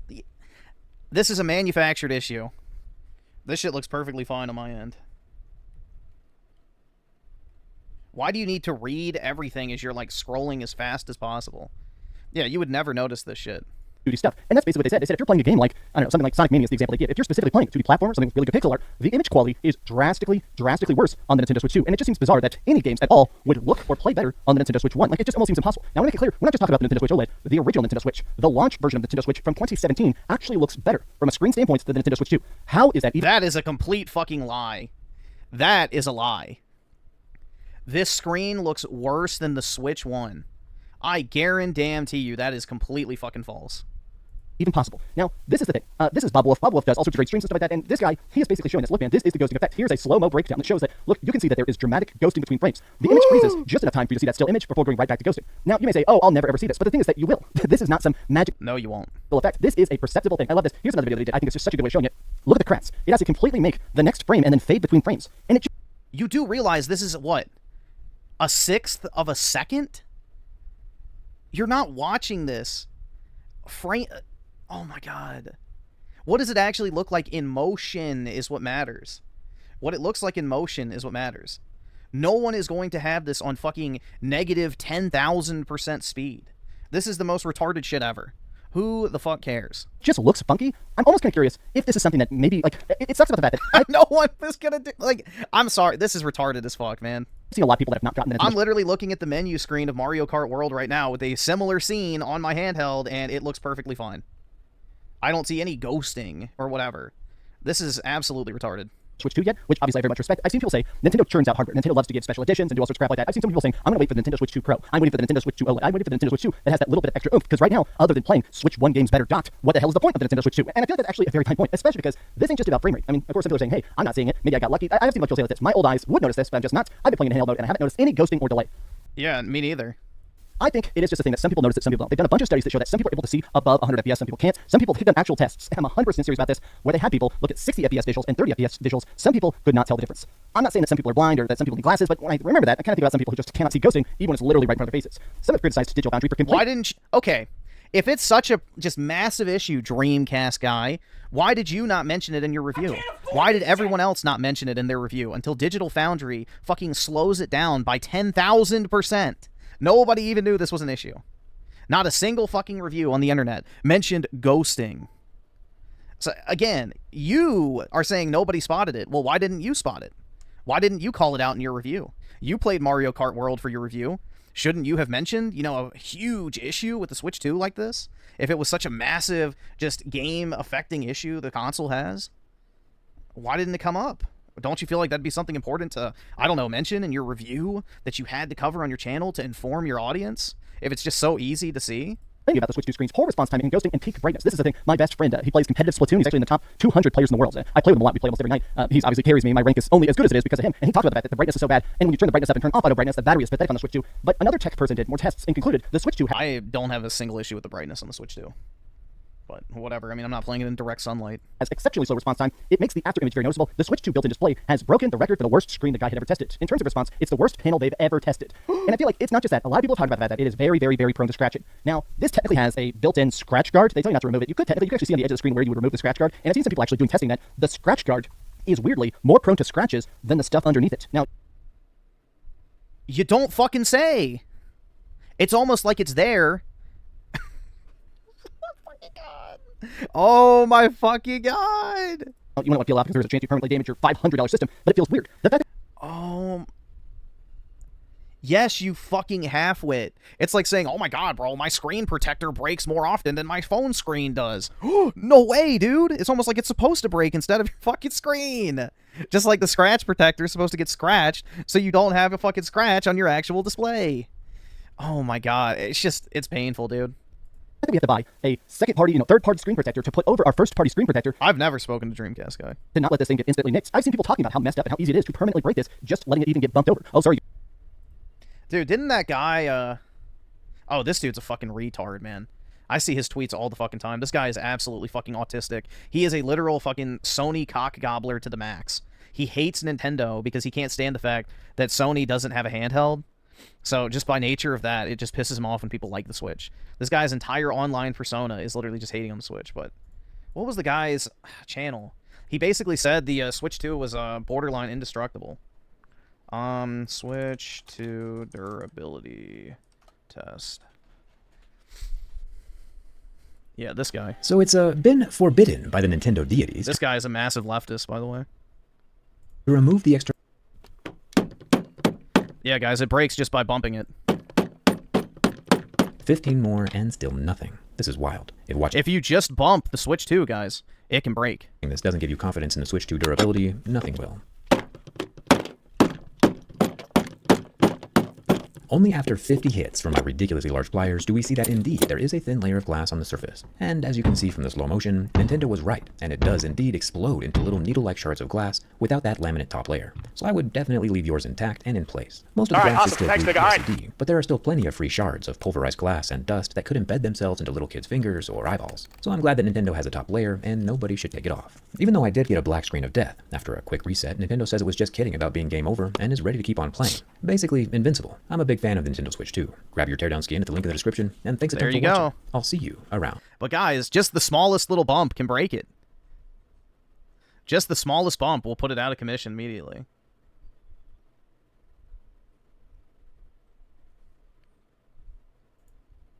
Shouldn't inhibit any functionality of the controller over its route. And so far, the Switch 2 looks very much like the Switch 1. It's got a large turbofan in the center. But yeah, he beats the ever-living shit out of it. But, Dreamcast guy is obviously an expert. I've seen people talking about how messed up and how easy it is to permanently break this, just letting it even get bumped over. Oh, sorry, your dock got knocked over by your cat. Sorry, your screen is just perma-broke. This is...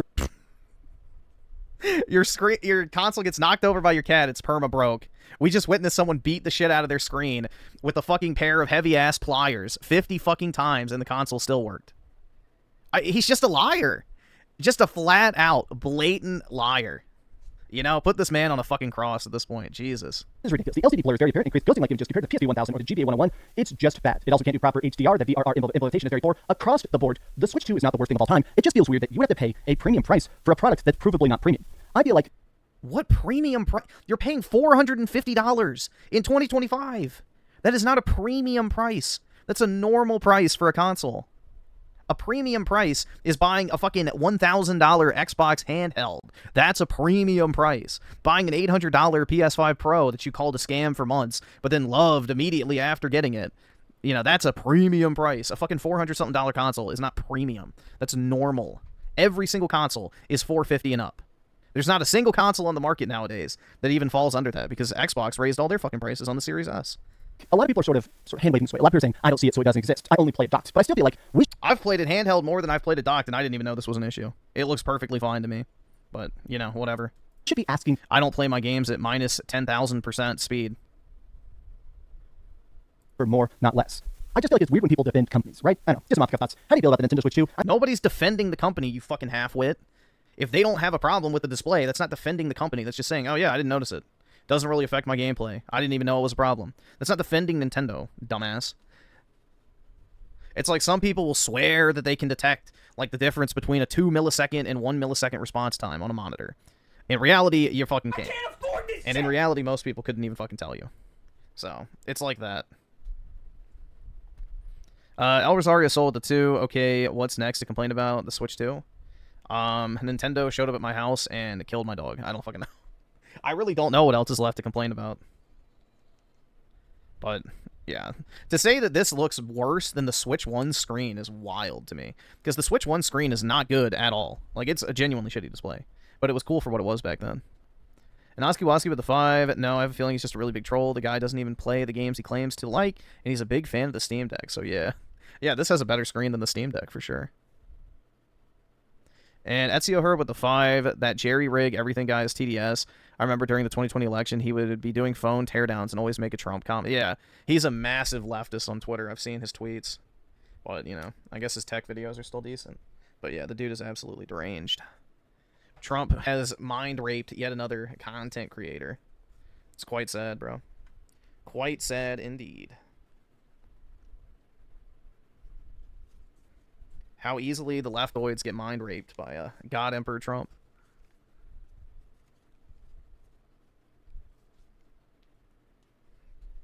Well, it was great at the time because it was the only handheld display. That's the thing, is the Switch 1 was the only show in town. There wasn't even a Steam Deck at that point. So there was literally no other, you know, competition on the market for a handheld device with a screen to play video games. Other than cell phones, but, you know. I'm working on a video where I want to break down, I want to do like a 30, 40 minute video. I've been recording a ton of books. I played already, here in the first 2 weeks, easily played probably about 100 hours so far in this first like 2.5 weeks. I've been playing like 5 or 6 hours every single day since it came out, because I've been playing a lot of Splatoon, a lot of old RPGs, I've been playing a lot of stuff, including Resident Evil 4, a lot of games that graphics boost, that performance boost, especially in handheld. You notice it, but that screen, very strange. But I'll make that video later. Hope you're having a great day. Thank you for watching. If you could please give this video a like and subscribe if you haven't already, and please keep dreaming. I'm filming this video at 9 p.m. because it has been like 100 degrees all day, and finally it's not blisteringly hot in my office. So I was like, okay, I'm gonna film a video where I'm not just gushed. Thanks so much for watching that video. If you want to see something else, you can always click this link to see what I put up last, or, you know, subscribe and see what's coming up next. Also, I promise. Yeah, it's pitiful. He'll get his 30,000 views, and then maybe he'll be able to pay his rent for the month. Hey there, Gamers, Dreamcast guy here, and we have some breaking news that is extremely bad. Xbox is just dead. There's not a fancy, nice way to say that. They have just alerted employees that Xbox is doing mass layoffs. Studio closures, hundreds, if not thousands of people are basically told, pack your desk and get out. Unless Phil Spencer, Sarah Bond, Aaron Greenberg, Matt Booty, and many others are kicked out. I don't care. The firing will change nothing. But it's also more than that. At the same time, Xbox is about to start selling. They're going to stop selling pretty much all Xboxes in Europe. They're pulling out the entire market. The Xbox is so dead. I'm still kind of trying to mentally digest this. This leak just came out. They're telling a bunch of the employees. The employees are talking to the press, and everybody's kind of freaking out. And I want to talk about this with you guys because this is just so impossibly strange. The original Xbox. Ezio Herb with the 5. Someone said in the comments that the PS Vita had a better display. Like that wasn't even 720p. Just because it was OLED doesn't mean it's comparable. Yeah, exactly. OLED does not immediately equal better. Xbox came out back when I was in high school, and it was fantastic. The original Xbox, playing Halo, the launch of the Xbox 360, and playing Oblivion and Morrowind, and then finally getting a chance to have chainsaws and Gears of War and stuff like that. Old school Xbox was just such a juggernaut. I never imagined that one day it would just die in a random June with a wet fart tweet, basically. But let's talk, because I think that Xbox will continue to exist for a bit, but this is definitely signaling. I thought it was dead right now. It's dead right now, dude. You can't say it's going to continue to exist. You said it was dead. It's over. The end of the end. Let's get into it. Hi, hope you're having a great day. I am Dreamcast Guy, and if you could please give this video a like and subscribe if you haven't already. Now, in certain parts of the world, certain areas, there's like these labor rights laws where before you start to fire people, before you start to basically close stuff down, you have to legally warn people. You can't just say, hey, pack your stuff and get out. You actually do have to say, hey, maybe use your insurance, maybe file for unemployment. And that's where a lot of this stuff is coming from, is that these people are getting the legal warnings that stuff is about to basically just be insta-shut. But here it is. Here's the first part of it that honestly is even more mind-blowing. We're going to get into the mass layoffs here in a second. But I want to start with this because this is probably the thing that I feel like really signals how much they've shot themselves in the foot. Microsoft is restructuring its Xbox division across Central Europe, resulting in some Xbox operations ceasing in some regions. Now, they've used this PR speak before. You guys know this. I hate PR speak. I feel like just say it normal. Just say, hey, Xboxes aren't selling. We've decided to stop even trying. So right now, there's huge chunks of the world where you couldn't even hand out Xboxes on a street corner. Most of Asia, lots of China, Europe, a lot of places like Japan and stuff, they're just not buying Xboxes. But historically, Europe was one of the main places. That's actually like 95% of all Xbox consoles sold were the United States and Central Europe. This is where... You are a fucking idiot. No, he is so stupid. No, you fucking halfwit. The majority of Xboxes are sold in the United States, Canada, Mexico, South America, and the UK. Xbox has never done well in Europe, aside from the UK. That is it. The United Kingdom is the only place it's done well because of Forza. That is quite literally the most well-known fucking fact about Xbox sales, and anyone who's ever talked about Xbox sales should fucking know that. It is a North and South American console primarily, and the only European country Xbox, including the 360, has ever done well in is the UK. What the fuck is he talking about? Where they made their money. So the fact that now they're just abandoning the market, that to me signals the fact that they're probably shipping those systems to warehouses and stuff in Europe and selling single-digit units a month. It's just not worth the millions and millions of dollars they've invested into that region. So this is more than just, oh, maybe we'll sell them online. I think this is just them saying straight up, we are giving up. I want to take a look at the replies here. Oh, this is an Xbox, the death of the Xbox console. Now, this person brings up the Middle East. This is an interesting point because recently, Microsoft did something similar in the Middle East where the brand is just non-existent. If you walk into a Best Buy in Dubai or something like that and say, hey, I want an Xbox, they're going to laugh in your face. They're just going to say, I don't know, buddy, go to eBay. You just can't really get that stuff there. It's that everybody there is either playing PlayStation, playing PC, or playing the Nintendo Switch 2. This is wild. It does make sense. Xbox is dead in many European countries. This is just so wild. Xbox is dead in Asian markets, it's dead in Europe, and it's slowly dying in the United States. It's still just weird to think about the fact that going from all these acquisitions, buying stuff like Activision for tens of billions of dollars, buying Bethesda, doing all this stuff, only to instantly fail. It's wild to watch how quickly Microsoft went from doing a victory lap and trying to buy their way to success to just telling everybody, all right, we quit, we give up, you win. Now, here's the other part of it that's extra crazy. Microsoft is planning major job cuts at the Xbox Game Division. Managers within Xbox are expecting substantial cuts to the entire group. Now, the reason this phrase, the entire group, is so important is because typically when you do a merger, when you buy a studio, there is some amount of layoffs. Even when PlayStation bought Bungie and stuff, typically you do a thing where you like how do they phrase it? You cut the redundancies. You know, you buy a studio, they've got a marketing department, or they have a really big accounting department. You don't need that anymore because now you're moving them in-house. PlayStation has their own marketing department. PlayStation has their own accountants and stuff. That's the kind of thing where typically they say, we're cutting the redundancies. But in this case, cutting the entire group says, this means shutting down studios. This means mass layoffs. This means people are straight up going to be gone. And it's weird because it has been almost exactly 1 year since the massive closures of last year. In May of 2024 is when they shut down stuff like Tango, which is the people that did Evil Within, and Hi-Fi Rush. It's when they shut down Arcane Austin, people that did Dishonored and Redfall and stuff like that. So the fact that 1 year later, they're doing even more mass firings, I hate to make guesses, but I'm pretty sure I'm right. I think they're about to fire Ninja Theory, which is all the people that made Hellblade. I think they're all getting the boot. I think they're going to fire pretty much every... God! Get rid of all of them. But it's not making the most peak, well, top-selling stuff. And I don't just mean top subscription. Get rid of all the fucking shitty DEI hires. Get rid of the management. But, of course, they're not going to fucking do that. Generators, I mean top-selling stuff. At this point, I think it's pretty obvious, maybe I'm being sort of mean here, that obviously Game Pass has been a catastrophic failure. I've been talking about this for years, and people always get mad in the comment section, but you just cannot get enough subscribers to break even. The current game market, making games is so damn expensive. Making games costs hundreds of millions of dollars of research and development and just marketing and Super Bowl commercials. It is so expensive, you can't just get 10 million or 20 million people paying $10 a month. That just does not break even. Clearly, Microsoft has realized if we cannot get people to buy games, even if it is on PC or on PlayStation, we need people to buy games, not just subscribe, buy games. And at this point, they're just laying everybody off because a lot of these projects are still expensive, not generating any revenue and not getting any upfront sales at all. I want to scroll down here. Let me see what some of the replies here are. Oh yeah, of course, a lot of memes about Xbox Defenders. This is an Xbox, and it's just more layoffs. Jason Schreier, whenever there's bad news in the gaming industry. Oh god, not surprised. They just slapped a logo on anything. This is the thing, is that right before this, they announced another, this is an Xbox, it's the Meta Quest. No hardware problems, you can put an Xbox logo and Xbox buttons wherever you want. This is the thing, is I do think that if you look at the numbers, they've cut almost 3,000 people just last year. Oh no! Talk about, oh, we're trying to... We need to get that number up to at least 7,000. Ensure the acquisition of Activision Blizzard. It'll benefit the company and the broader labor market. Video games will be better when we buy everything. It just shows the fact that, honestly, this is just not going to work. I kind of admire the fact that Xbox had a good catchphrase.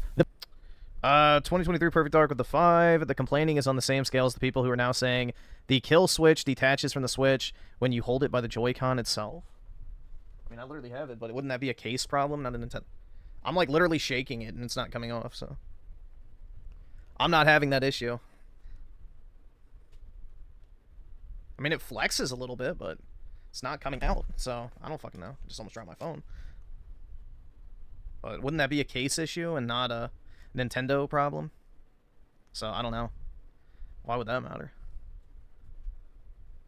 The best deal in gaming. I think the idea behind Game Pass, it was functional for a time. The idea of, hey, you get $70 games for $10. That sounds fantastic, right? But it just was never actually going to last. It was always going to be this problem where even if you're getting a good deal, even if it's good for the gamers, it's not going to pan out in the long run. Oh god. This will be the 4th big layoff of Xbox in the last 18 months, following 3 major cuts and the closure of several studios.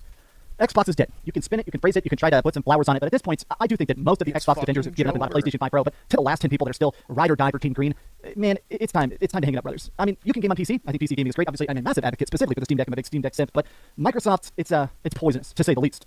But how do you feel about Xbox? How do you feel about PlayStation? How do you feel about video games? And have you ever owned an Xbox? I'm going to bet that 99% of the audience, the last time you've owned an Xbox was probably an Xbox 360. But tell me your thoughts in the comments down below. And if you enjoyed this video, be sure to give it a like, subscribe if you haven't already, and please keep dreaming. Oh, absolutely pathetic.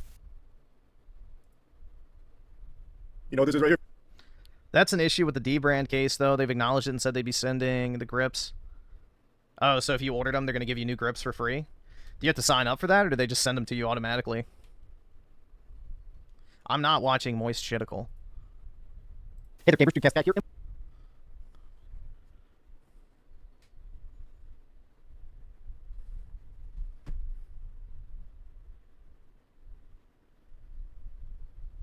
Okay, that's cool.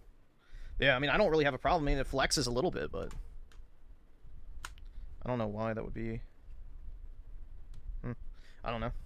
I mean, I'm not fucking using my Switch to, like, beat someone over the head with, so if you just hold it normally, I don't think it'd be a problem.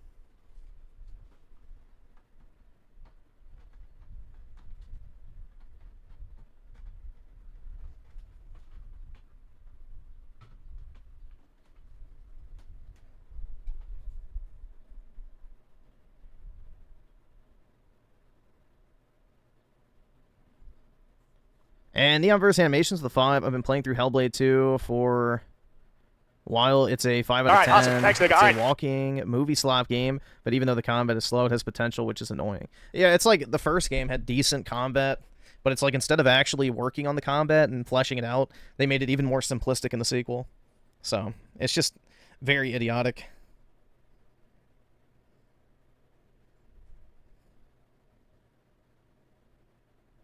The issue is there's a gap between the Joy-Cons and the Switch 2 body. That gap is intentional by Nintendo engineers. If they touch, then the leverage will cause... Oh, okay, yeah, I guess that makes sense. Overwhelm the magnet. Yeah, okay. Got it. That would make sense. But yeah, that's not a Nintendo problem. That's a D-brand problem. So yeah, as long as they're fixing it, I mean, that's on them. But yeah, I don't know why people would say that's a Nintendo issue. So I guess that's cool. They're sending out free ones to everybody who already bought it.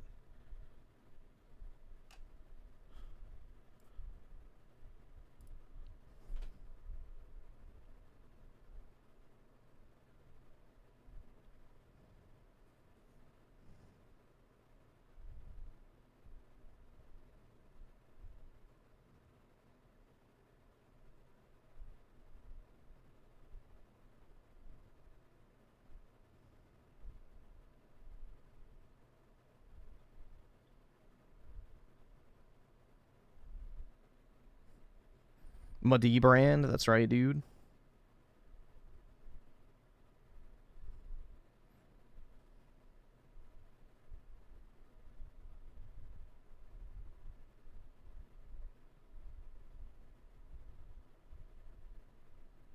Raymond is Griffin's new favorite YouTuber. Oh yeah, man, definitely. Definitely.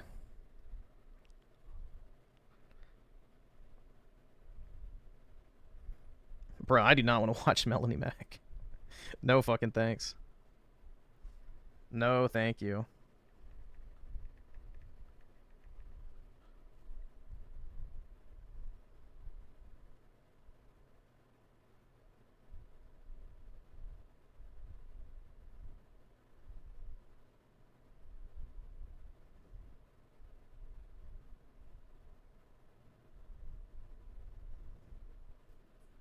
You know what's funny? This Pride Month, Griffin hasn't been harassed as much. I know. I think I scared him all the way, hopefully. Hopefully I scared him all the way.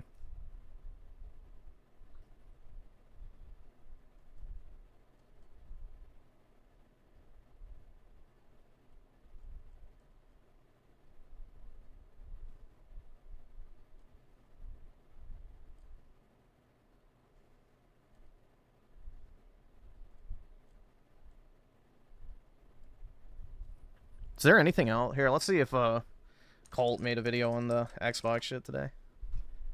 Nope, he did a. Oh no, that was yesterday. So no, he hasn't done anything on it. Shocking.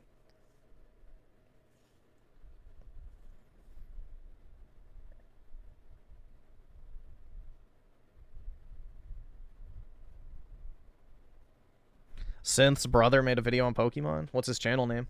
I guess we can check it out.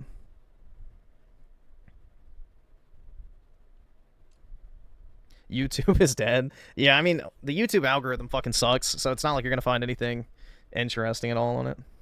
Borderlands 4 is a grift. I'm pretty sure it's a game. Lord Frogmire. Here, I'm just gonna copy that. I'll forget it when I get halfway through typing that. Paste. Let's see. The Pokemon game? Okay. Game Freak hates Pokemon, and they hate you for liking it. Alright, we can watch it. You know, I used to think it was just incompetence. That the games are bad because they just don't have the talent. That they can make mobile games, handheld games, but they just don't have the skills to make a good console game. But with the announcement of Beast of Reincarnation, Game Freak's new game, it's clear to me now that this is malice. They don't make bad Pokemon games because they lack the skill. They do it because they hate Pokemon, and they don't want to make it anymore. And they hate you for making them make Pokemon games. With the announcement of a new game that is higher quality than their flag. I'm gonna be honest, though, this game looks really fucking bad from, like, a technical standpoint. Like, it was super, you know... I don't know. It looks really unoptimized. And very, very unpolished. Shit franchise that is worth more than every other IP on the planet. It can no longer... This just looks like more Unreal Engine slop. ...be denied that something is functionally wrong with Game Freak. Sure, they've made other games before. They made smaller titles. Little Town Hero, Giga Wrecker. Little Town Hero was shit. I remember that.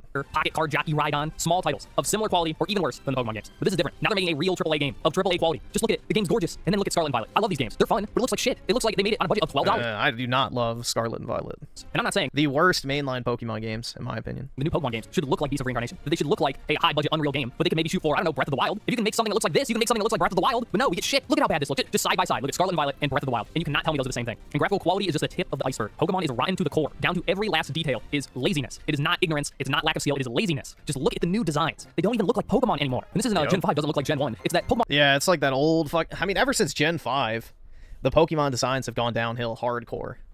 So nobody cares about new Pokemon, especially like in the card community. No one collects new Pokemon. The only cards that have any value are cards with old Pokemon from Gen 4 and back. Maybe some Gen 5 Pokemon.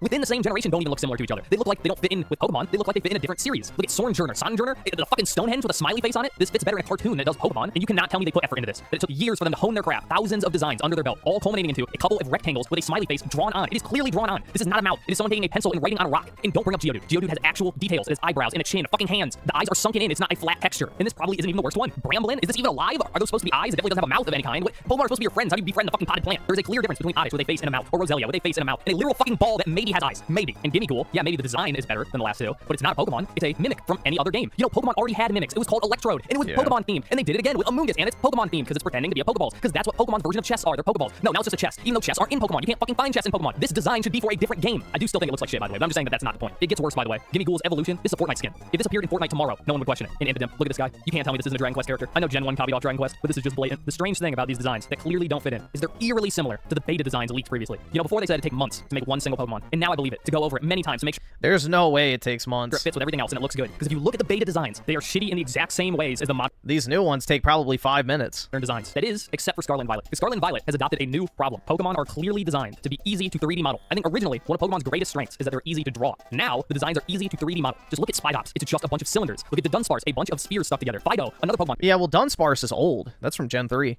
That's just a bunch of spheres. I could 3D model this in 15 seconds. It's ridiculous. Just look at the Pokédex of Scarlet and Violet. Nearly every Pokemon is made up entirely of spheres and cylinders. The easiest things to do in a 3D modeling program. And this clearly affected the quality. Scarlet and Violet might be the first games that I could not find a team of 6 of just new Pokemon. They look so fucking bad. I've always thought it was just a lack of time. That they want to make as much money as possible, release as many games as possible, and they don't have enough time to have high quality designs. It's just not true. You have time to make a AAA game. Look how much better the visual quality is on Scarlet, or on Sword and Shield versus Scarlet and Violet, because it doesn't have that stupid overworld battle gimmick.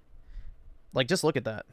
It's just a bunch of spheres. Look how just bad that looks. I could 3D model this in 15 seconds. It's ridiculous. It's but then you go here. I always thought that I could not find a like, team look of at that. This is the battle screen in Scarlet and Violet. Of just new Pokemon. Looks It like looks so shit. fucking bad. I've always thought it was just. And look how much more crisp and like clean it looks in Sword and Shield. Like, Pokemon does not need to be a fucking open world game.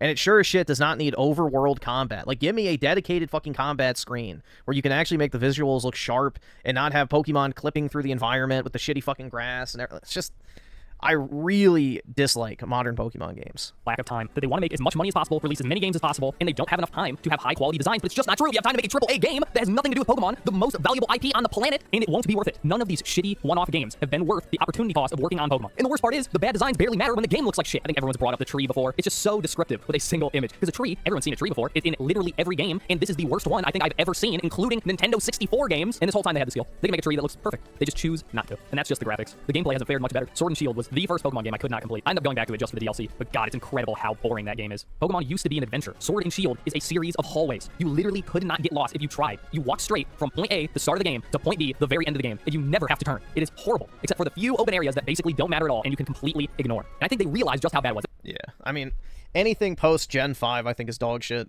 Sun and Moon were it's not very good. I mean, X and Y was okay. Pokemon X and Y I did not hate. I'll just say that, but Sun and Moon, dog shit. Sword and Shield, dog shit. Scarlet and Violet, dog shit. X and Y was like, it's okay. But Gen 5 was like the last real Pokemon game. That maybe this was just a little too lazy, because in the next games, they ignore level design entirely. And it's the better for it. They're much better games, despite having no level design at all. It's just one big open area. And this time, you make the adventure for yourself, because they couldn't be bothered to make the adventure for you. And again, the game is better for it. I like Scarlet and Violet. God, that is pathetic. Those games are certainly more fun than...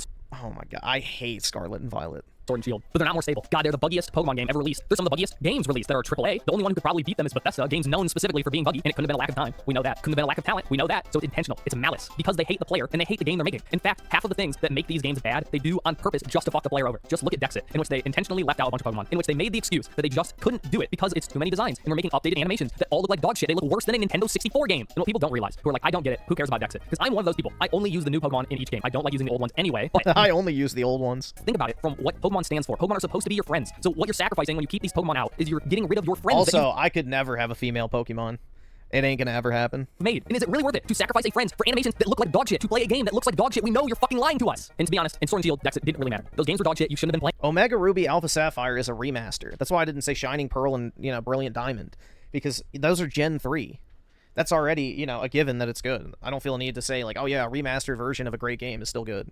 I'm talking about mainline entries, not remakes. Playing them anyway. But open world games have a very common problem with a lack of enemy variety, because you need a lot of enemies to fill a giant open world. Pokemon already has so many. It has thousands of designs. You wouldn't have to make any new ones, and you could fill the entire world. Yet somehow, Scarlet and Violet has a huge Pokemon variety problem. Every area feels the same because they're reusing the same Pokemon, which is psychotic. When they didn't update the animations, they still look like dog shit. They didn't update the models, they still look like dog shit. So why not just flood the whole fucking game with Pokemon? Well, so they could sell it to you, again, for DLC. I will always die on the hill. I will always die on the fucking hill.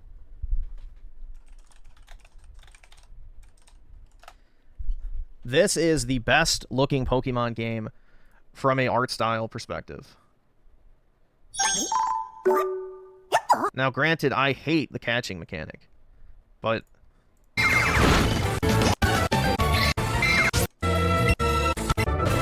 this is what modern Pokemon should look like. Just make it look like this again. That's all we need. Make it look like, you know, a stylized, cartoony looking game with a linear, more, you know, streamlined open world where every, like, inch of the map is actually there for a reason. Like, this was the perfect art style for modern Pokemon. It feeds into the nostalgia of the old games. It doesn't overcomplicate the formula. And I think this would have been perfect for them to just build off of. But instead, they were, you know, dead set on making the pseudo open world dog shit. So, this should have been the art style going forward.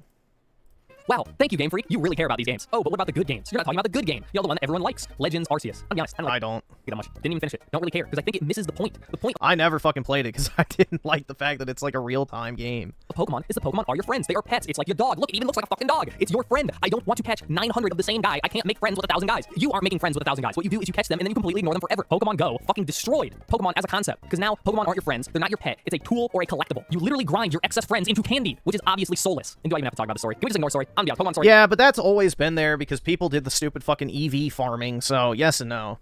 But yeah, I get his point, because you didn't have... Yeah, the only way to level up is with candy, so... Kinda.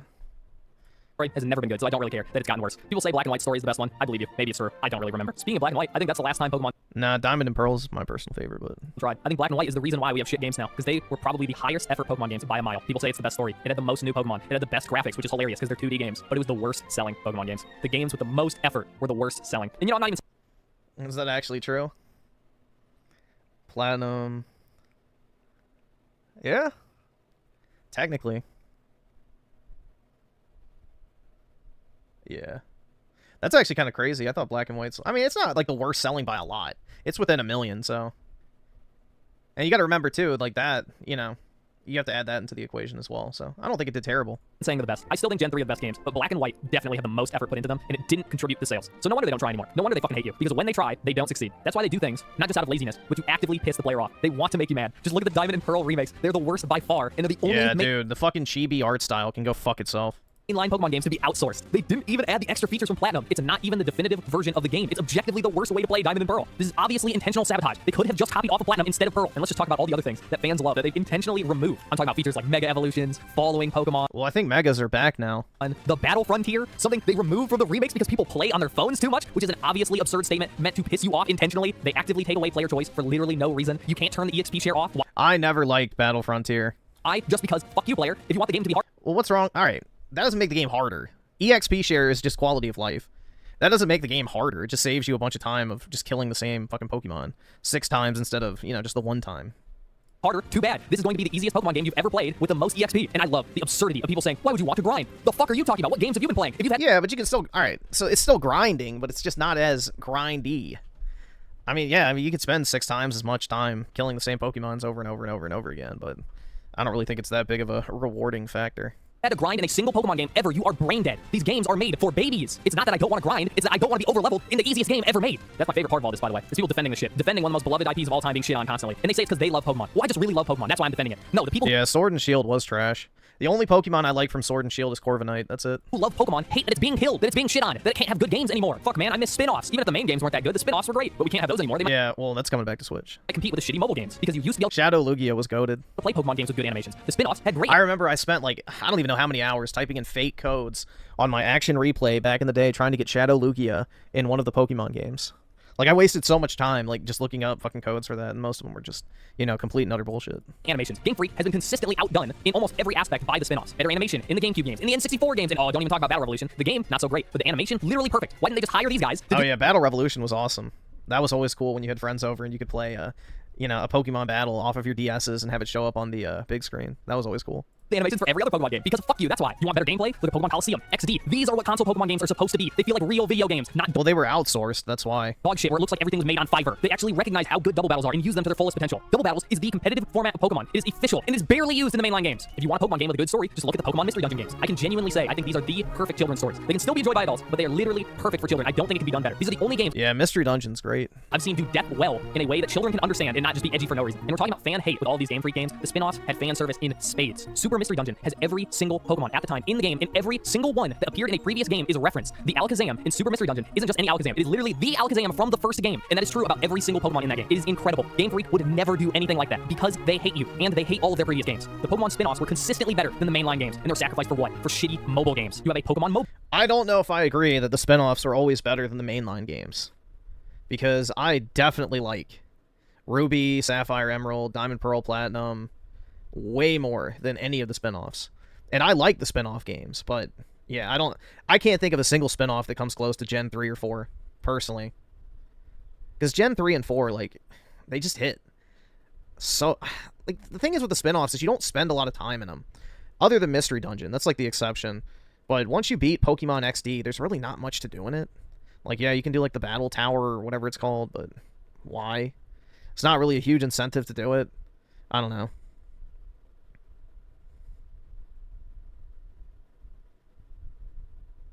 Will I play Death Stranding 2? Fuck no. Absolutely not, man. Nope. Oski with the 4. Appreciate it, man. And then also with the 4. Damn, really appreciate it, man. Big ups. That literally would have died if not for China. You have Pokemon Go, which is literal government spyware that's fun for maybe a couple hours if you don't live in a city full of bug people, that completely destroyed the idea of Pokemon, where people now don't even think of Pokemon as living creatures that are supposed to be your friends. They're shitty objects you're supposed to collect 900,000 of to grind into candy. You have literal gotcha slop. I don't even think this is a game. Has anyone played this? This doesn't feel like a real video game. In fact, the only good mobile game is a copy of the Pokemon card game. And it is good. Don't get me wrong. It is good. I like it, but it's definitely dog shit. Yeah, that's totally worth it. All of the best Pokemon games ever made had to die so that we get shitty gotcha slop meant to extract every dollar from you and maybe you get one good game. This is not a black pill video. This is a white pill video because fan games have been doing it better than Game Freak for years now. If you want Pokemon to be harder, games like Radical Red bring competitive Pokemon to the mainline games. Or if you think that shit is for nerds like me, you get the good shit with Emerald Redux, which gives every Pokemon 4 abilities at the same time with completely new move pools in the entire game balanced around this idea with hundreds of new forms, creating one of the best autism RPGs I have ever played. I did hear they're going to ruin it in the new updates though, so that recommendation kind of up in the air. But if you don't care about all that difficulty shit and you just want new Pokemon content with love and care put into it, there is not only a fan game for you, there are probably tens of games for you to try that you will love. There are true open world Pokemon games, ones with entirely new regions, or just the Pokemon world you already know and love except stitched together as an open world. There's roguelike Pokemon games. There are roguelikes that play like normal Pokemon. There are roguelikes where it's only the battles. There's a Pokemon game where you can play as a gym leader. You can play as the Pokemon. It's Pokemon Mystery Dungeon except with regular Pokemon mechanics. Gen 5 has the best post-game content. What do you mean by post-game content? Because this is the thing, when I talk about post-game content, I skip like the Battle Frontier and all that type of shit. I don't like that stuff, so if that's what you're talking about, maybe. I don't like those because they cap your Pokemon level, they restrict your ability to use legendaries, like, I don't like that shit. So, personally, the way I look at endgame content is how many legendaries can I go catch? Which is why I really like Omega Ruby a lot. But Gen 3 and 4 both have a ton of legendary Pokemon to go get, which is nice.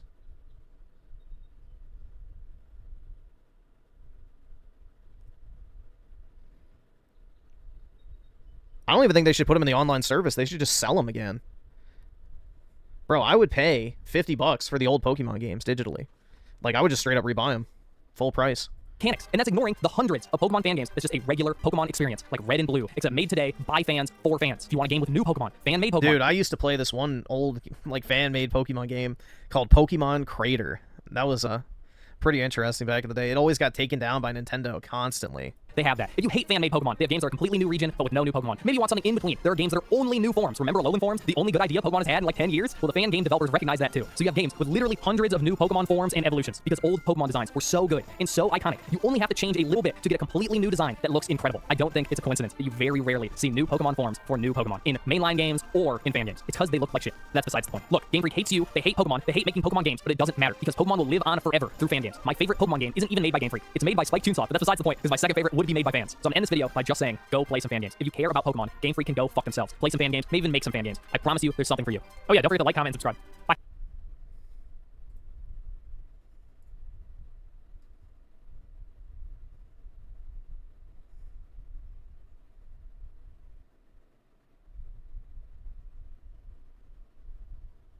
Fan-made Pokemon game is I don't play anything modded, personally. I don't play any modded Fan-made or anything type game. I don't know. I just don't like to do it.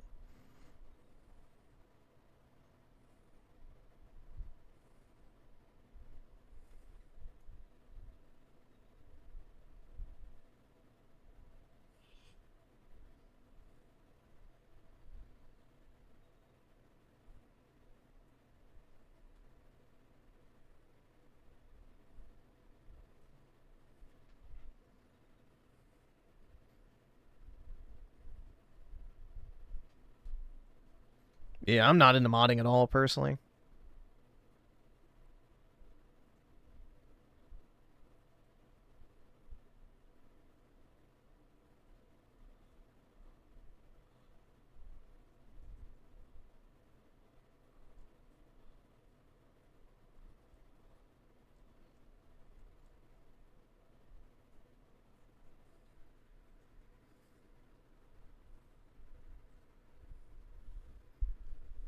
Griffin hates... Yeah, dude, I never used to catch female Pokemon.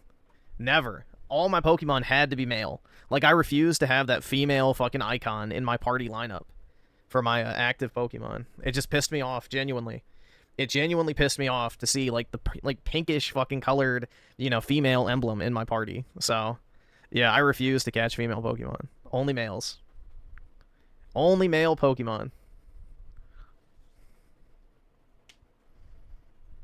The only exception I would make is if you had to have a female version of it. But I would never actively use it in a battle.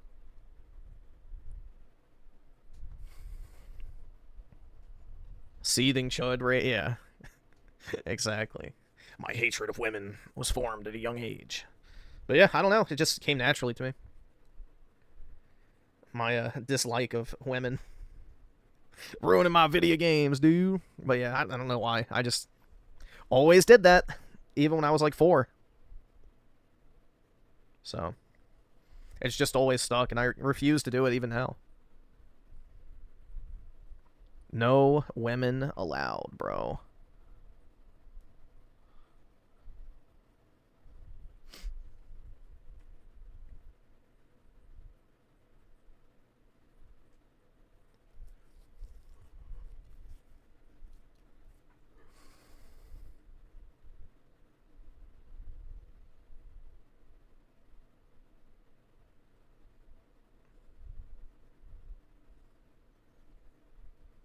Oh my god, bro. He played the Nintendo Switch for 3 days? Oh my god. No way, dude. That's crazy.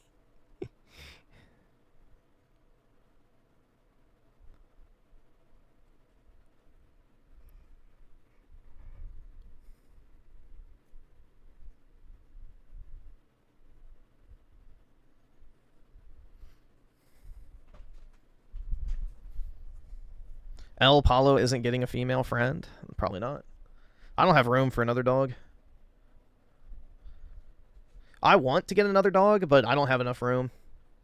I already feel bad that El Paulo is stuck in this tiny little apartment, because, you know, like, I don't have any room to, like, toss a ball for him or anything like that, so... It would be even worse with 2 dogs, so... Plus, I don't know if I want 2 dogs sleeping on my bed. He already takes up a lot of space as is.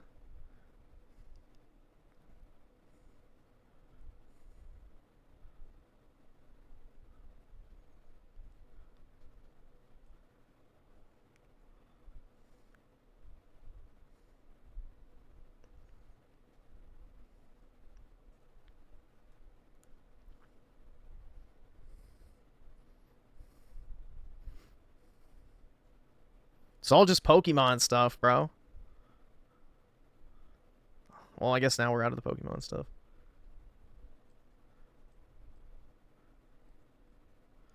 No, back into it.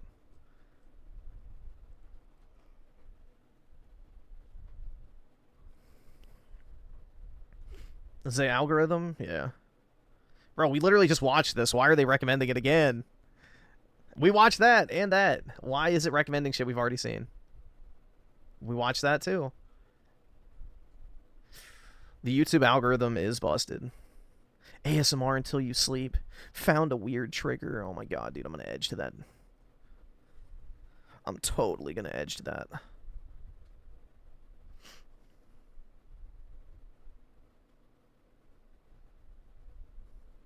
Yeah, I guess I probably should go ahead and get off. It's already 6 o'clock, so it's probably a good enough time. I'm live for 7 hours, so I got to go to the gym, take the dog out, which I don't know if I really need to because he already went out, but I guess I should anyway. But yeah, I hope y'all have a great Wednesday, June 25th, and I will talk to everyone later. Peace out, guys.